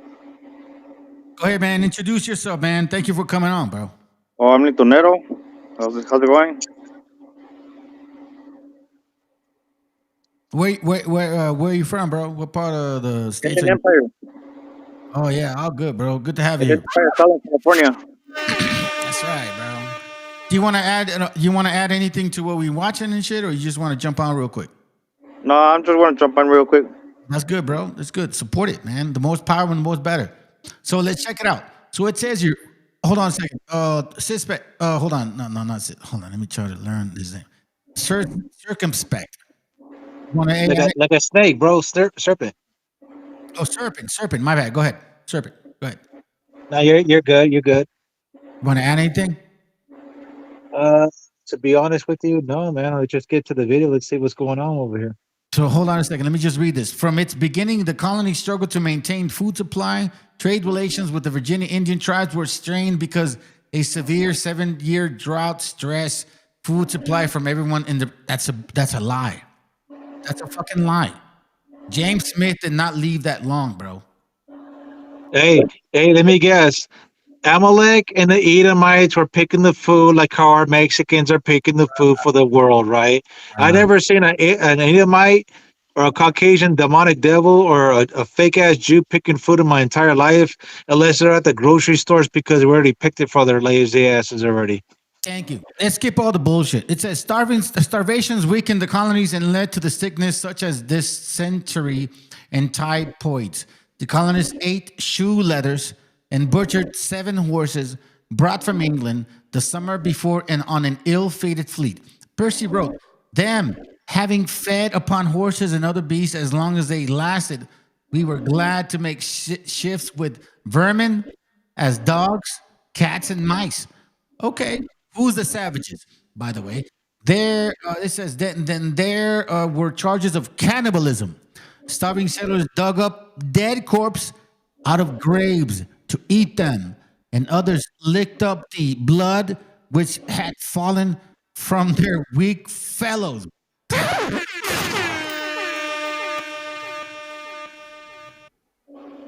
Bro, man, hold on a second. Where's this video? Where's this video at? Hold on. Where's this video at that I was like, bro, show them. Oh, there it goes right here. Okay, so this is why I had to share this video to you guys first. So then you can understand and at least reflect on, like, are you serious? Because our people need to understand this first. See, what I do first, brothers, is I need to feed you out with the power, like how they're fucking wrong, and then they want to say that we're the animals. I thought it was the Haitians that were eating all the dogs and the cats and the pigeons. Hold on. Yeah, well, check it out, bro. Hey, let me know when you want to pause, all right? Let me know when you want to say something. Let's go. Before Democrats get any bright ideas, I mean, they look at that video and they think, you know what? You know where those people should live? Minneapolis. All right, finally, I thought this was cool. This is from Lex Friedman's show. Before Democrats get any bright ideas, I mean, they look at that video and they think, you know what? You know where those people should live? Minneapolis. All right, finally, I thought this was cool. This is from Lex Friedman's show. And I like his show. I think it's interesting. I like that he talks to different sorts of people, scientists, archaeologists, people with strange theories and ideas about the world. I don't listen to very... A second, fam. Hey, all real. Come on, bro, real quick. Just come on board real quick, bro, for a little bit. All right, man? You've been following this channel for a while, bro. Come on board. Many podcasts, but if I ever am going to listen to one, it will be about a subject that has nothing to do with politics. And I can't stand especially the long-form interview podcasts that are just rambling 19-hour conversations about nothing with someone who is not remotely interesting. The podcast where it's like, hey, we're sitting down with this person, we're going to talk for 7 hours. Who cares what that person has? They have nothing interesting to say whatsoever. And easily brought beats. Let me get to the quick part, man, because, like, quite frankly, I don't need to hear this bearded ass fucking Cracker Barrel and shit. I know what racist shit he's gonna say, and this guy don't know the fucking Bible at all. You know what I mean? And you know his little hands and his little fucking way of attitude. I'm gonna make sure that you guys understand before I leave tonight. I'll show you a video where their own women admit to us that these guys are fucking queer. Anybody want to say anything before I start the video? No, we're good. All right, let's go.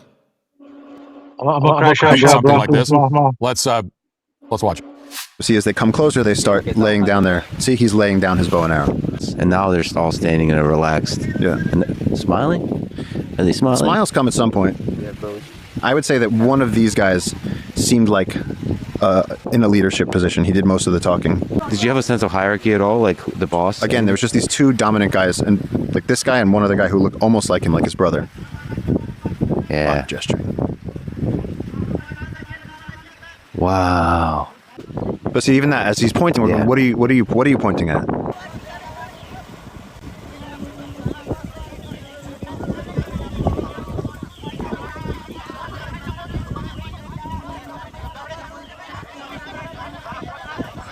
You guys are nuts. You guys are nuts. You see, as though they're rushing in, there's this desperation. They're hungry. We had a great moment where we.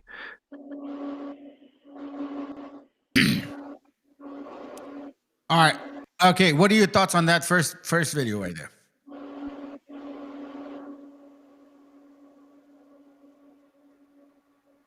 Yo, anybody want to say something? Yeah, I'm about to crash out, bro. I'll see you guys in the morning. Of course, bro. It's all good. Good night, guys. Yes, sir. Good night. Clear. You want to say something about that, brother? I don't really see what's going on. Like what? They're offering them food. Well, no, it's not. You don't see the video. You don't see the video. Yeah, I know. I see the video, but I don't understand it. Like, okay. Let's let it play a little bit more. All right, I'll let it play a little bit more. Let's see. We'd given them the plantains, we'd given them the bananas, and he said, "Look, that's it." He said, "We've given you what you asked for. You asked for bananas. We don't cut the trees here. All of us here are not tree cutters. We're indigenous people."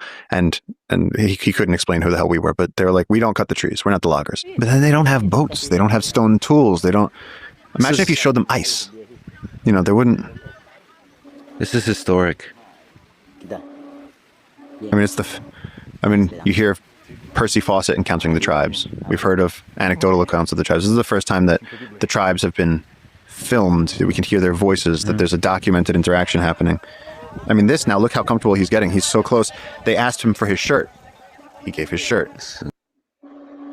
So now, let me say this real quick, family. I don't know if you're going to say something, Lintero, but right now, the way that they're looking at it like in 1865. Like, wow, this is so amazing. Look at those brown people. oh, they see us like that? Yeah, that's what they're fucking saying. Like, wow, they're uncivilized. We still have them here. And these are the ones that they want to bring to be democratic, to vote for Democrats. That's what it leads to. So basically what they're saying is like, we're dumb people. They relate this lifestyle to raza, which means y'all are fucking dumb.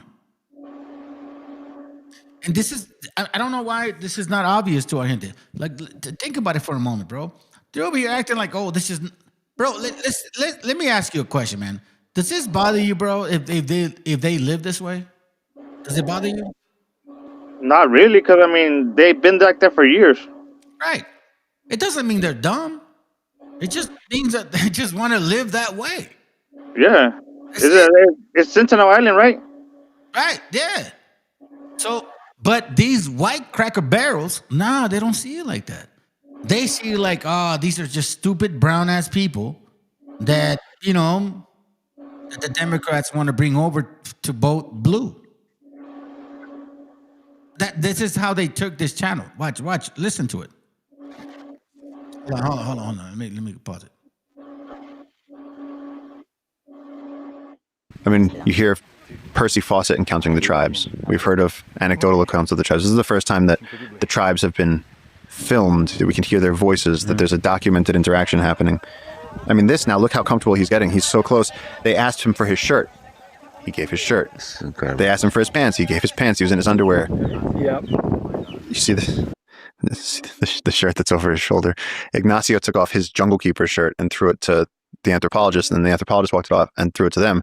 So over the shoulder of that uncontacted naked warrior is a Jungle Keeper shirt with the logo showing. Racist this Cracker Barrel gets.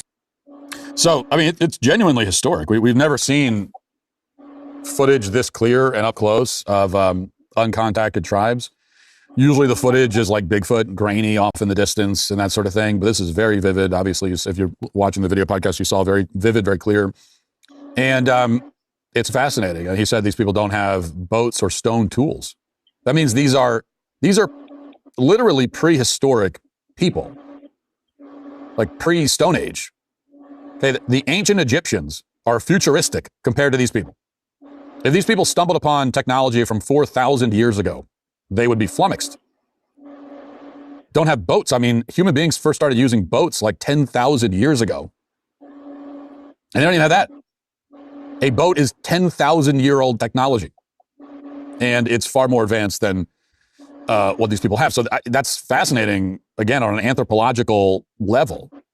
And it also...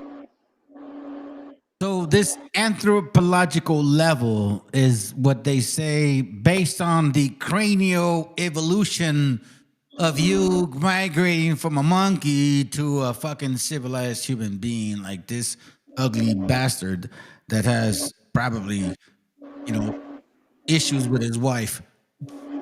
They probably don't even have sex anymore. This is how they talk.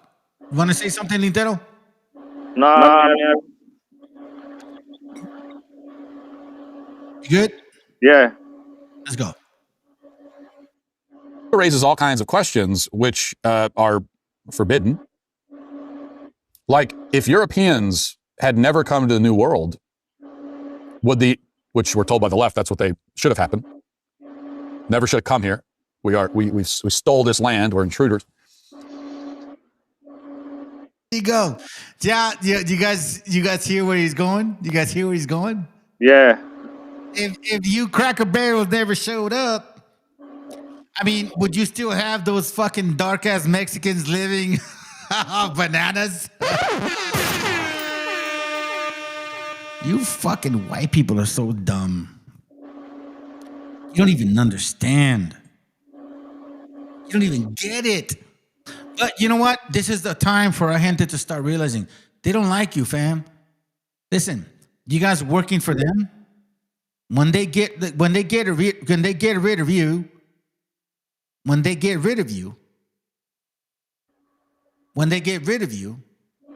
hold on, let me rephrase it. When they get rid of all the fucking illegals and you help them get rid of the illegals, they're going to get rid of you.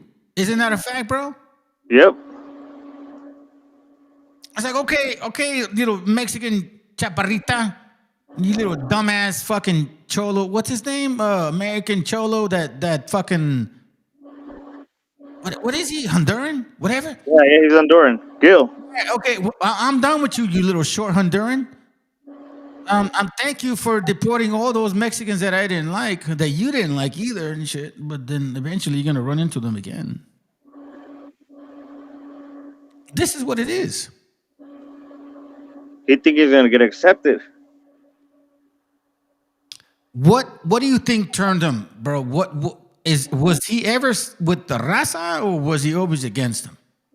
All I know was when I joined one of the pod that he was having, he was telling raza to vote for Trump to show the left to send a message that the Latino vote, is what do you say, like, that we have numbers here. It's not for sale. It's not for sale, right? Yeah. Yeah, right. It's not for sale. So he wanted to show send a message. Right. So what is he saying now? I haven't joined the pod for a while. I mean. Oh, that means you're like, fuck that shit. After that, you let it go, bro. You didn't even want. I've always been the type of person that I do my own research. Yeah. I don't just because he says, go vote for this person, I'm gonna go vote. Right. I vote for the one that is leaning more to my what do you call it, to our people. Yeah. But you want to know something, bro? Both of them are. Hey, it's the same thing. An eagle has a left side and a right side. Yeah, dude, it's the same shit. That's why I was saying, like, I don't know if you can. Can you see the screen? Can you see? Yeah. I had a brother ask me right here that question, and I appreciate that, bro. I appreciate that shit that he's saying, like, yo, man, what about this and that? I don't know what he means by this, because if you're trying to tell people to say some shit, I don't got time for that. But this right here, I can understand that. I can answer these questions. It's like, question yourself and peers. Is there a better way for our people? Question yourself and peers. Should we control our economic fate, and have appropriate political representation where we live. I mean, let's put it this way, bro. And I'll be honest with you. Nah, fuck no. You don't have no choice. I mean, we just saw a whole video about like fucking these Israelis over there living for free, bro. And they don't even, they have a bigger accent than most of our people. And where's the problem? Shit. Hold on a second. Let me continue this shit.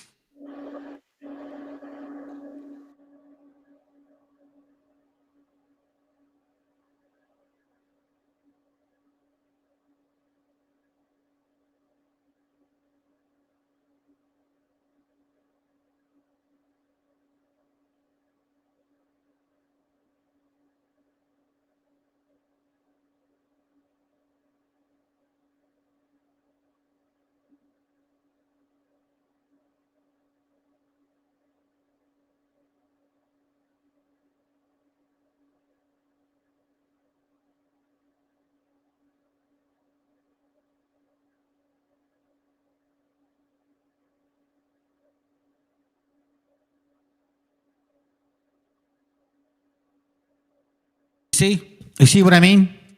Yeah. Let me put that shit back. Hold on. Let me put that shit back. Answer is obvious. Hold on. I didn't even play it. Hold on. Let me put that shit back. Hold on. Here he goes right here. Spears, perpetually living in a sort of prehistoric condition.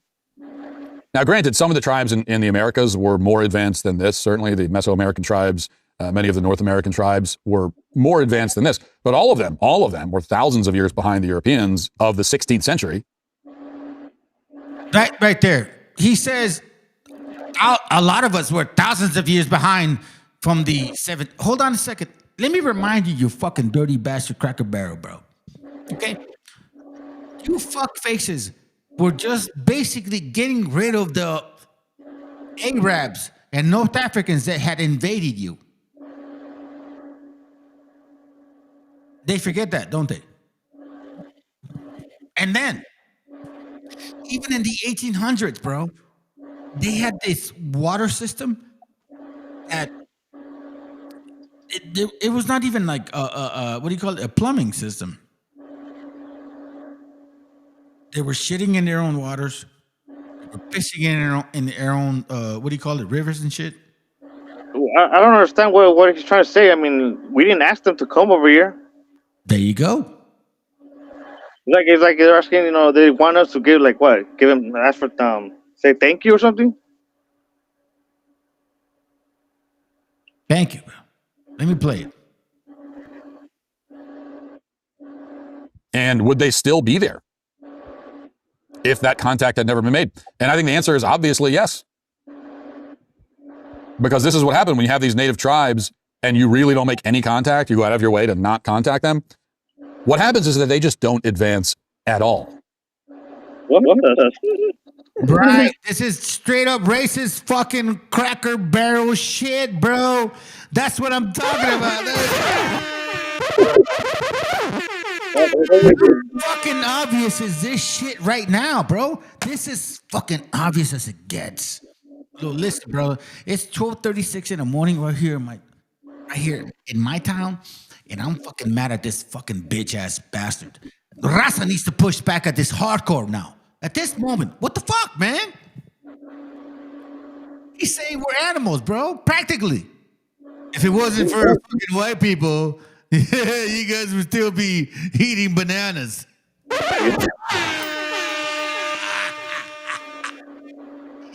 Right. Go ahead, bro. Go ahead, man. You got the full flow, bro. Go ahead, bro. No, we're good. I got that too when he said it. I was like, what the fuck? Like if it wasn't for them, we'd be still like what, savages? Yeah, that's practically what he's saying. That's what he's saying. He's basically saying that. Hold on, let me go. He says that practically, well, if If it wasn't for us little hairy ass bastards with little hands and little cocks and shit, and you know, with women that fucking don't like to have babies with them because they can't seem to have babies with them because they can't. Let's put it this way, bro. I'll say it like this: for you Cracker Barrels, bro, it only takes one time for me to have sex with my woman to have a baby. It takes you guys 64 fucking times to have a baby with your woman. You want to know what it takes? It means you have to make her come, bro. You have to fucking have an orgasm. That's how you have a baby, you fuck faces. You don't have a baby because you just spit sperm. Anybody can spit sperm. You have a baby because you please your wife. And then she conceives. I mean, she sucks that sperm out of you because she enjoys that fucking sperm that's coming out of you. You weak ass bastards, bro. Sorry if I'm being so blunt by saying it like that, brother. But I think it's time that we say it like that. Isn't it true? Yeah. Y'all can't have babies, bro, because you can make your women do that. They don't want to suck your sperm. You don't even know how to make that shit suck your sperm. That's why you're not creating babies no more. Did I just reveal a secret? Maybe I did. You know what, bro? And I don't ever talk like this, man. But when I hear this fucking piece of shit bastard, man, oh fuck, dude.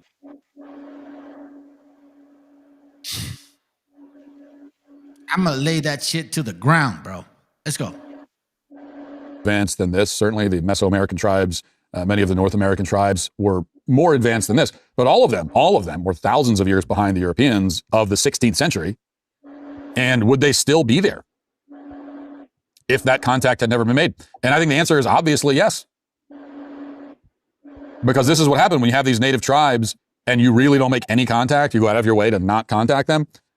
What happens is that they just don't advance at all.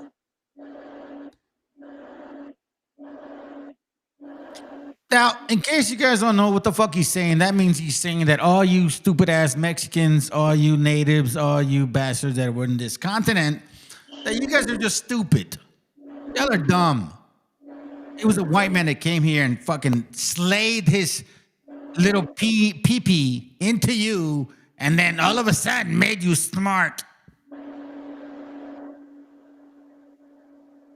Bro, I don't understand why people cannot even notice this shit. This is horrible, bro. How come they can't even notice it, bro?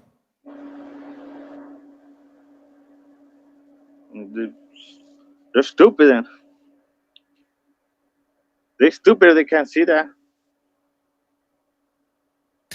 Okay, let me ask you a question. Do you think I'm exaggerating, or is he being totally racist, bro? No, it's being racist. I mean, what the fuck? Like, he's literally saying, if it wasn't for them coming here, we would have still been fucking animals. Yeah. Savages.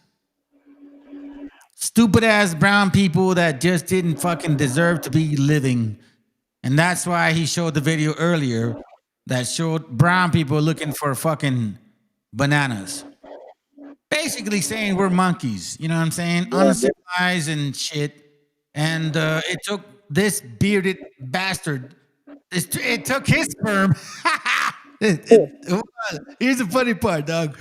Are you saying that I came out of your fucking weak ass sperm with your little fucking hands and your ugly beard, bro? Are you saying that you did that to me, motherfucker? Is that what it is? I think that's what he's saying, bro. I think what he's saying, hey, Raza, what he's saying is that you came out of his nutsack, bro. Raza, let me tell you something one more fucking time. This white boy says that you came out of his nutsack. And that's why I understood it as we need them to survive. We need them to prosper. That's how I took it as. Yeah, well, think about it, bro. If you need them to prosper, if you need them to survive, who gave you the prosperation or prospering or survival? They're basically saying, bro, like, hey, listen, you're a mestizo. You are my nutsack. That's what he's saying. Do you understand that? That's no different than BHI shit. Think about it for a moment, bro. Look, think about it. Look, let's go back. Let's go back for a moment. I like the fact that these motherfuckers try to say like, oh my God, this is so amazing. And then he says, well, you know, we came here and we civilized you. Basically saying like, yeah, if it wasn't for my nutsack, you would not be pleasurable. As a matter of fact, if it wasn't for my nutsack, you know, maybe you should never be alive. Hold on. Let me open that up. Smiling? Are they smiling? Smiles come at some point. I would say that one of these guys seemed like in a leadership position. He did most of the talking. Did you have a sense of hierarchy at all, like the boss? Again, there was just these two dominant guys, and like this guy and one other guy who looked almost like him, like his brother. All right. Okay, so first of all, before I go further, hey, you Cracker Barrels, leave the people alone, bro. Do you agree, Brian? Can you leave them alone? I thought it was illegal to go to that island. That's what I thought. But we got these Cracker Barrels over here like, well, took it up, bro. I'm like, why are they so uncivilized? No. You are a fucking Israeli Khazar right here. And you're killing Ghazian kids. And you're raping them. You're putting stuff up their butts. What the fuck are you talking about? You have no fucking decency in you. Shut up. They're going to wipe out that tribe with the diseases. That's what they want to do, bro. They should just leave them alone. By the way, let me remind you. You see the stuff that they're walking on? What color is that sand? White. White. Sandy white beaches, crystal clear waters. You understand that? Yeah. Right. They don't There's want no pollution over there. Right. They don't want dark beaches. They want light that they want that kind of sand, bro. These people are animals, man. And our gente needs to wake the fuck up. I don't care. Somebody said, "Oh, they're watching you." I don't give a fuck, bro. Hey, man, if it's my time, it's my time, brother. I don't give a shit. Because you know what? Our people need to know this stuff.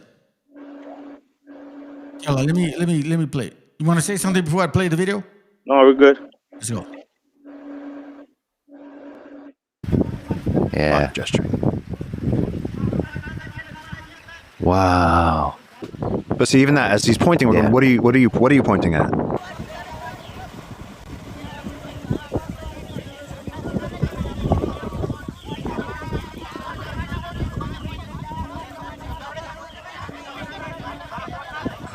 You guys are nuts. You see how they make us look like monkeys and shit? Like, look at a monkey. You see what I'm saying, bro? Yeah. Hey, where you black people at? You see, where you black people at? See, y'all don't give a fuck about our gente. Y'all don't give a fuck about equality. You give a fuck about you. That's what I learned about America, brother. Negros don't give a fuck about us, brother. They don't care about what well-being is done for us when it comes to politics. And Negros give a fuck about themselves first. I've been seeing that. I've been seeing that the FBA, they be hating on Raza. Yeah. But that fool Supreme, that's how that's his whole channel just pretty much hate towards Raza. Let me tell you something. That bitch ass Supreme, I called his ass out. He don't want to say nothing about me. But that tells you how fucking weak they are, bro. They claim they started everything and all that, but you know the lowrider culture was started by a Chicano. Yep. And fuck no, but by a raza the whole time. But just remember, bro. What's his name? What's his name? King. What the fuck is his name? King Supreme. Yeah, I called his ass out. I called his black ass light skin out. Matter of fact, I even said he's a white boy with a tan, with fat lips and some nappy hair. That's what I said. And he still didn't call me out. Because they're scared, bro. They don't want none of this fire, man. Do you want to know something? You want to know why? Because I'm the only one that told them the truth, bro. A lot of these people don't even say shit like that. Come on, American control, they ain't gonna say nothing like that, bro. Oh, I just, I voted for Trump. Let me play this stuff, man. Hold on.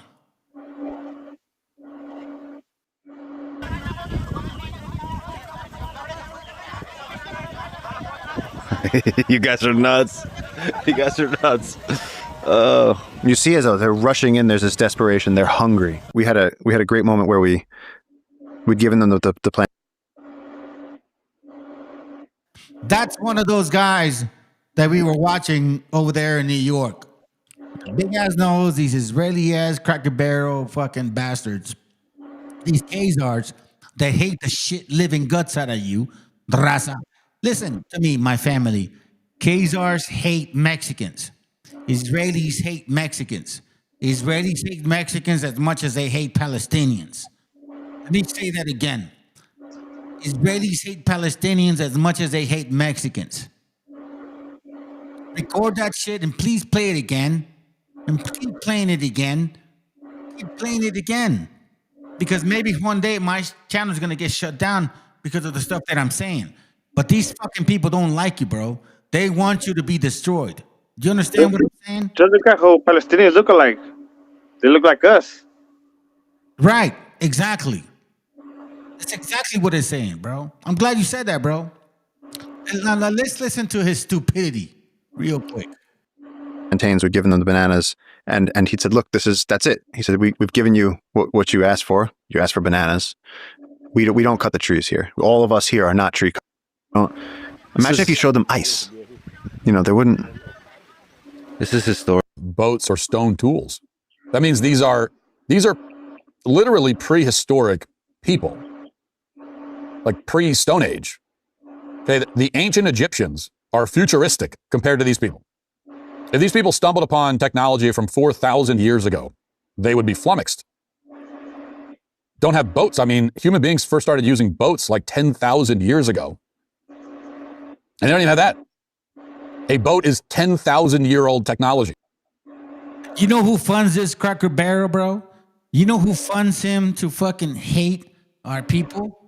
Israelis. Those Khazars. Those so-called Jewish people. They're not Jew. They're not Jew. No, fuck no. They admit it themselves because they can't even prove it with DNA.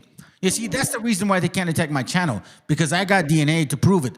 So if they take me to court, I can take them to court and say, like, whoa, fucking show me that I'm being anti-Semitic, because I'll take you to court and show me your DNA. Show me your DNA, because I got my DNA and I've been proving that shit from the get-go. You want to go biblical? Oh, I'm anti-Semitic. Sounds good. Let's take it to court. And I could say, what is the meaning of Semitic? What is the meaning of Hamitic? And what is the meaning of Japhetic? So for me to be anti-Semitic, that means that I'm not Semitic at all. But here, court, by the way, judge, I have something to share with you, that I am Semitic based on bloodline. So fuck all you. Especially this dirty bastard motherfucking little cock. Listen, people like you, bro, I'm so glad that he's saying what he's saying. I'm going to play this video for like 2 minutes, and I'm going to show you some shit that they're saying about these little Cracker Barrel motherfuckers.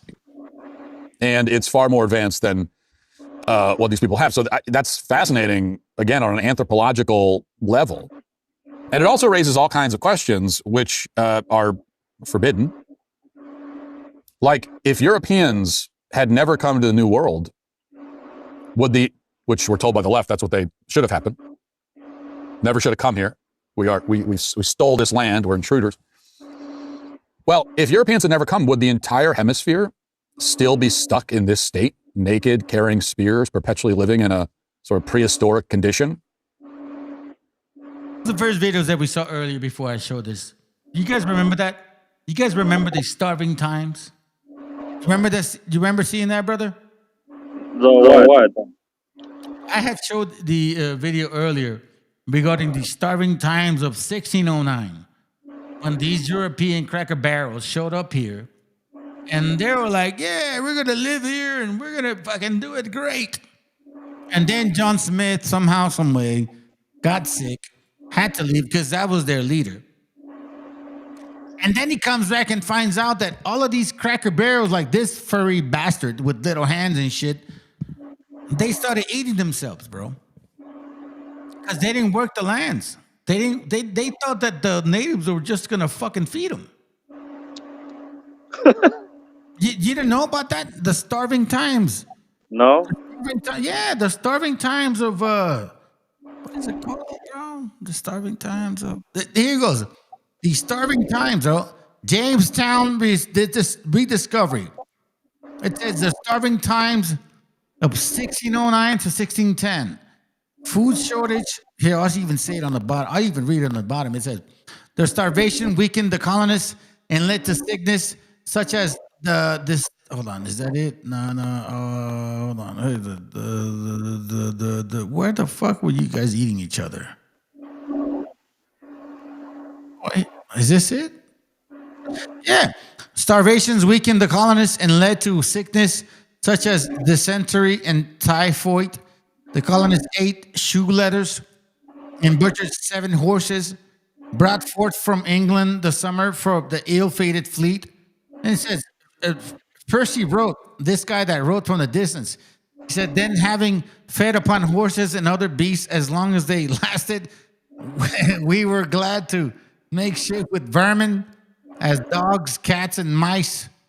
He says that they dug up dead corpse out of the graves to eat them. What the fuck? Yeah, licked up the blood from which had fallen from the weak fellas. This is you, right? Your greatness. You guys are cannibals, bro. You Cracker Barrels were the first cannibals in 1609 to 1610. You cannot fool us no more. And we're the savages? Huh? What's up? And we're the savages, right? Right. That's what I'm saying, bro. These fucking Cracker Barrels try to make it seem like, oh my God, you guys, we just saw a couple of you guys over there, like using the canoe and trying to eat what do you call it? Bananas and shit. All right. Well, guess what? You say we were savages from the beginning, but you fuck faces were eating each other because you're too lazy, and you're still showing that shit. Like I say, people like him, bro, they're the weakest motherfucker. They would never pick up an arm, bro. They're the first ones to be like, yeah, we'll kill you. Okay? Do it yourself. Do it with no weapon. Come at me with no weapon, bro, but just your hands.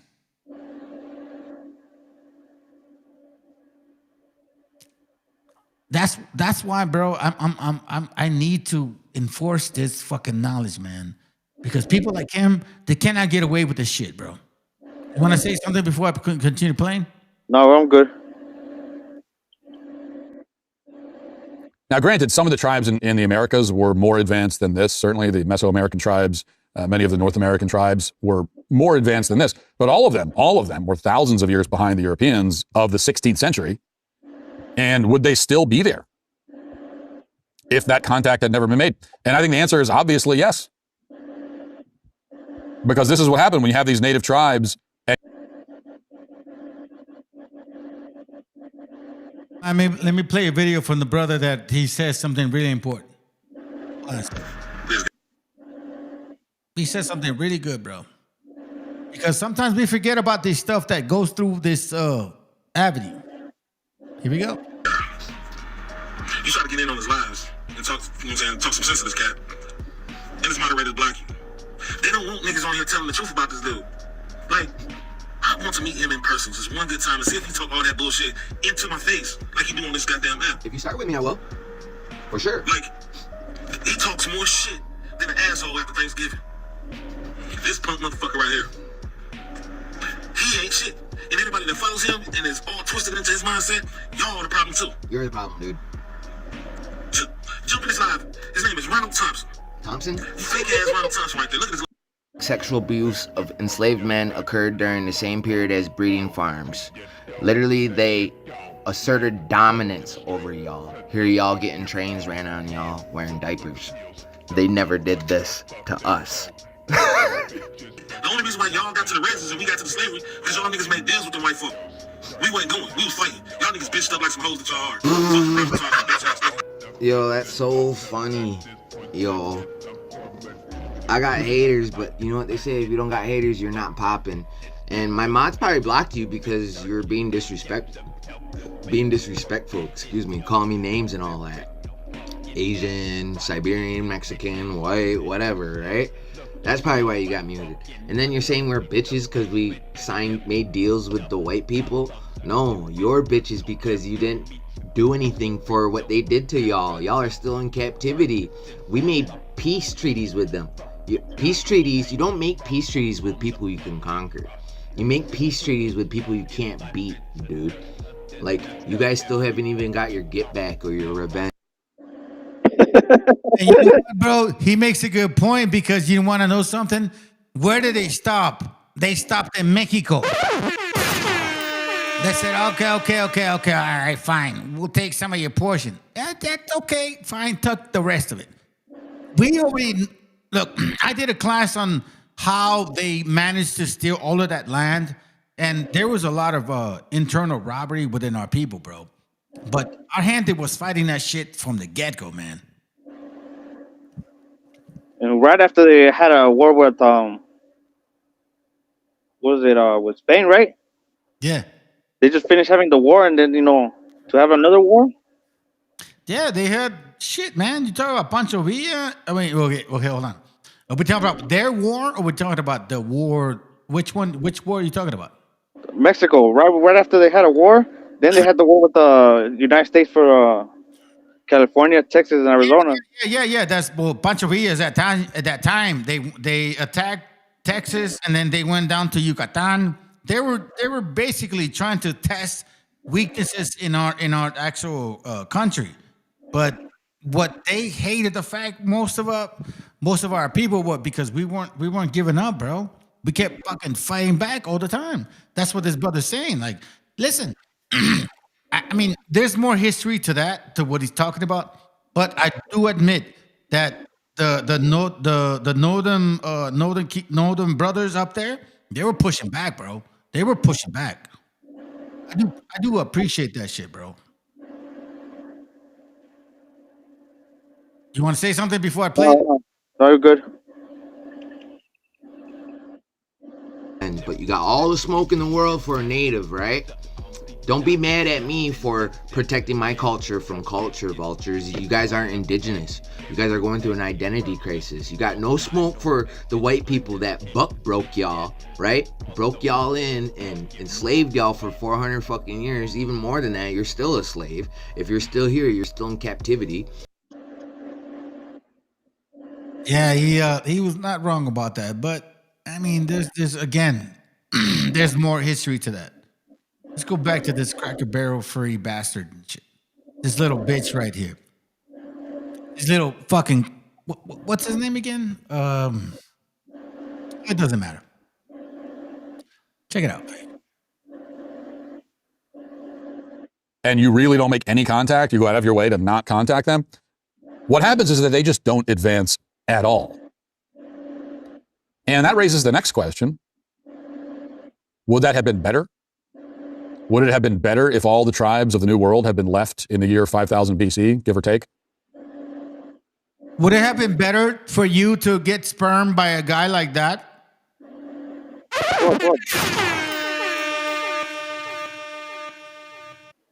Go ahead, bro. No. I mean, it almost seems like that's what he's saying. Like, we civilize you. Look at my beard. My little hands. I mean, would it have not been better for you to have me than that fucking native going over there to the canoe and picking up bananas? It almost seems like that's what he's saying, right? Yeah. I mean, that's the video that I use, like it's almost like me saying, it's kind of like me saying like this, bro. I'll say it like this. Okay, so I played sports at a high level, right?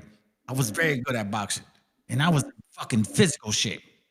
It's like me saying, going to a fucking, what do you call those people, the white people where they live in a trailer trash, right? Yeah. It's like me going to over there and be like, look at these imbeciles. Look at these primitive bastards that have a pale skin. These inbreds. Look at these inbreds. I mean, seriously, do you think that I would mix my physical body with theirs? Fuck, man. How many white people are weirdos, bro? Shit, pretty much all of them. Really? They improved you? No, what you said, that they're weirdos? I'm just joking with you. Oh. They really improved you? No, I heard you say, how many did I think they were weirdos? Well, a bunch of them. Yeah, fuck yeah. They Yeah, are. that's why I said all of them, you know. Well, I'll say it like this. Statistically speaking, when it comes to serial killers, most of them are men. 97% of the serial killers are men. But then there's 60% of them are white. And then they're not just serial killers, like they go around and killing the same people or whatever choice they have. But they're serial killers where they can actually like kill you and sleep with you, or kill you and eat you. That's white. Don't leave out that who's pretty much the race that starts all the wars. Hey, white people, crack a barrel. Listen to yourselves. 60% of you, out of all the serial killers, are you guys. And then God knows what percentage of that you guys decide to fuck the dead people or eat the dead people. Yep. Who is the real animal? Crack a barrel, furry bastard with little hands and shit that hates women. Hold on, no. Listen, I'm gonna show a video after. I'm gonna show a video after this before we finish, and it shows how fucking gay they are, bro. And I got no problem with gay people. Listen, gay folks, y'all do your shit. You know what I'm saying? Like I'm not with it. I believe in the Most High. I believe in rules and all that stuff, right? But at least you're honest. At least you're honest. These bastards, they love y'all and hate you at the same time. That's sad, bro. These are even more disgusting. I think they're like young ones. They like little kids, bro. They're fucking bro. I think it's that Greco-Roman shit, bro. That's fucking. Hold on a second. Here you go.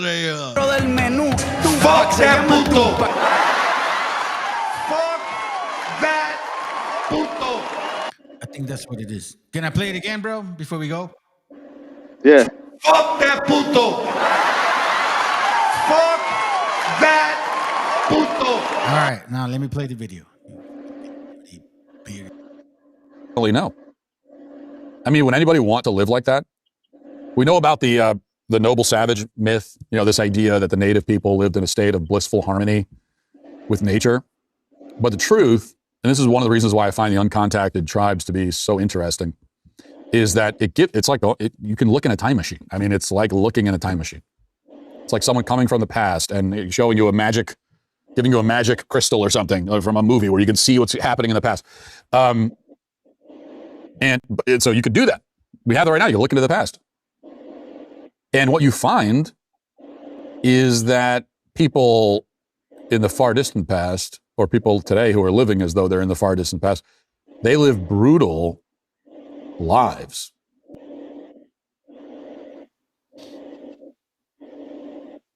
You see how he relates the tribal mentality, walking up to the canoe with fucking bananas, and then he says, well, you know, you brown people are very tribal. Yeah, they're just savages. Unlike us. We're furry, we're white, and we have glasses on. And we hate women. Look, I'll say, oh, hold on, before I continue. Do you want to say something, bro? No, we're good. I believe, bro, totally, man, that these motherfuckers hate women, bro. These dudes are gay, man. These guys are fucking gay. They don't even want to fucking have babies no more, bro. I really believe it, man.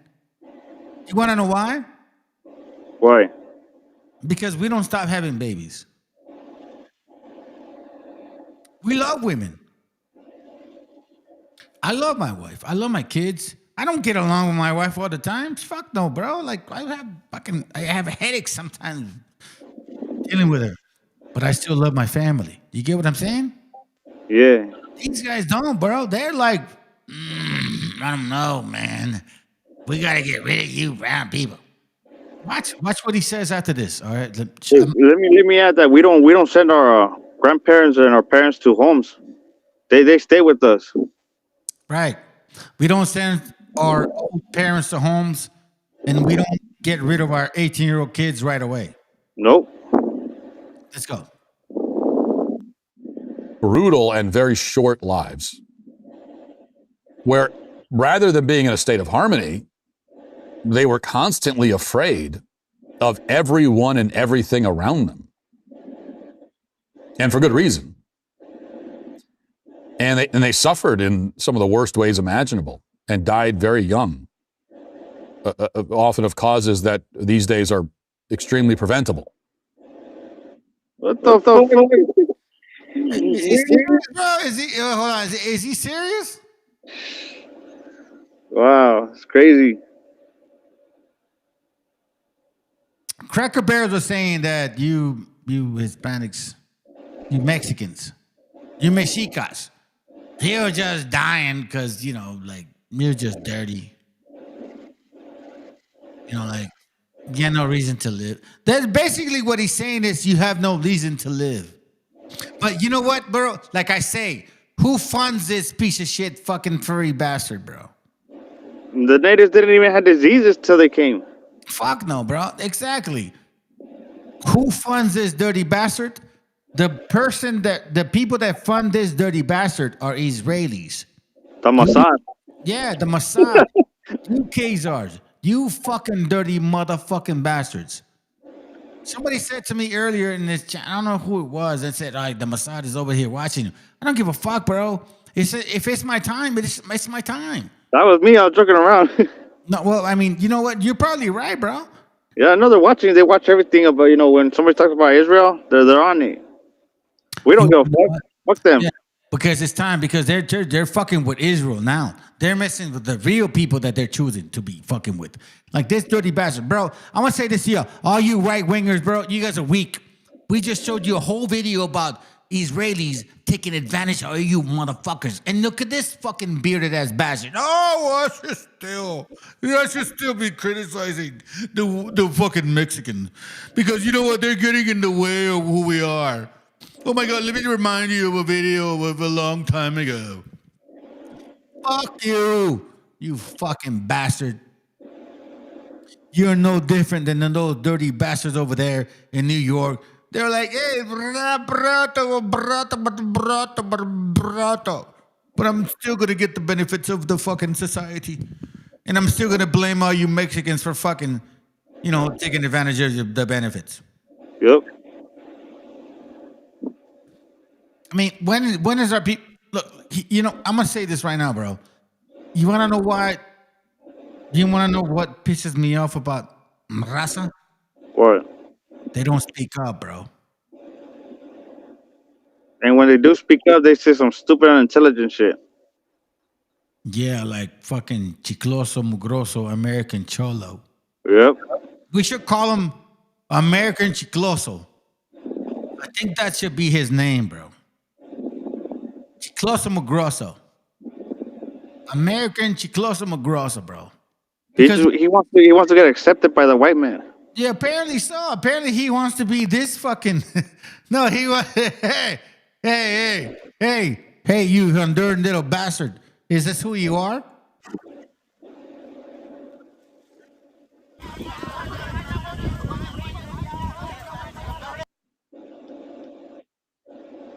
That's right. That's the Honduran shit. That's like South American stupidity, huh? You Yep. just meant to fall into that shit. Right? That's who he is, bro. He is that monkey. He said, hey, you Israelis, Can you pay me?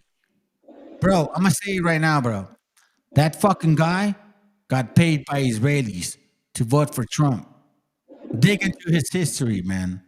He sold out our people, bro. And I know this for a fact. That's why I know this for a fact. I know this, bro. Check it. Look how stupid this is. You guys are nuts.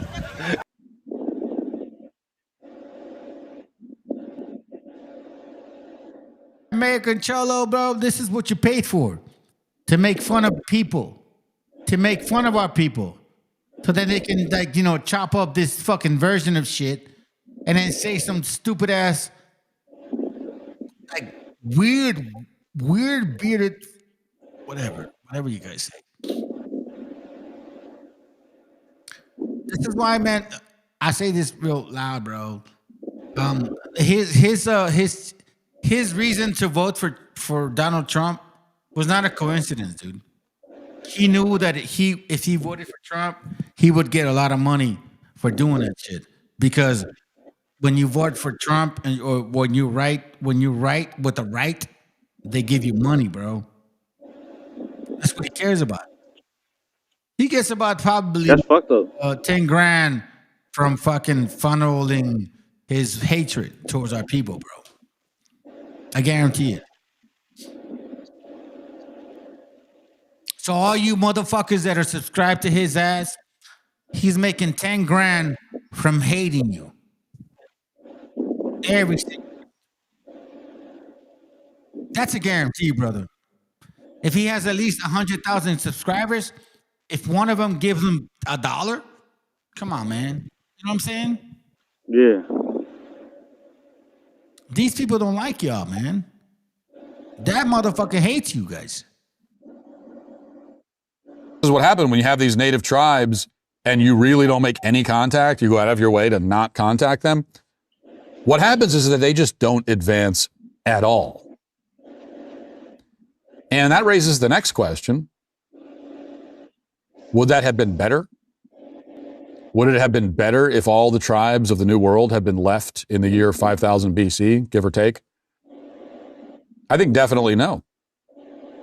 I mean, would anybody want to live like that? We know about the noble savage myth, you know, this idea.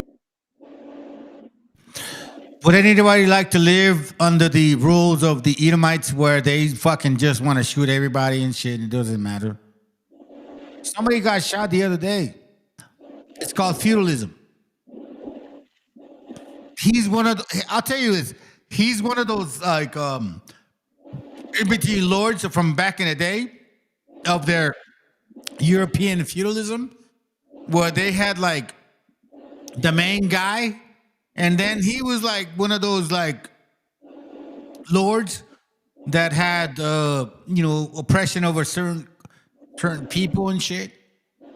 And then he would be charged to pay the Lord, and he's like, well, I gotta charge the people that I'm in charge with.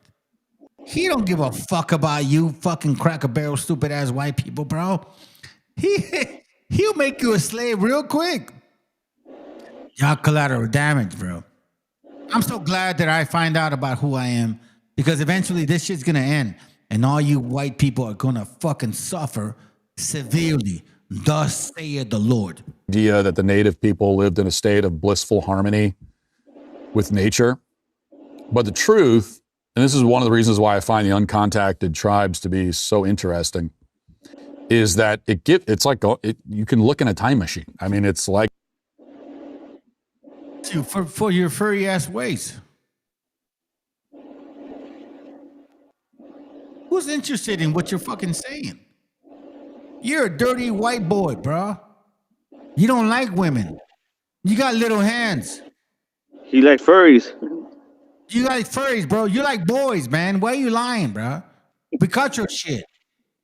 You are Greco-Roman. Greco-Romans love culos. Greco-Romans don't like women. Greco-Romans love culos. They didn't know that, did they?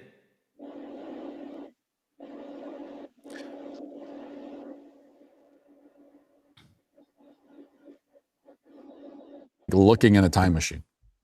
It's like someone coming from the past and showing you giving you a magic crystal or something from a movie where you can see what's happening in the past. And so you could do that. We have that right now. You can look into the past. Right. We can look into the past. We can look into the past and say that 1609, yeah, we're starving Marvins, bro. Yeah, we're eating each other. You didn't civilize nobody, man. You're not smarter than nobody. You're riding the coattail of some probably smarter people than you. And then all of a sudden you say like, well, you know, we're the best white people. Nah, fuck no, bro. Let me say something to you white people. In 1492, you had Negroes that came and enslaved everybody as well as you did. Negroes enslaved you. You had Negroes that had you as a slave, you fucking piece of shit. You understand what I'm saying? What's his name again? I don't give a fuck. What's his name? Very beard guy. What's his name? Very beard guy. Yeah, bearded white boy. You were enslaved by black men and black women back in the day. All through 1492. All through 1865. You were no fucking special.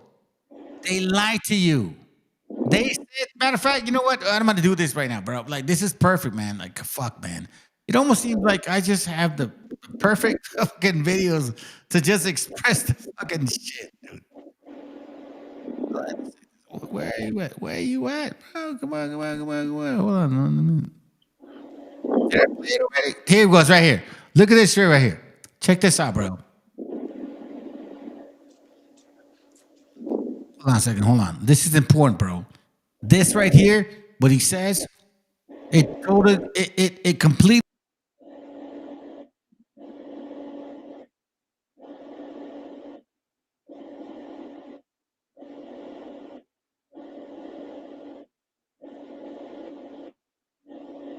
Ambassador's story, who accused me of ad hominem attacks. You are a government official.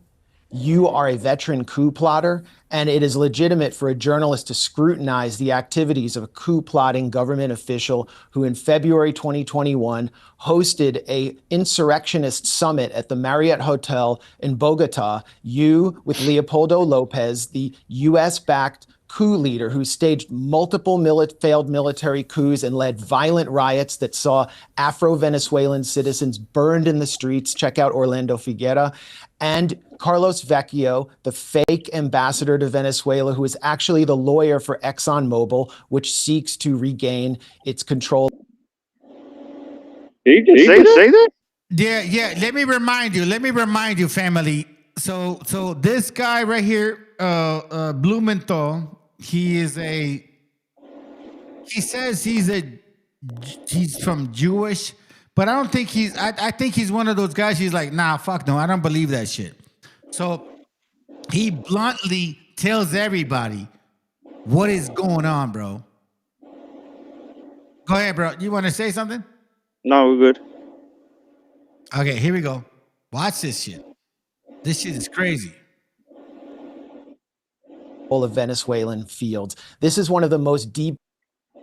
And just quickly to respond to virtual ambassador's story, who accused me of ad hominem attacks. You are a government official.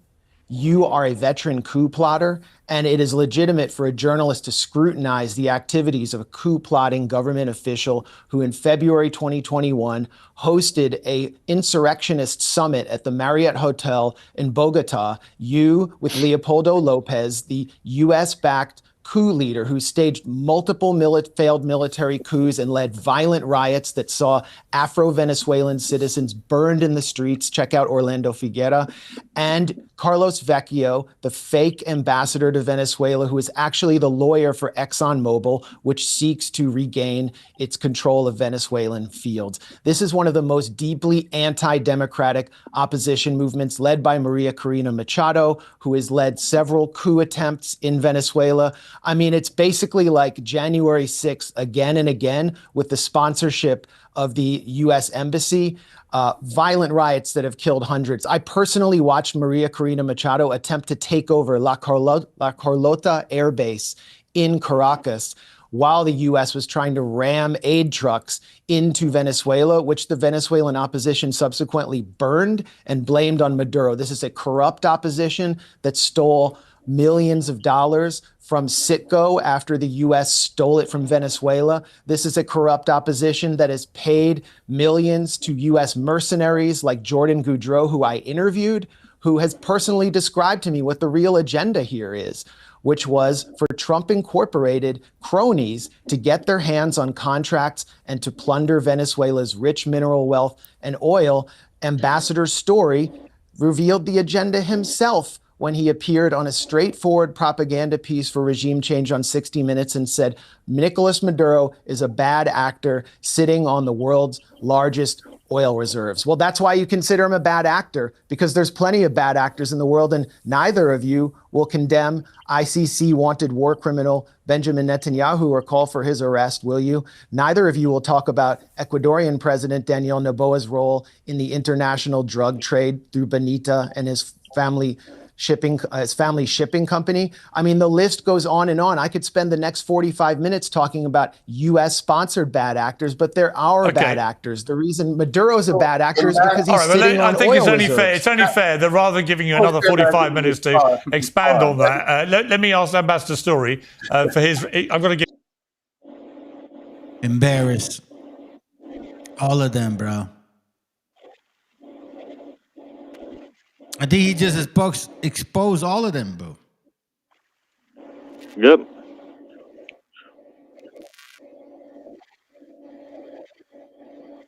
All right, so you want to add something to this or not? No, I'm good. So let me show you guys some shit here.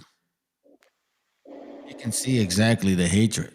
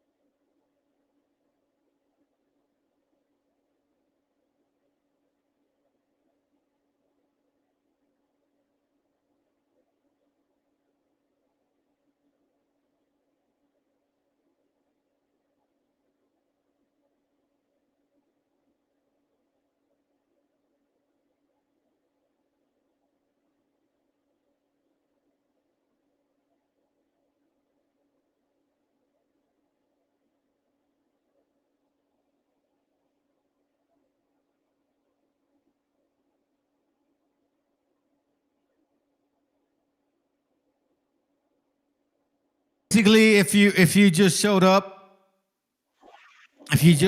sorry, my bad. I should have let it play. Hold on.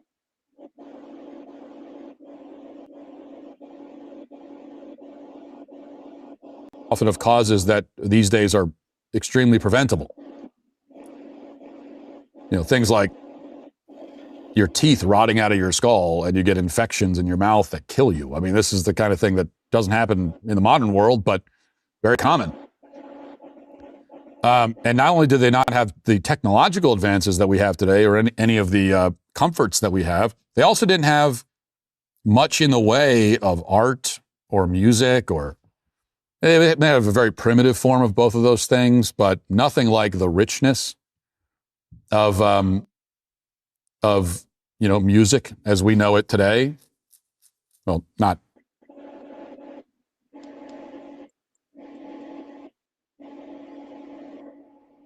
Hey, brother, do me a favor. Yeah. When I mute myself, please mute yourself. Mute yourself, okay? All right. There's a background to it. Did you hear what you just said? No. Okay. See, that's why you need to pay attention, bro. See, that's what I'm saying, man. Family needs to understand what the fuck they're saying, bro. These guys are fucking dissing you guys. Okay, so check it out. Look what he's saying, right? So watch this real quick.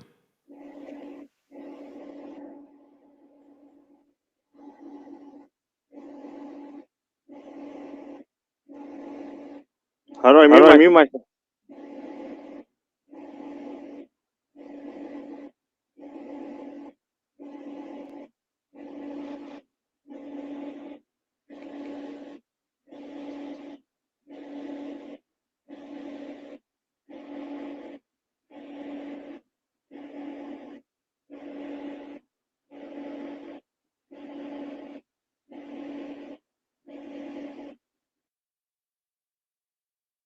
we have today or any of the comforts that we have. They also didn't have much in the way of art or music, or they may have a very primitive form of both of those things, but nothing like the richness of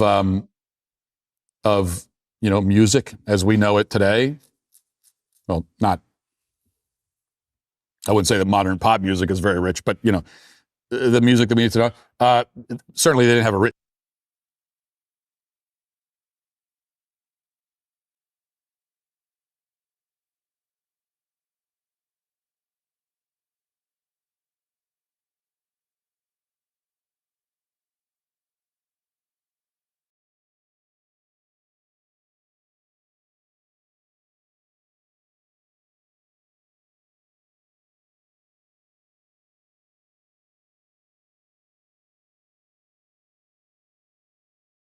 What the Bro, I was muted for a while, man. I was fucking muted for a while. What the fuck? Is this what it's leading to?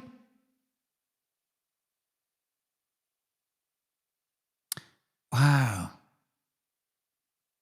I was muted for a fucking while, man. Okay. All right, so I see. So when we criticize Cracker Barrels and shit, all of a sudden, y'all want to mute us. Fuck you, you fucking little small-ass Cracker Barrels. We're going to continue, bro. Y'all are weak-ass bitches, bro. Let's show it. Let's show this little bitch. Art or music, or they may have a very primitive form of both of those things, but nothing like the richness of music as we know it today. Well, not. Y'all hear his furry ass shit in his fucking chin, bro. You know what that means? That means he doesn't wash his fucking beard, bro. He's dirty. He's a dirty fucking white boy. Like every typical white boy. Y'all don't even wash your asses, bro. Y'all hate to clean yourselves, bro. Bro, listen, you're dirty. I don't give a fuck about your... You dirty fucking bearded bastards. That's nasty, man. Gosh darn it. I wouldn't say that modern pop music is very rich, but the music that we need to know. Certainly, they didn't have a written language.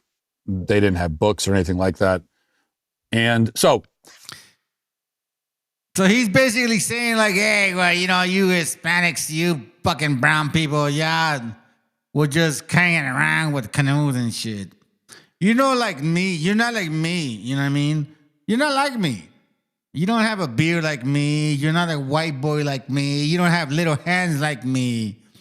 You don't have like one of those insecurities like me. You know what I'm saying? Like you're one of those fucking native foreigners and shit. You know what the saddest part is? That our gente hates it. Our gente hates for us to hate white people, bro. So what I say to you, gente, fuck you too. I don't give a fuck about you. All you gente that respects these fucking Cracker Barrels, bro, fuck you too. Fuck all you too. Y'all are nasty. You prove nothing. Matter of fact, you prove a point. You let me know that, you know what, since the beginning of time of my life, I should have always fucking gone against y'all. Look at this nasty bearded bastard shit. not a single person who's honest would look at the uncontacted tribe frozen in time and think, man, I'd love to live how they live. Man, it's too bad I'm not living like that. No one thinks that. I mean, I visited a primitive tribe, not uncontacted. This was the Maasai tribe in Canada. See what he's saying? And you stupid Mexicans are like, oh, well, he's probably right. You know what I mean? I wouldn't want to live like that. No, you fucking dumbasses. He never civilized you. And then he wants to say that he civilized you.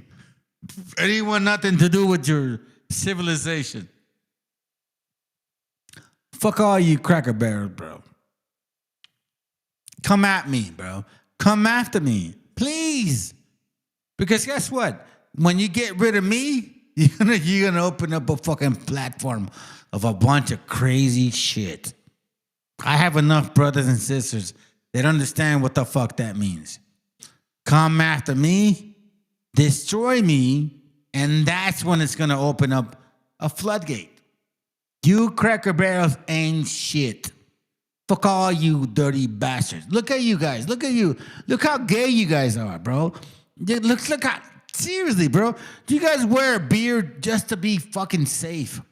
You don't wear a beard because you really feel it. You wear a beard because you're scared of the fact that you don't love women. You hate women. Matter of fact, you say that women are gay. Matter of fact, you say that having sex with women is gay, bro. You dirty bastards. Hold on, let me see what's going on. Kenya, who they have a lot of contact with the outside world, but they do live.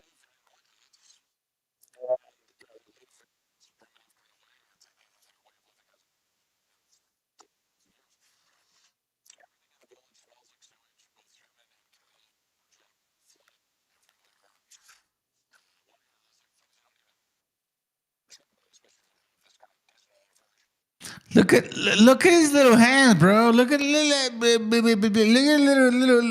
his little thumbs, bro. That's why they're mad, man. Bro, listen, I'm gonna say it to you. Matter of fact, you know what? I'm not gonna hold back. I'm gonna share with you right now. Because apparently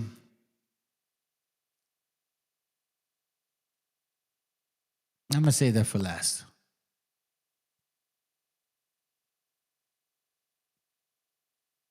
Hold on, family. I got you. I got you, bro. You're going to find out what the fuck they're doing to themselves. These guys are weirdo. Weirdo.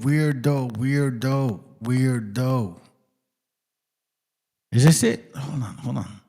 Matter of fact, let me let it play. I'm going to look for it. All right? So that means, what is it?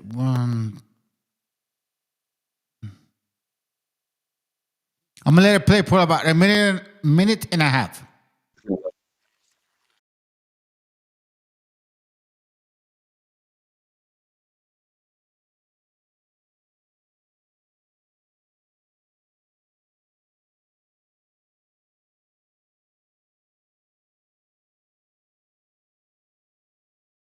Saying is like, if you live within our people, they're like just flies and just fucking horrible, and you fucking Mexicans and whatever you brown people are about, you guys are disgusting, bro. You guys are disgusting.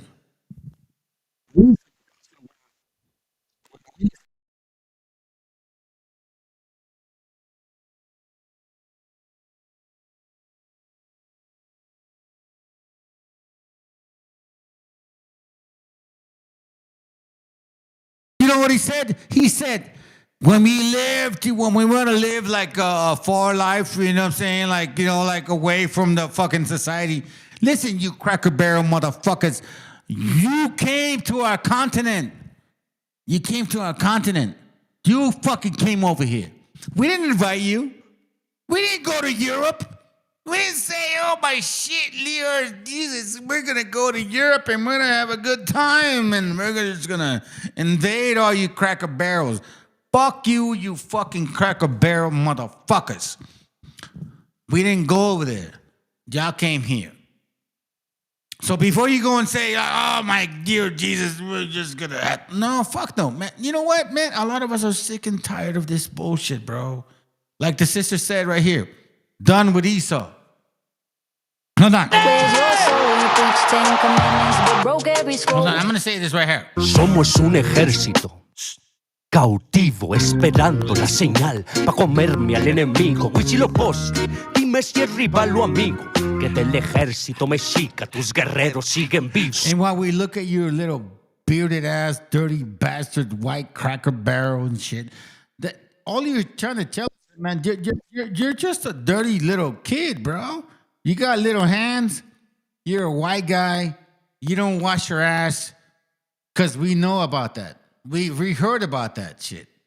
We heard about it, bro. Your white women don't even like your asses, bro.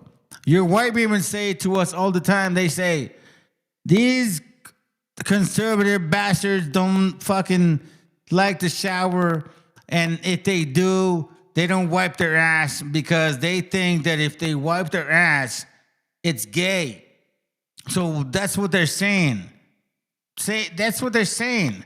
That you fucking cracker barrel bastards, conservative, nasty, fucking gay homosexuals in the closet, you don't clean your ass and you show up to their beds, right? You don't clean your ass because you think that if you wipe your, butthole in, you know what I mean? Like that makes you gay. Yeah, that's what you cracker barrels are, bro. That's who you guys are. And that's the sad part, man, because you, oh my God, this is dear Jesus. How come you women didn't know about this, about these cracker barrel white boys? These white boys don't love women. They just want to have power over women. They don't like women, bro. They like dudes. They like dudes, bro. Y'all love dudes, bro. You cracker barrels love dudes. You want to know how I know, bro? Because women tell us all the time. Because we fuck with them well, I don't do that no more. But I remember when I was young, they used to tell me like, man, white dudes, they don't like to wash their ass. Like they're like, ew, they're nasty and shit. It's like if you lay down with them and you wake up in the morning, there's like a bunch of shit in their sheets. I'm like, are you serious? Like, yeah, white boys like to do that. They're gay. They're gay in secret. They try to make it seem like, oh my God, like gay people are this, gay people. Nah, bro. That's why you have people like this guy right here. Like little people like him. Here, I'll show you, bro. He's like, this fucking piece of shit bastard. He aimed. Man, oh my God, this is disgusting, bro. Like, watch this real quick. Texas, where Liam and his father are being held right now, further fueling speculation that this isn't really about law enforcement, it's about politics. Columbia Heights school officials say their sense of security is shaken and their hearts shattered after 4 students from the district have been taken by ICE. The Columbia Heights school superintendent says 2 17-year-olds, one taken from his car on the way to school, the other taken after ICE agents busted in his apartment. The school district says just yesterday, 5-year-old Liam Ramos and his father were taken in the driveway of their home after leaving his classroom. They claim Liam was used as bait to knock on the door and asked to be let in.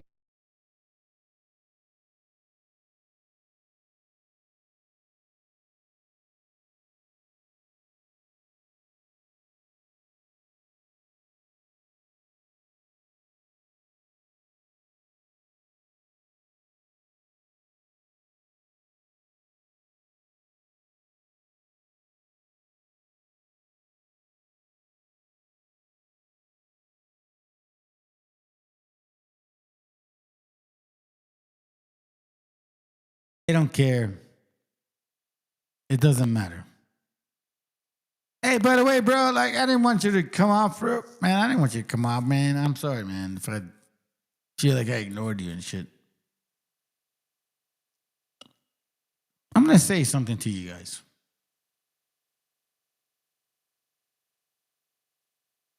I don't care about this guy.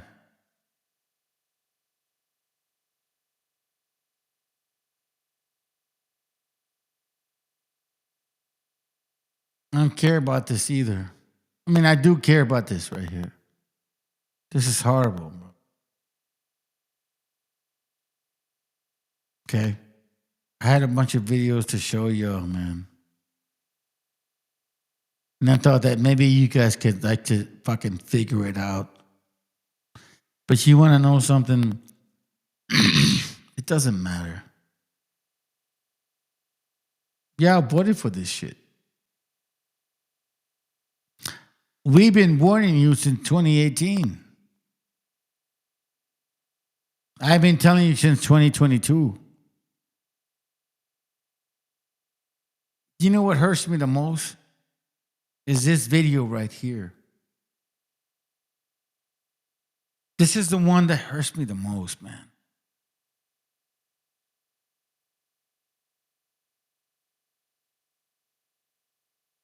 Like I said, man, I've been saying this shit for a while. I could show you a bunch of videos and shit. It doesn't matter, man. What matters right now, guess what? Is this right here.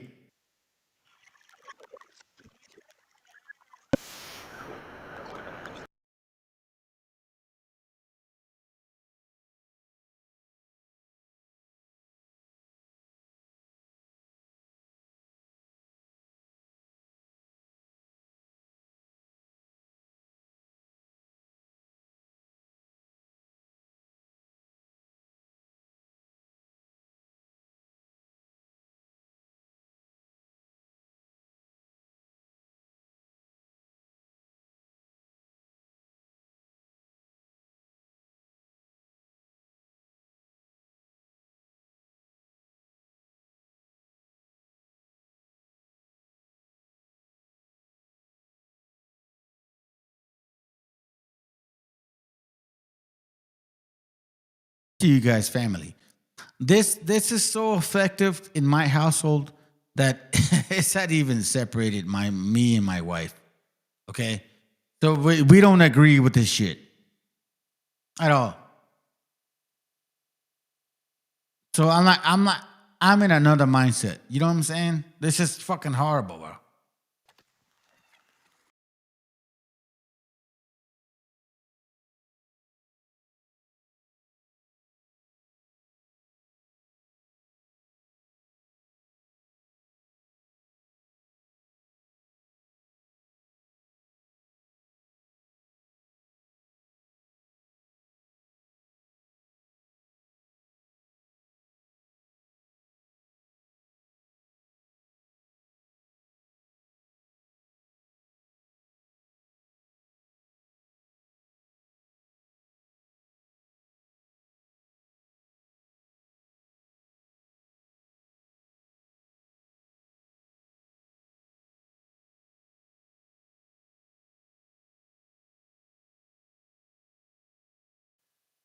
That's fucking crazy. Hey, good to have you here, sis. Hold on a second. Hey, what's up, sis? Good to have you here.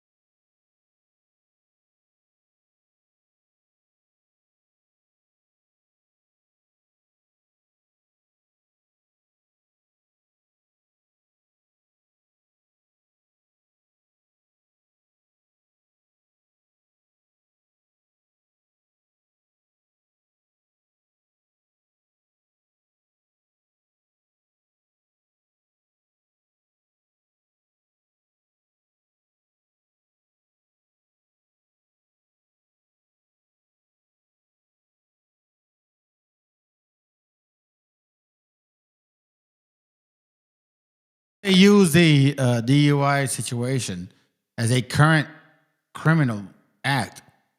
But if that was the case, that could have been like 10 fucking years ago. And that's what they do, these Cracker Barrels and shit. These people that fucking I'm sorry, what's his name? Oh, that's right. That what's his name? Enduring. That Enduring Cholo. The Enduring Cholo.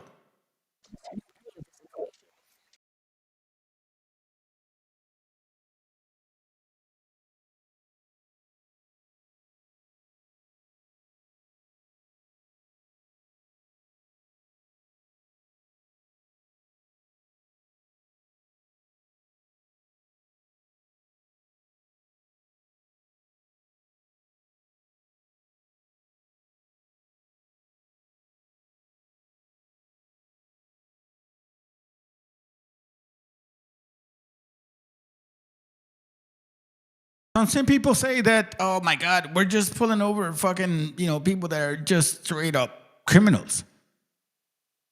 Brother says, look up Ricardo Aguilar. He's another American Cholo type. Oh, okay.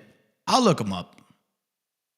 Like I say to them, bro, if you guys really are froggy, why don't we do like a non-hazardous situation and shit? Bring us to the table and we'll debate about what the fuck you guys are talking about. I don't think they're gonna ever invite me to that fucking table because I will smash all of these stupid ass fucking paisas. They're not even raza. That's the problem, bro.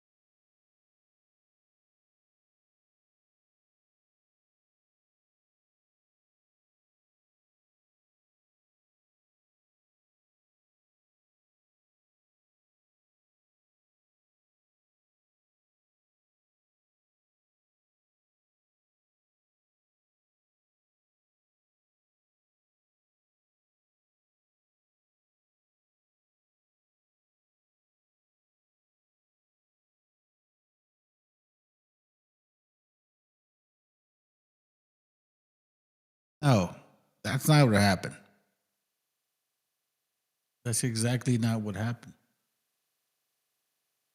What happened, I'll say it like this, family. Every minute or two or three or four or five or six or seven or eight, they're like, oh my God, how are you guys doing this to these people? Fuck no. They were progressing to this point. They wanted to get to the moment where they can treat you like shit. Obama didn't give a fuck about you Mexicans. Oh, you guys were surprised? Matter of fact, when you voted for Trump, Negros reminded you how you were wrong. Negros reminded you like, oh my God, I can't believe you voted for Trump. But yet when you voted for the Negro, he still deported a bunch of people like you. And these Negros, they didn't say shit about that, did they? Did they ever say anything about that shit? Did Black Lives Matter say anything about Mexicans being deported? That Negro deported 3 million people. Trump has not even deported that many people, and he's done it so fucking horrible. So imagine how nice Obama deported you, stupid Mexicans. Y'all think the Negroes are with your side? Y'all think the white boys are with you? I've been teaching you guys this channel for a long time, bro. You guys don't get it, do you? You don't get it. At least the ones that are trying to learn. Fuck no, you don't get it. I said that since 1492, Negroes had slaves. And they fought with the Confederacy to keep slaves in 1865. They're not your friends, my friends. Obama ain't your baby's mama. Do you understand that shit? Trump is just a full example of what they wanted to do to y'all since the get-go. And they use all these BHI channels and shit. All these examples are like, oh my God, we're the same people. Fuck no, bro. They reminded, hey, like, are Negroes getting deported? Hold on, let me ask you. Is there any Negroes getting deported? Nappy-headed motherfuckers, are they getting deported? They're like, oh my God, we're the woolly people. God loves us. Hold on, let me ask you. Is there any black folks getting deported?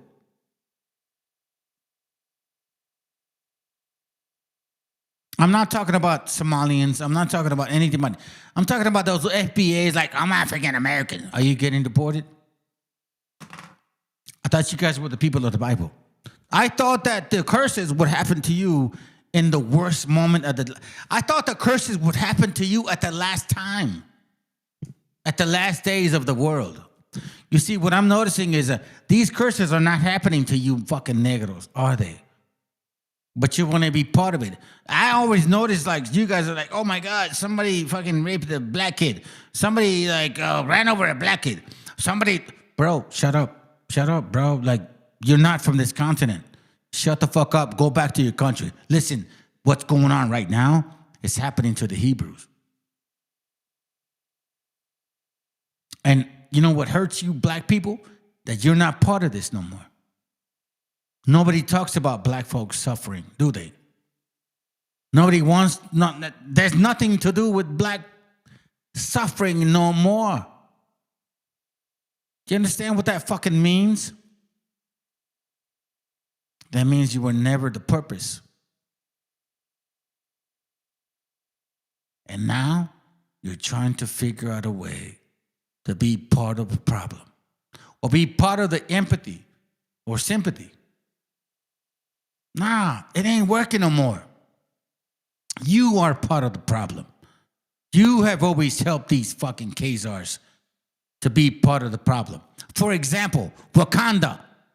Where is Wakanda from? Black folks? Is Wakanda from natives?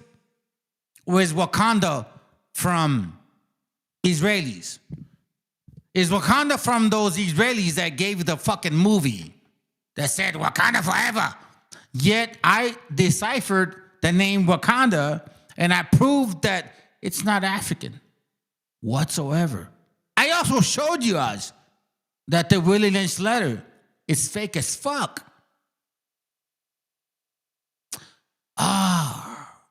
Now we need to question that fucking shit. Now it's time to step the fuck up. Why are they attacking us, family? Why are they attacking us if they're the people?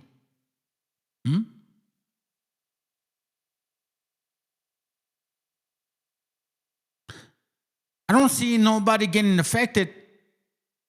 I don't see no Negroes fucking being bothered. I don't see no Negroes getting deported. I don't see no woolly hair being pulled away because they think they're Jesus. ISUPK, IUIC, GMS. Where the fuck are you? Where's your blackness getting deported? They don't give a fuck about you Negroes, bro. We're getting deported. We, people like him.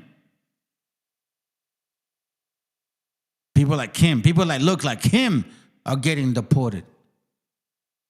His dad was being hit around, bro. You guys didn't see it? Oh, that's right. You see what I'm saying? Nappy motherfuckers don't give a fuck about you straight-haired people. Because they say that, well, you should be nappy. Because Jesus is going to make you nappy when he returns. Fuck all y'all, man. Y'all liars, bro. You just Canaanites talking shit.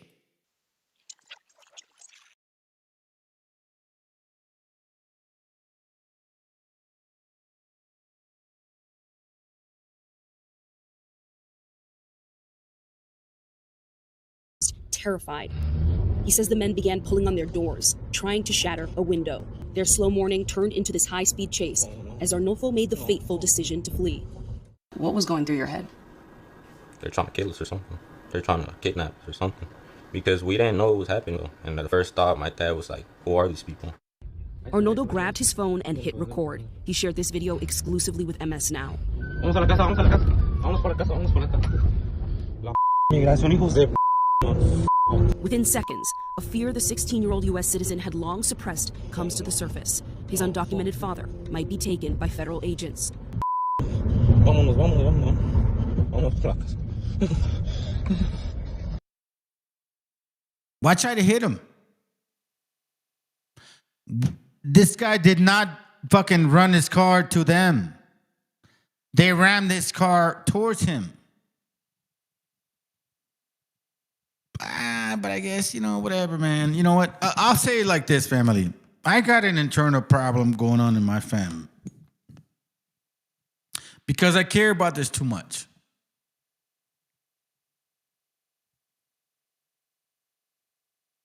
You know what I'm saying? I've had my channel since 2022, and I've been caring about my gente for a long time.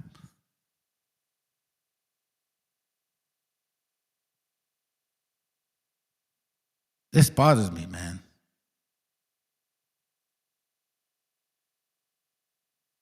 But apparently some people, well, I'm not going to get personal. But I'll say it like this.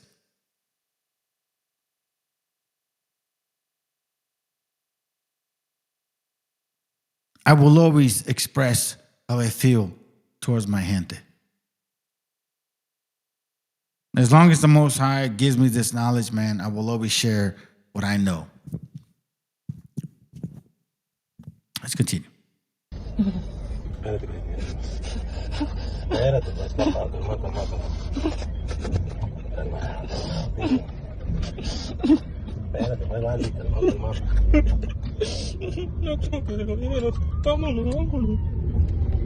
Vámonos, nos están siguiendo, pues. Nos están siguiendo, pues. Nos están siguiendo. Nos están siguiendo. No quiero que se lo lleven, pues. We didn't know what was happening. They were still chasing us, and that's when they started hitting our car trying to flip us. As Arnoldo continues to film, agents appear to ram into the Bazan's car at least 4 times.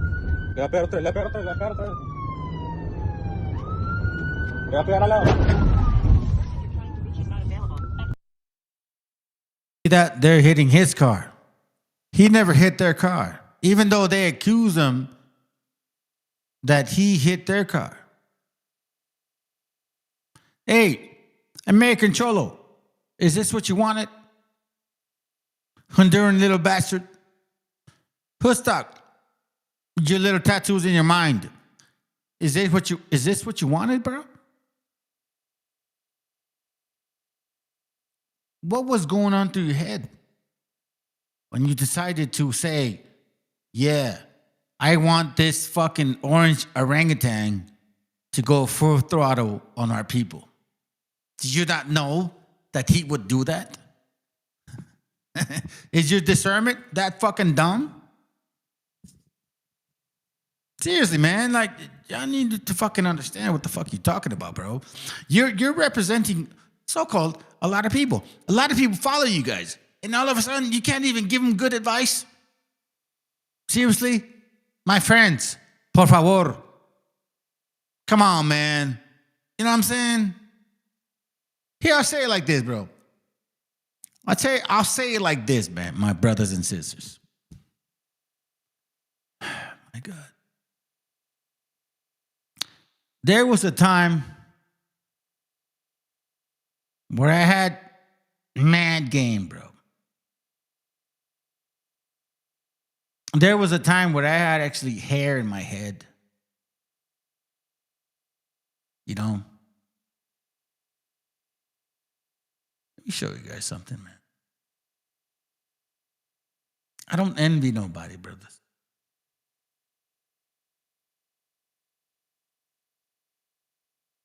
I don't envy nobody, brothers. When I was young, bro, that's me and that's my daughter. This was a time where I was actually almost gonna do a triathlon, okay?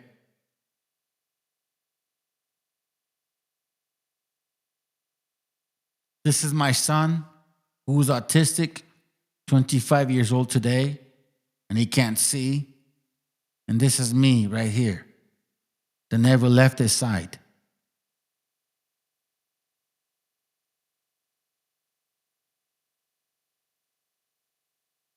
All you guys that talk about this, I don't know how you want to say it, man. Hold on, let me take this off. All you guys that talk about that stuff, bro, you don't even know what the meaning is of like having a family or having respect for your family, showing love for what they do, or having empathy or sympathy. It almost seems like you guys just totally forgot, man.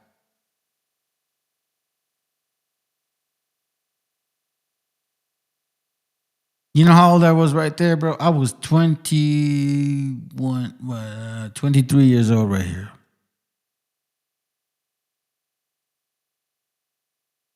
$35. And that's my beautiful daughter.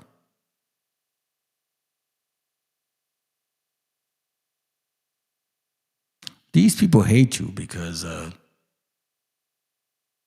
they think you're less. These people hate you because they think you're a piece of shit. These people hate you because they think you're savages. What's that video that I was showing? Hold on a second, fam.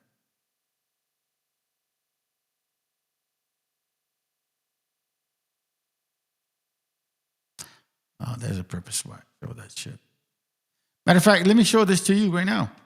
It makes perfect sense.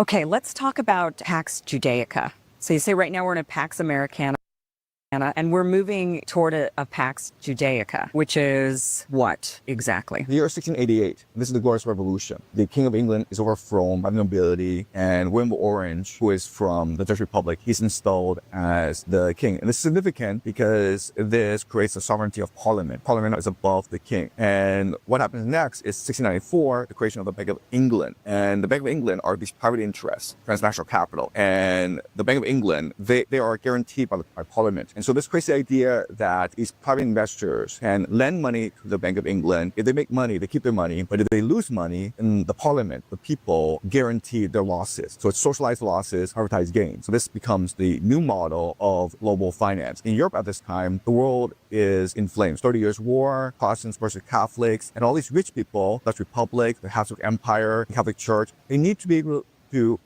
store their wealth in a more safe place as the world burns. And the safest place at this time is of course England, because it's being protected by the Royal Navy. All this capital shifts over to England and it's stored in the Bank of England, and this allows for the creation of the British Empire. Britain, with the Bank of England, they're able to finance 7 wars against Napoleon until Napoleon is finally defeated, and then England becomes the most dominant nation in the world. This creates Pax Britannica. And then, after World War I, World War II, this creates Pax Americana, and then you have the creation of the Federal Reserve. But now that America is burning, where do you go now? You go to Israel. Why? Because...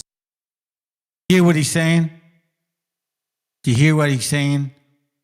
Pax Americana, Pax Judaica. Now they're trying to transform this whole society over to them. It's not going to happen, but I'm just saying, like, this is what they are planning to do.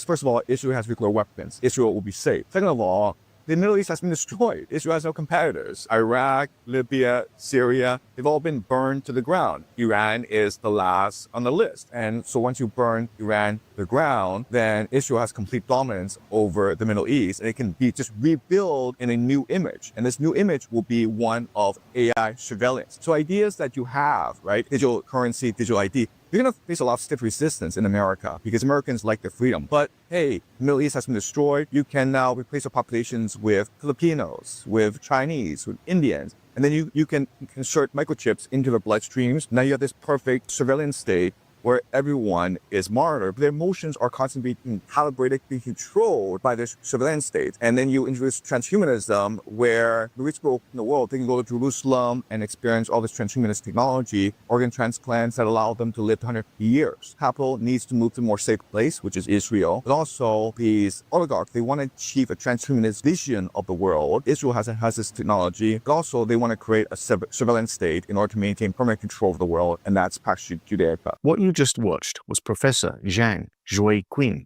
laying out a theory about how global power relocates when an old order begins to collapse. In this video, I'm going to use that framework to explain why it is a mistake to think about power purely in terms of one president versus another or one country versus another. While the masses focus on Trump, slogans like America First, or even in Africa, focusing on countries and presidents formed and shaped by Western colonialism, a much bigger game is being played. That game depends on our distraction, allowing systems of dominance to advance while we argue over personalities, flags, and symbols.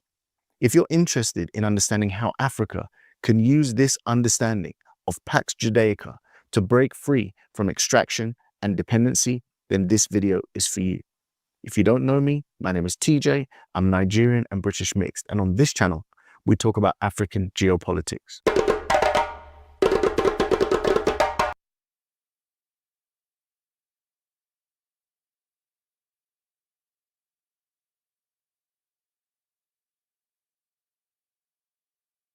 For a moment, let me show you guys this right here, because this is important, bro. We're going to go to this. Okay, let me take care of this. Oh, this is crazy. Look at this right here. This is how hateful they are towards you. Like I said, they hate Palestinians as much as they hate Mexicans, okay? They hate Palestinians as much as they hate Mexicans.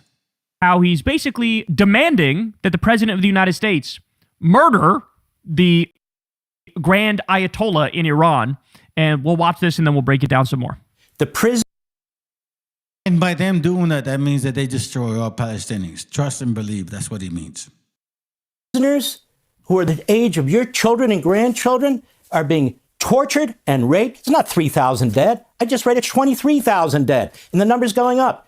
You can't see there. You can't hear there. Maybe they're not hanging people, but they have bullets. This is the same guy who said, there is no genocide happening in Gaza. There are no innocent people dying in Gaza. That's all made up. That's all blood libel. That's all slander. That's not true. There is no genocide in Gaza. There aren't innocent people being killed there. And now here, think of all the innocent people. There's so many innocent people. Can you fucking stop? Can you fucking stop? Literally nobody, even your top allies, Mark Levin, don't believe that you give a shit about any Iranians, innocent or not. Everybody knows you don't care. Ain't fucking true, by the way. Of course you don't care. Oh, what about the innocent lives? Innocent lives? You were just cheerleading the U.S. regime shooting a 37-year-old soccer mom in the face. These people. You just said that this guy Khomeini has ordered the assassination of our president. They've tried to assassinate our president. That is such a lie. By the way, this is how they tried to rope Trump in to do the full regime changes. Of the United States. Since when do we tolerate that from any 7th century barbarian primitive? Not today, not yesterday, and we shouldn't take it tomorrow. 7th century barbarian primitive. Tell us how you really feel. You know what's so funny, bro? Like, I think you said, like, look up Ricardo Aguilar, another American Cholo type. This guy right here, bro. This guy this guy right here. This guy, he's a very good debater, and that's not even the point. He knows his history, and I'm not saying that. Look. I don't agree with everything that he's talking about, but it's like, bro, you cannot live off society and think that it's gonna always fucking propel. People get tired. You see what I'm saying? You can't live always off society. People get tired. That means oppression. The only way that you can live off society is by oppression. There's no other way.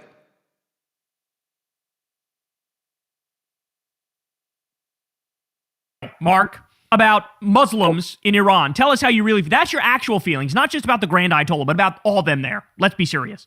Let's be serious. You want to talk about a 7th century barbarian primitive? Let's talk about fucking Netanyahu. Let's talk about your illegal settlers. It's very true. What the fuck how come nobody's arresting Netanyahu?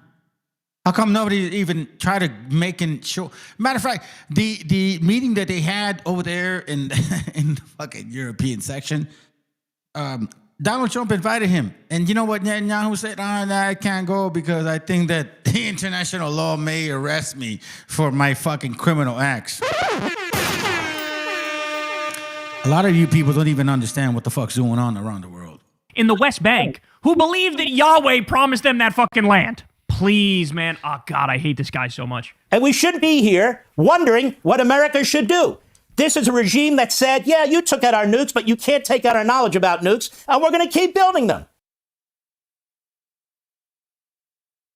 Well, this is one of those guys that funds that city that we just watched, where they just live off of you.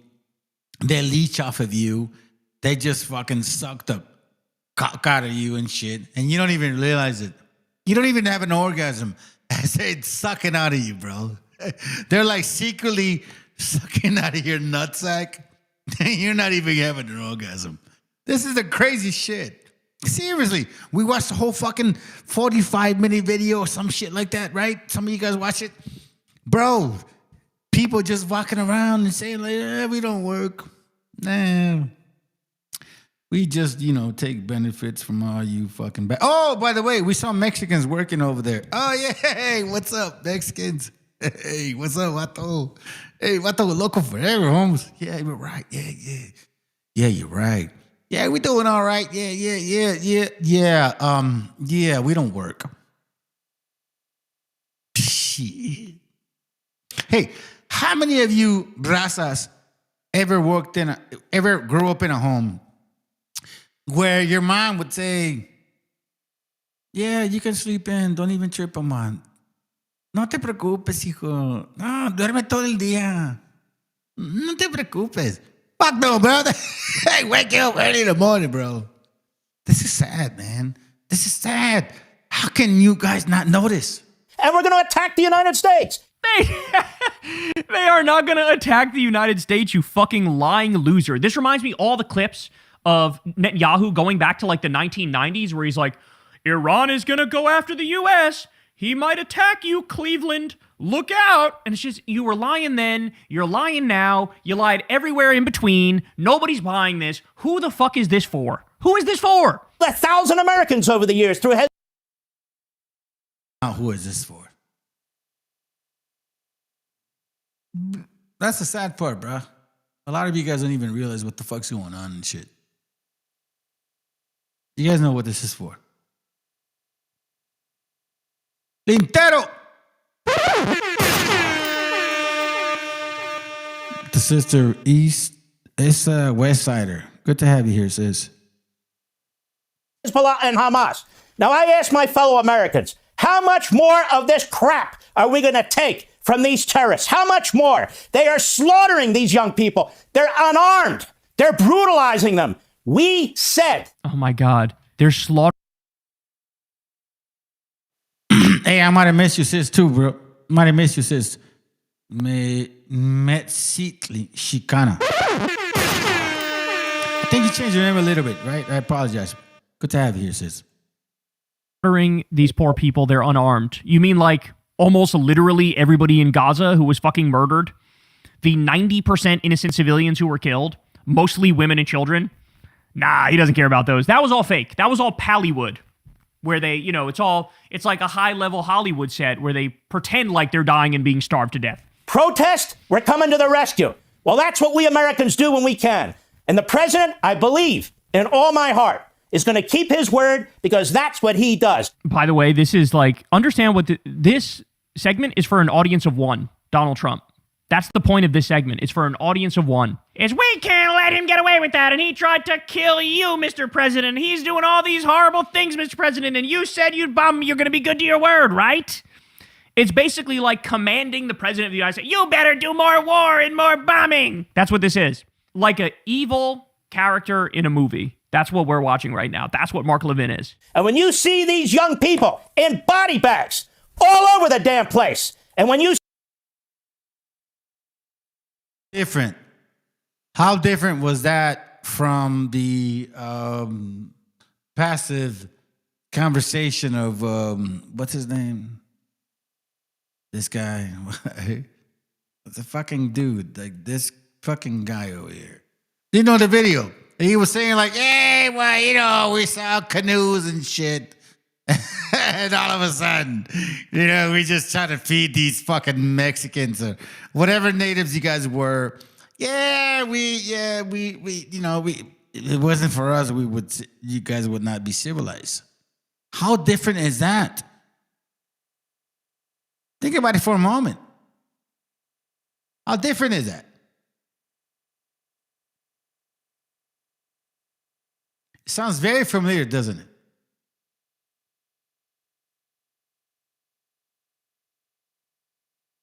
You see these young people staring into the sky. This rings so fucking hollow since he was one of the biggest cheerleaders for the absolute annihilation and destruction of Gaza. Gaza is like literally all rubble now. They bombed all the hospitals and all the schools and the UN buildings. They shot children in the face. They bombed tent cities with refugees. They literally murdered hundreds of people. And then the IDF came out and said, well, there was one Hamas guy, so we had to do it. This is what they said. Mexicans are next, bro. Seriously. You guys think that you're going to get away from that shit. No, you're not going to get away from that shit. Here's the sad part about what I've been trying to tell you. You don't listen. That's the sad part. Man, come on. Sisters, brothers, come on. Sisters, especially you sisters. Like, yeah, you're beautiful women. I think you would... Look, I have two beautiful daughters, and I really educate them, and they're very smart. And I'm like trying to say, like, damn, can you women tell your man to fucking get it right? I'm giving you the steel man of what they say. That's basically what I'm fucking saying. He had nothing to say. In fact, he fucking supported all of it. He had his pom-poms out and everything, and here he is like, the innocent civilians that I care so much about. Jesus Christ, man. Staring into the sky. Dead. And when these young people are in these prisons saying, my God, where's my mother and my father? Can somebody help me? The insanity of this fucking Israeli bald ass, God knows what the fuck he is, where he comes from, Polish, German. He ain't no fucking Hebrew, that's for sure. But look what he says. Oh, hold on. Let me slow down. That's right. You guys don't believe it. You guys think that these guys are the real Jews of the Bible. You fucking Mexicans are the dumbest ass people I ever dealt with, bro. Please wake the fuck up. I mean, please. I'm not trying to be rude to you, bro. But please, Raza, please remind me that we are special. Can I please?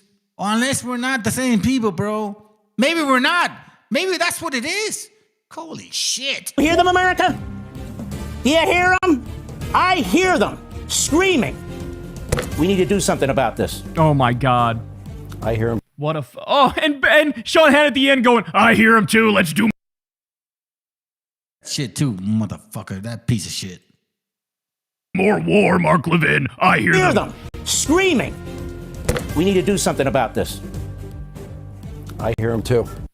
I'm sorry, man, but this country, I'm sorry. It's just, we're never going to be like we were in the lead up to the war in Iraq, where there were 2 straight years of Bush-Cheney propaganda of Saddam's going to attack us, Saddam helped Osama bin Laden do 9/11, Saddam has weapons of mass destruction, he's going to attack us, he's going to attack us, he's going to attack us. And everybody kind of believed, okay, I guess so, we just got attacked on 9/11. It could be, I believe them, right? And so most of this country want to go to war with Iraq. Ever since then, and people learn, oh shit, the government just lies flagrantly about the most insane things like war and life and death. This country hasn't been the same since then. Now we don't trust you, we don't believe you at all about anything, ever. We just don't believe you. And so now you have the same, this is just like Bill O'Reilly did it back in the day, just like Sean Hannity did it back in the day. More war, we need more war. War's great, we love war, it's gotta save people, war. I'm sorry. Even a lot of the Fox News audience is gonna see this and go, hey fam, it's 2:23 in the morning. I kind of want to know what the fuck you guys are, what your opinion is. Hit the link, show up, let me know what you think. Because I don't know, man. I mean, I think that at this point, we need to start questioning exactly what we're listening to.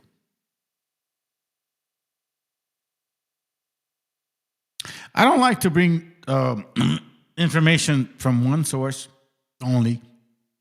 I always like to give you guys a very distinctive perspective of other people. And I think that this is probably a good example of what the fuck, where are we at? I'll give you an example. Of where we're at. Watch this.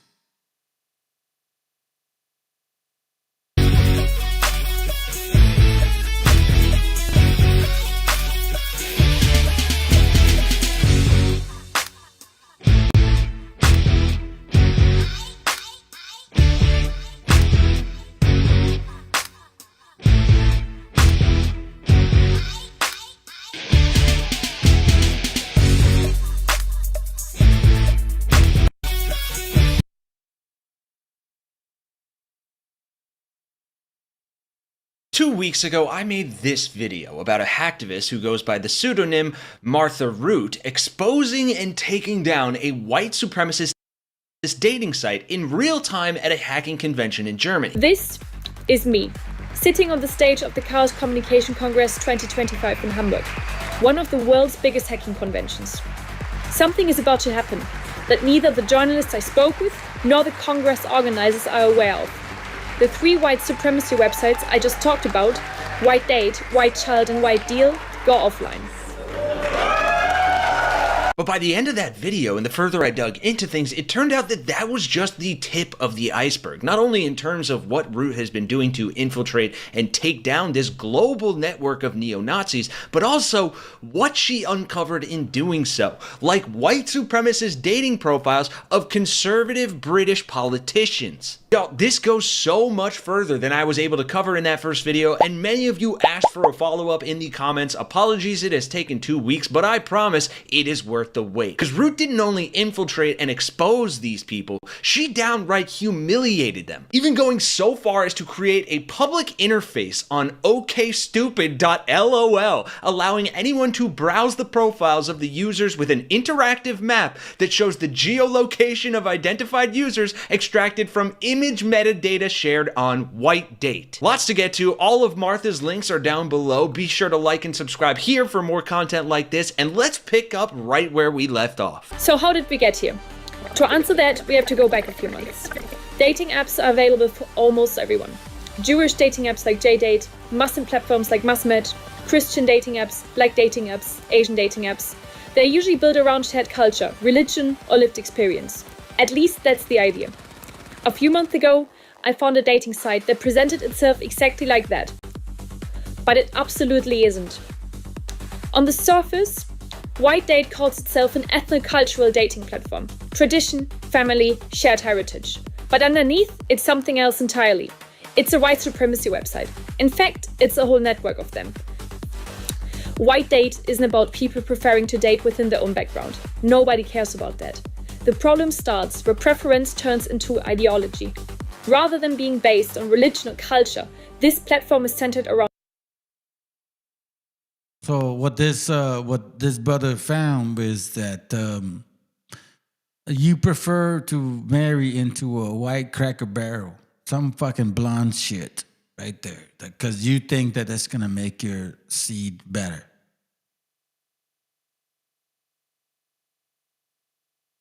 Right.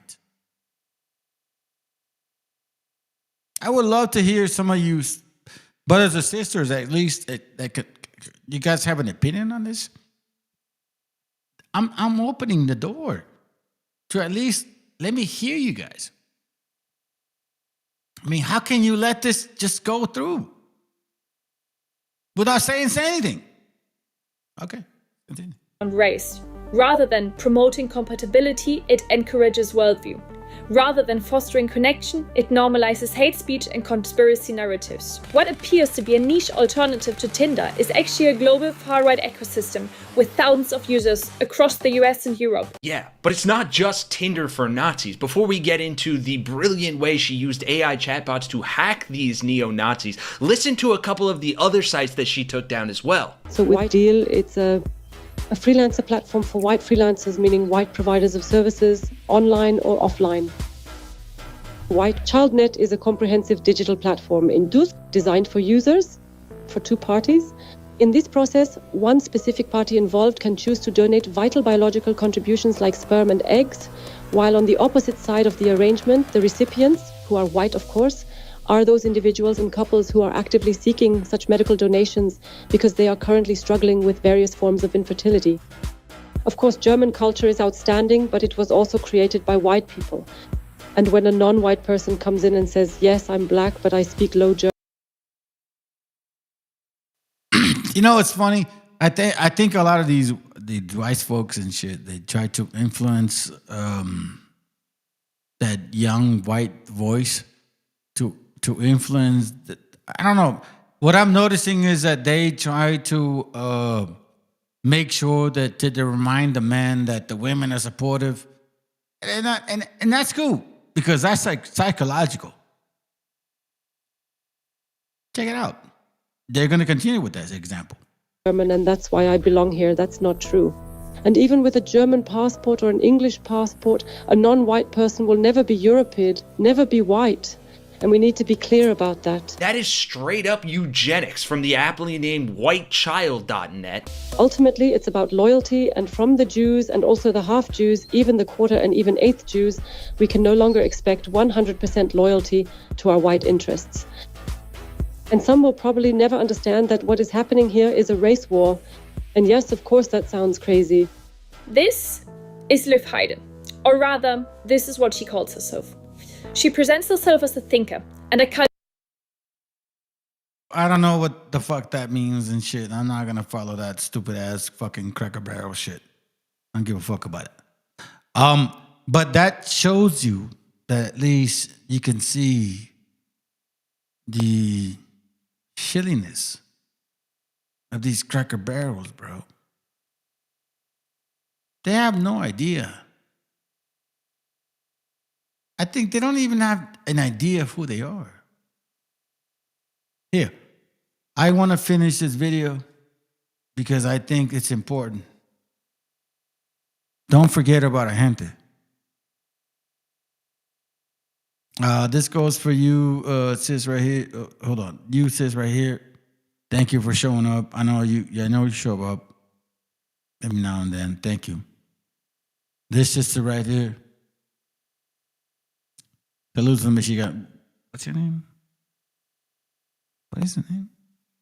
It's West Sider.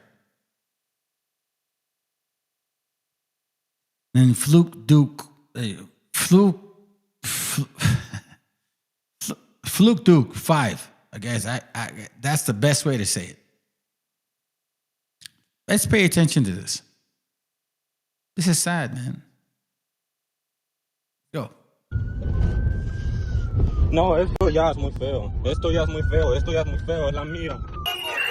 What the Bazans encountered was an emboldened immigration enforcement machine, utterly transformed by President Donald Trump's unprecedented goal to deport 1 million people a year. Thousands of federal agents are descending on American cities and towns, and there's an escalating pattern, from a fatal shooting in Minneapolis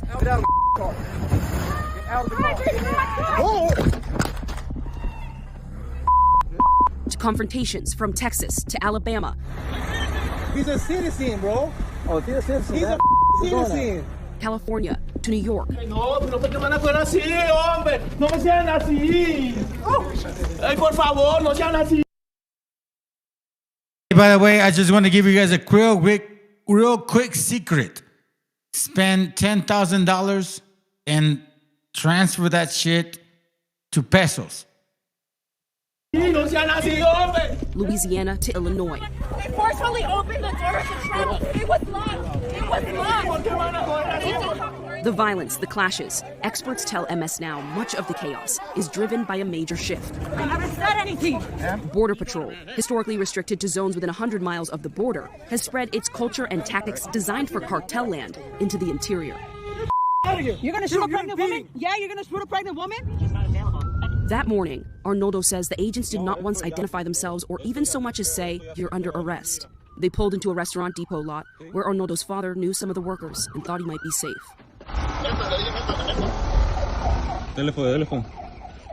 Arnoldo followed behind. Hey, no, hell no. Get away from my dad, bro. We ran into the restaurant. My dad got out the car first. I stayed in the car. And then when my dad ran inside, I saw like 3 men like fully like started kicking him down, punching him down. Get away from my dad, bro. Get away from my dad, bro. Get away from my dad, bro. And I was like not gonna like just let that happen because you know like they're punching, they're like treating him bad. I'm pretty sure everybody would react to the same way if they saw their dad getting beat down. Get the off me, bro. Get the off me. Get the on the ground. My heart kind of broke in that moment. When I saw him like screaming for help, my heart broke. And I tried my hardest to stay cool, but my emotions got to me. Did he say anything to you in that moment? Was he trying to communicate with you? He was telling me, back away, it's fine, I'll be okay. But seeing how they were like, when they dropped him, that's when I was like, I'm not just gonna let this happen. Homeland Security Assistant Secretary Tricia McLaughlin told MS Now that allegations that federal officers assaulted Arnolfo and Arnoldo are false. She described Arnolfo Bazan Carrillo as a criminal illegal alien and cited a 2015 misdemeanor for driving while intoxicated. She did not respond to MS Now's question. Yo, listen. We arrested that guy because he was an alcoholic. And he was driving drunk. And that's why we had the right to treat him like shit.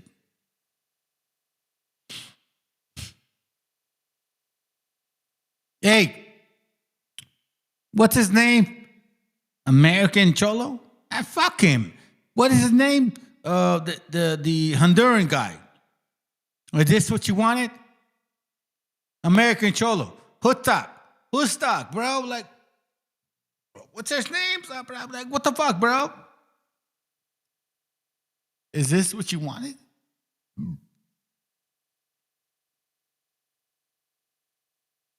Do you think your tattoos out of your head are gonna get away from the fact that when it's time to fucking pay the piper, you know, I'm saying, like, it's gonna be all right?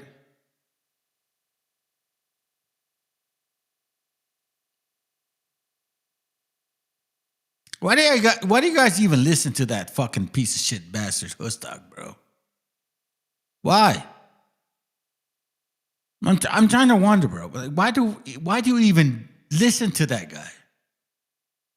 This is what he wanted. He wanted to have your raza suffer. He didn't care about you. He didn't care about him. Nah, bro.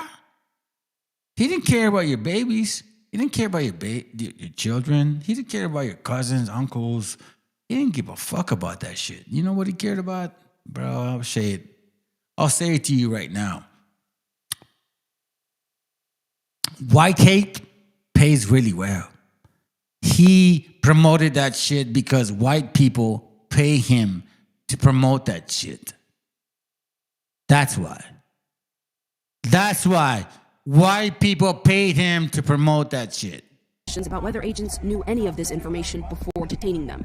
She added that Arnolfo, you know, if I'm wrong, bro, look at his documents in his fucking bank accounts. quote, recklessly rammed his car into a federal law enforcement vehicle, endangering the lives of everyone in the local community, including his sons. We informed DHS that we obtained a video showing it was actually the agents who struck the Bazan's vehicle and not the other way around. McLaughlin claimed that Arnoldo struck an agent with his elbow. When we asked for evidence of this, she did not respond. Get away from my dad, bro. Get away from my dad, bro. Arnoldo screamed and swore but says he did not touch the agents. MS Now has reviewed 3 videos taken by bystanders, showing agents drag the 16-year-old to the ground, ripped his clothes, pressed a knee into his back, and held him in a chokehold. When was the first time? Where is ISUPK? Where is IUIC? Where the fuck are you BHIs trying to defend our people, bro? Hey, Yakasha, where the fuck are you at now, bro? Since you were so cocky and shit, talking shit about me now. All of a sudden now, you disappeared and you have nothing to say to them?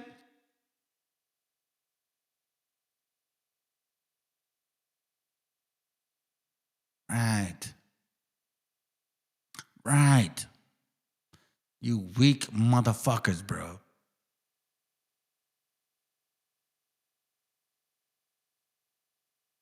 Now you can say, oh, well, I just didn't know. I just didn't know? Really? Man. Time that you tried to tell them I'm a citizen. When I was on the ground, and I was in a headlock, and then he told me, you're done. I was like, I'm underage. I'm a U.S. citizen. And he choked me more, so I guess I couldn't speak. What kinds of things did you hear them say to you and your father? A bunch of racist stuff.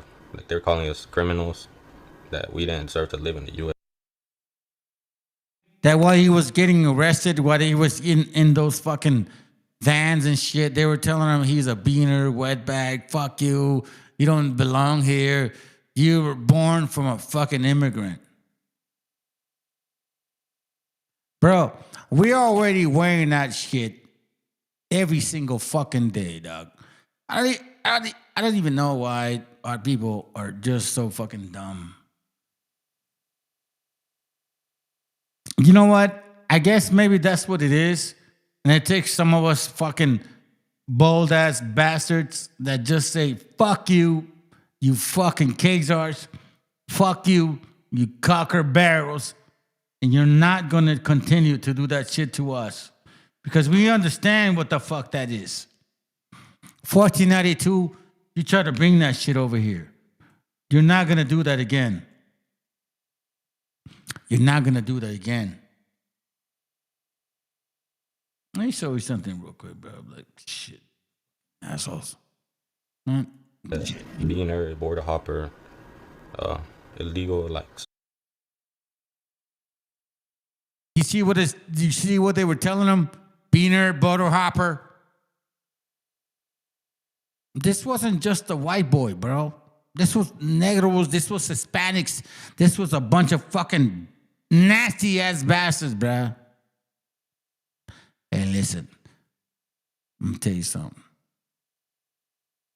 I'm gonna get a chance at you.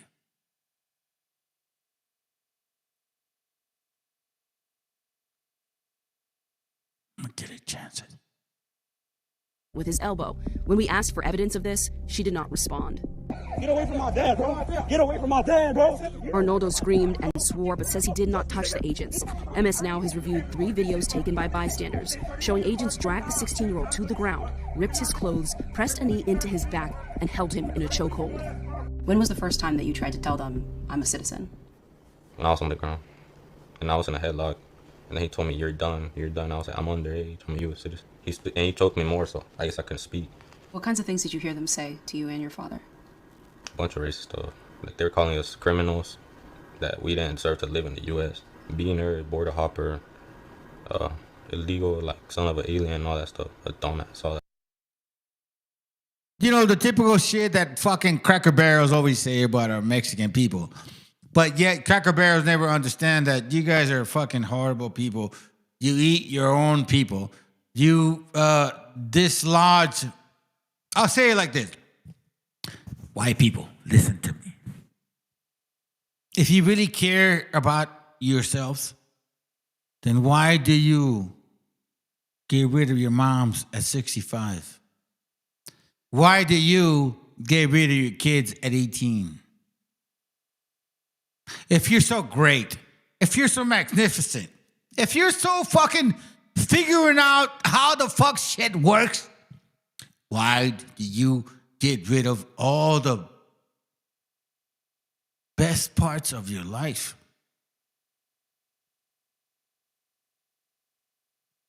Think about that for a moment. Think about that for a moment, family. When they came over here, they said like, oh my God, we have to fucking have the renovation of our people. Yeah. You know what? I'm gonna say it like this right now. Newton. What's his name? What's that other Ashkenazi little fucking faggot? What's his name? The one that did 2 NC square. You see, those guys did not know about mathematics until they got here to this continent. Let me say it again. Eisenhower, or whatever the fuck his fucking brainiac way was, whatever his fucked up hair was, he did not know about science until he got here. That's one thing that our people don't even understand. I think it's time for us to fucking express our fucking ways, bro. Eisenhower, what the fuck? Einstein? Einstein didn't know shit. Einstein didn't know shit. Let me remind you, you cracker bears, bro. Einstein didn't know shit. You know what Einstein knew? That he was a gay dude. And all he figured out was like 2 + 2 was right. Do you want to know how I know? Because one of our people figured that shit out. See, this whole time, fam, these cracker barrels been lying to you. They always try to say to you, like, oh my God, we're the greatest people in the world. No, fuck no, bro. They've been lying to you, bro. I'll share with you. Very simple. Let's go. For hours, they say agents detained them handcuffed in the back of a car, trying to verify their identities. Arnoldo struggled to picture life without his dad. That's my best friend. Agents drove Arnoldo and Arnulfo to their family home. Only Arnoldo was released. His sister Maria recalls stepping outside, shocked to see her brother. I saw him, and his shirt was like, shredded. And my mind in that moment just went blank. And I remember that I started screaming, but it wasn't like me. It was like something inside of me. And I remember I did ask them, I'm like, why do you guys do this? Why? He's a kid. He's a kid. I just remember that I just fell to the ground, like fear broke down. I couldn't really hold it. Like I just fell down to the ground. I started crying. Were you able to say bye to your father? I gave him one last hug, but he kind of broke me. He couldn't hug me back. John Sandweg led ICE under President Barack Obama, an administration criticized for deporting the most people in history, but he says he's never seen behavior like. You hear what did you guys hear what the fuck just happened? I'm gonna slow it down.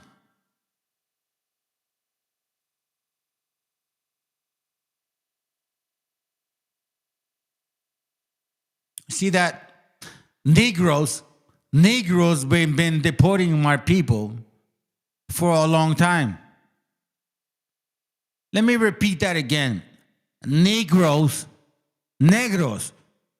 conquistadors, since 1492, okay, have been deporting our people for a long time.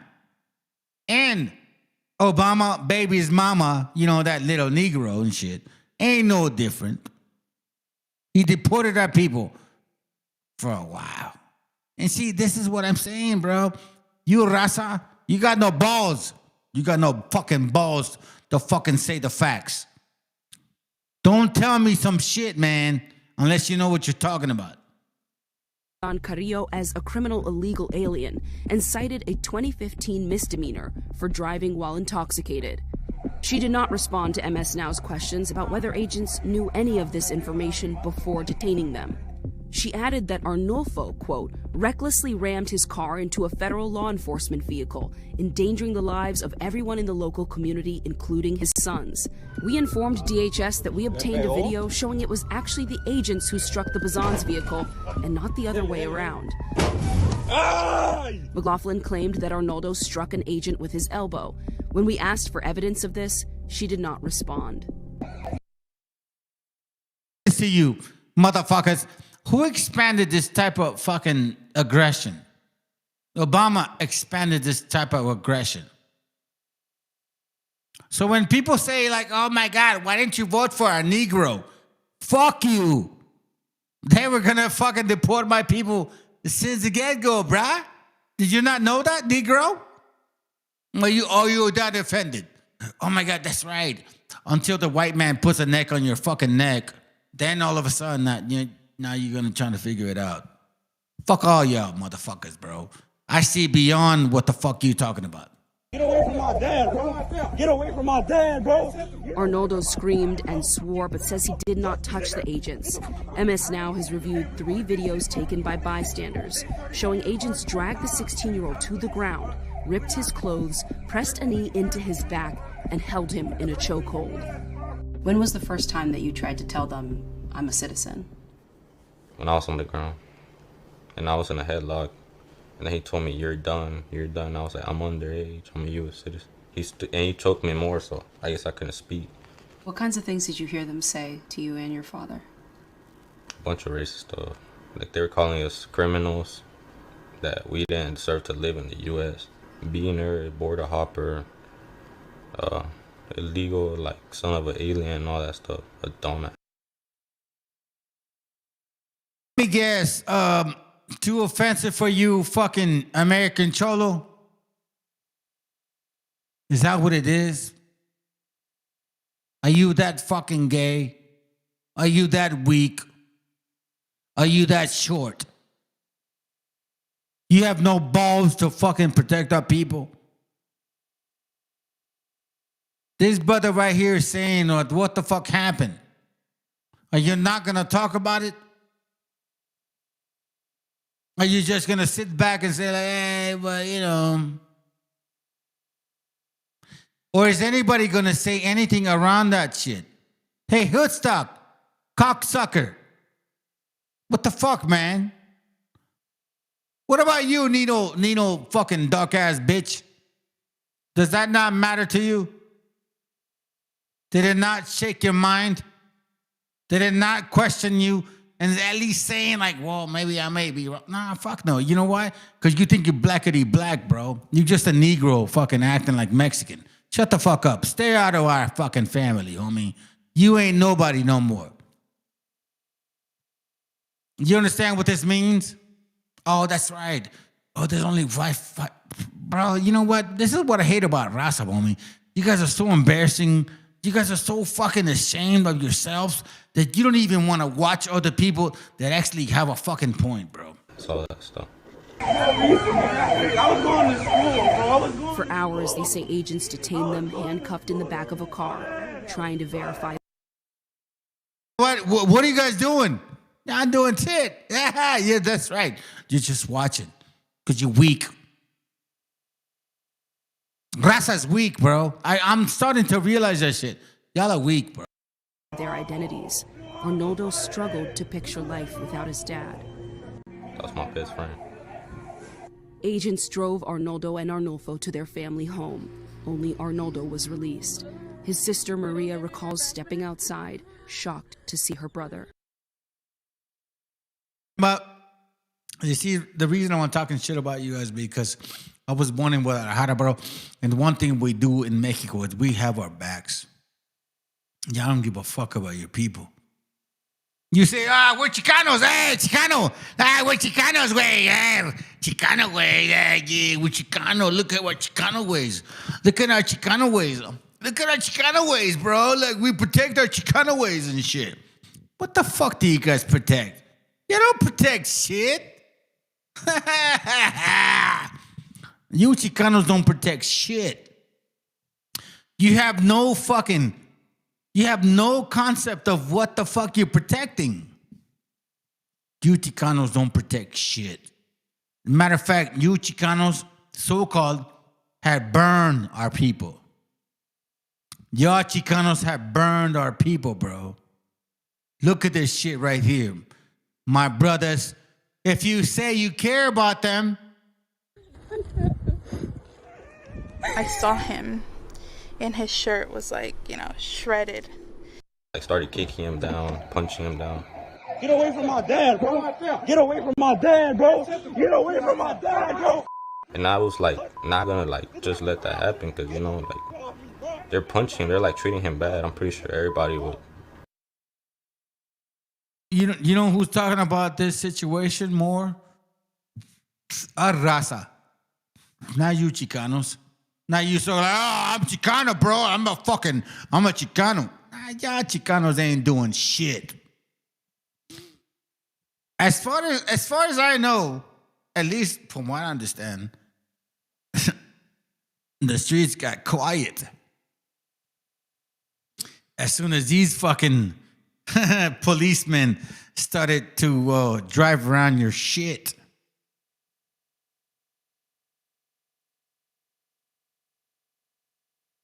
Don't say that shit no more. Don't say that shit no more, bro.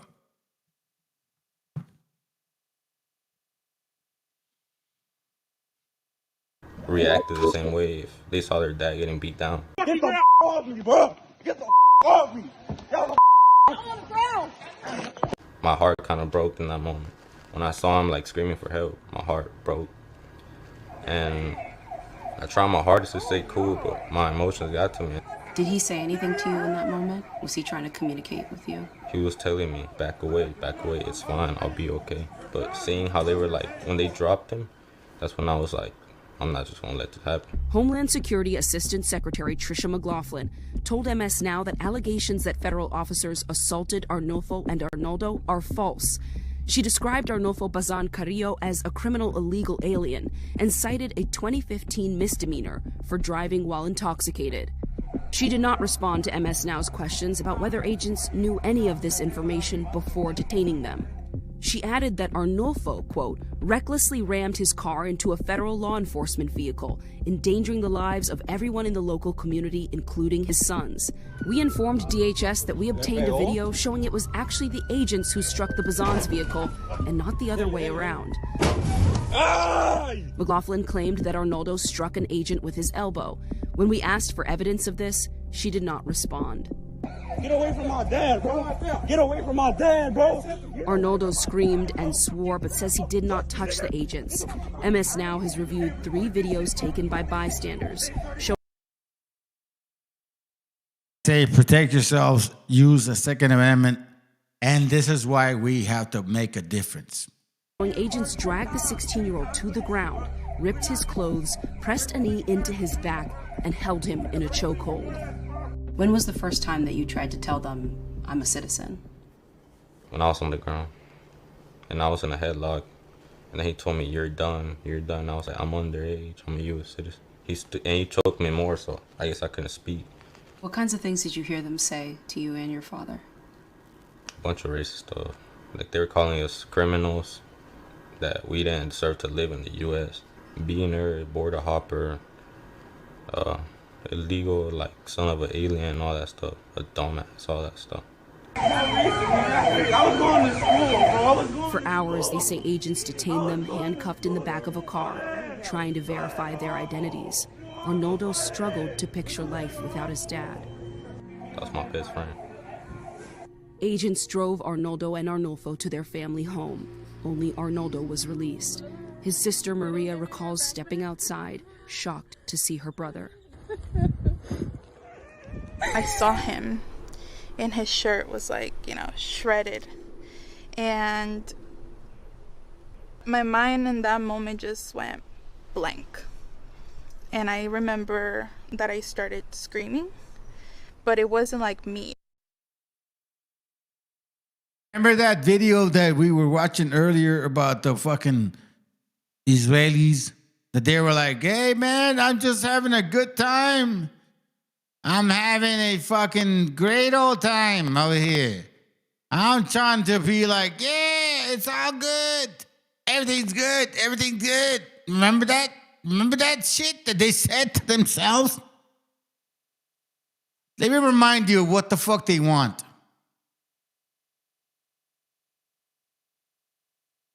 I just want to say this real quick, man, because you know what? You can't stop, man. Everyone quotes George Orwell. Politicians, news anchors, your friends on Twitter, they all claim 1984 is a warning about the other side.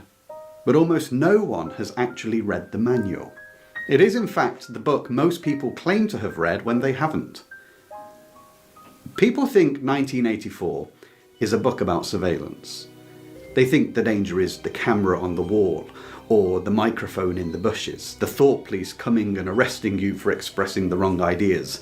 Big Brother is watching you. They're wrong. Whilst those things are the visceral terrors which capture our attention, the real threat in 1984 is much more dangerous and subtle. Orwell didn't fear the cameras. He feared linguistic atrophy.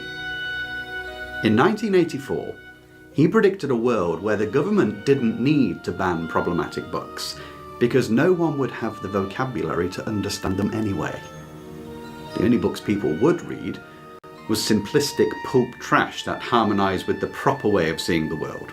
Books with such basic vocabulary and easy plots that would cater to a world incapable of thinking anything original.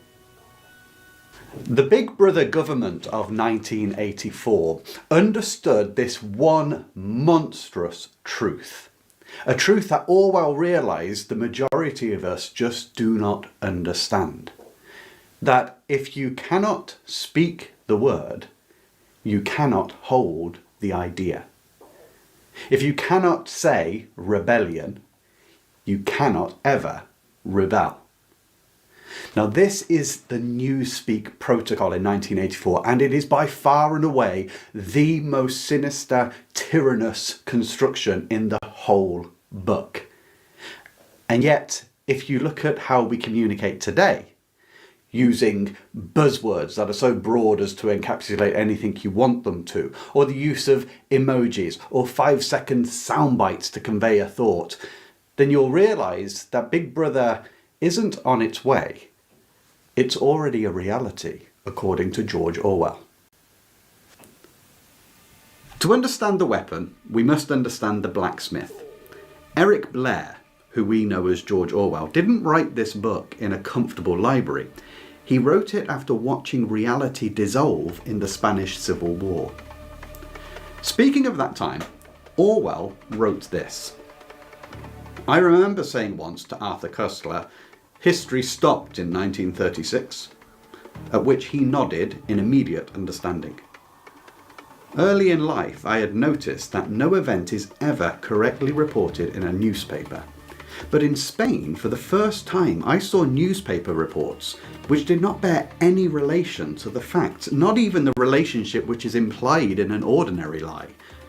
I saw great battles reported where there had been no fighting, and complete silence where hundreds of men had been killed. I saw troops who had fought bravely denounce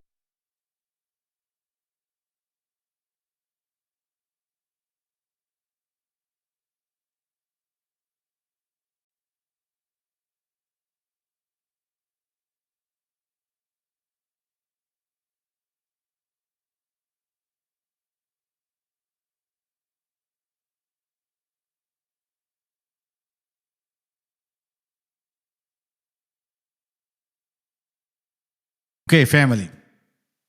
I think that I'm very going to have to shut this shit down.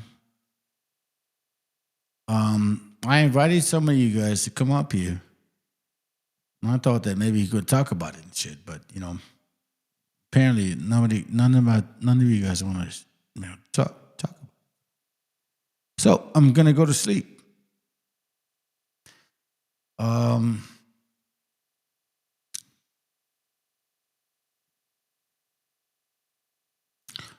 Let me say good night to, in case you're watching, what's up, while we're being revealed? Good night, brother. In case you're seeing. You were here earlier. Isaiah chapter 58 and verse 1. Cry aloud. Wait, hold on. Slow down, brother. Shit. Hey, all right. Hey, good. Good to have you, sis. Good to have you, sis, too.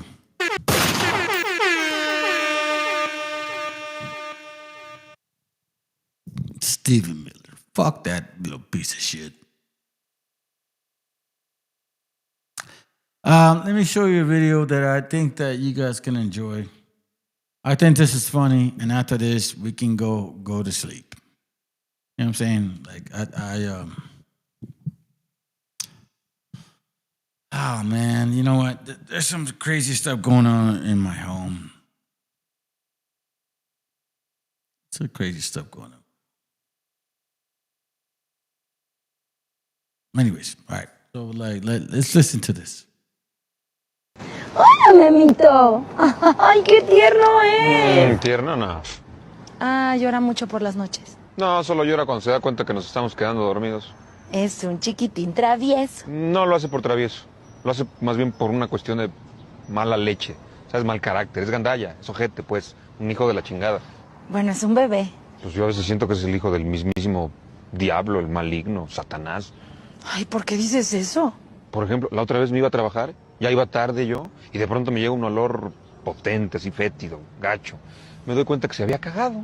El cabrón se había cagado, ¿no? Ahí voy muy amablemente a cambiarle el pañal, abro esa madre, y en vez de darme las gracias, me mea encima todo. Bueno, es un bebé, no sabe de esas cosas. Ah, sí, igualito que su mamá, ¿no? Solapándole todo. Sí, por eso se hace de esas mañas. La otra vez me guacareó encima.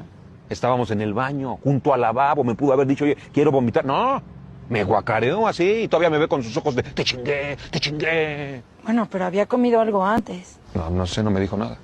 ¿Cómo no te dijo? Pues no me dijo. Ah, porque esa es otra. Mamón. Salió mamón el cabroncito. No me dirige la palabra desde que salimos del hospital. Soy su papá y ni siquiera buenos días, buenas tardes, algo, nada.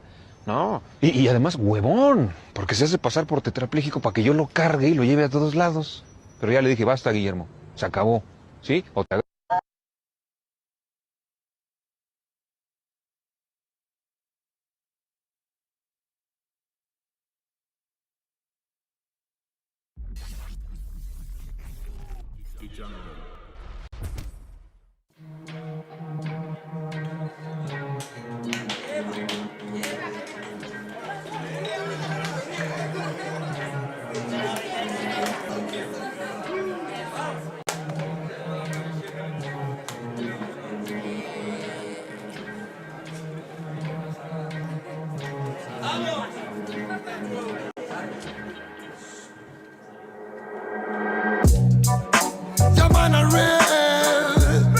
This is the cipher dream.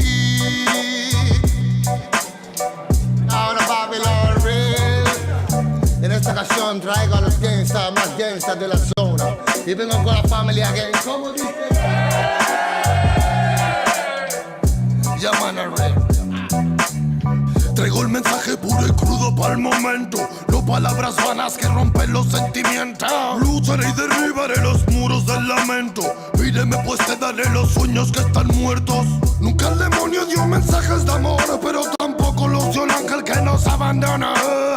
Quizás miremos diferente el reloj, pero tu cielo es el infierno donde el amor murió. Political violence, criminals, physical redemption hasta que acabe el baile. Typical style, musical fraile. Mucha es la promesa en la que se han llevado el aire. Love and love and love. Siente verdad como doy mi corazón. No more, no more, no more. It's a reggae cipher.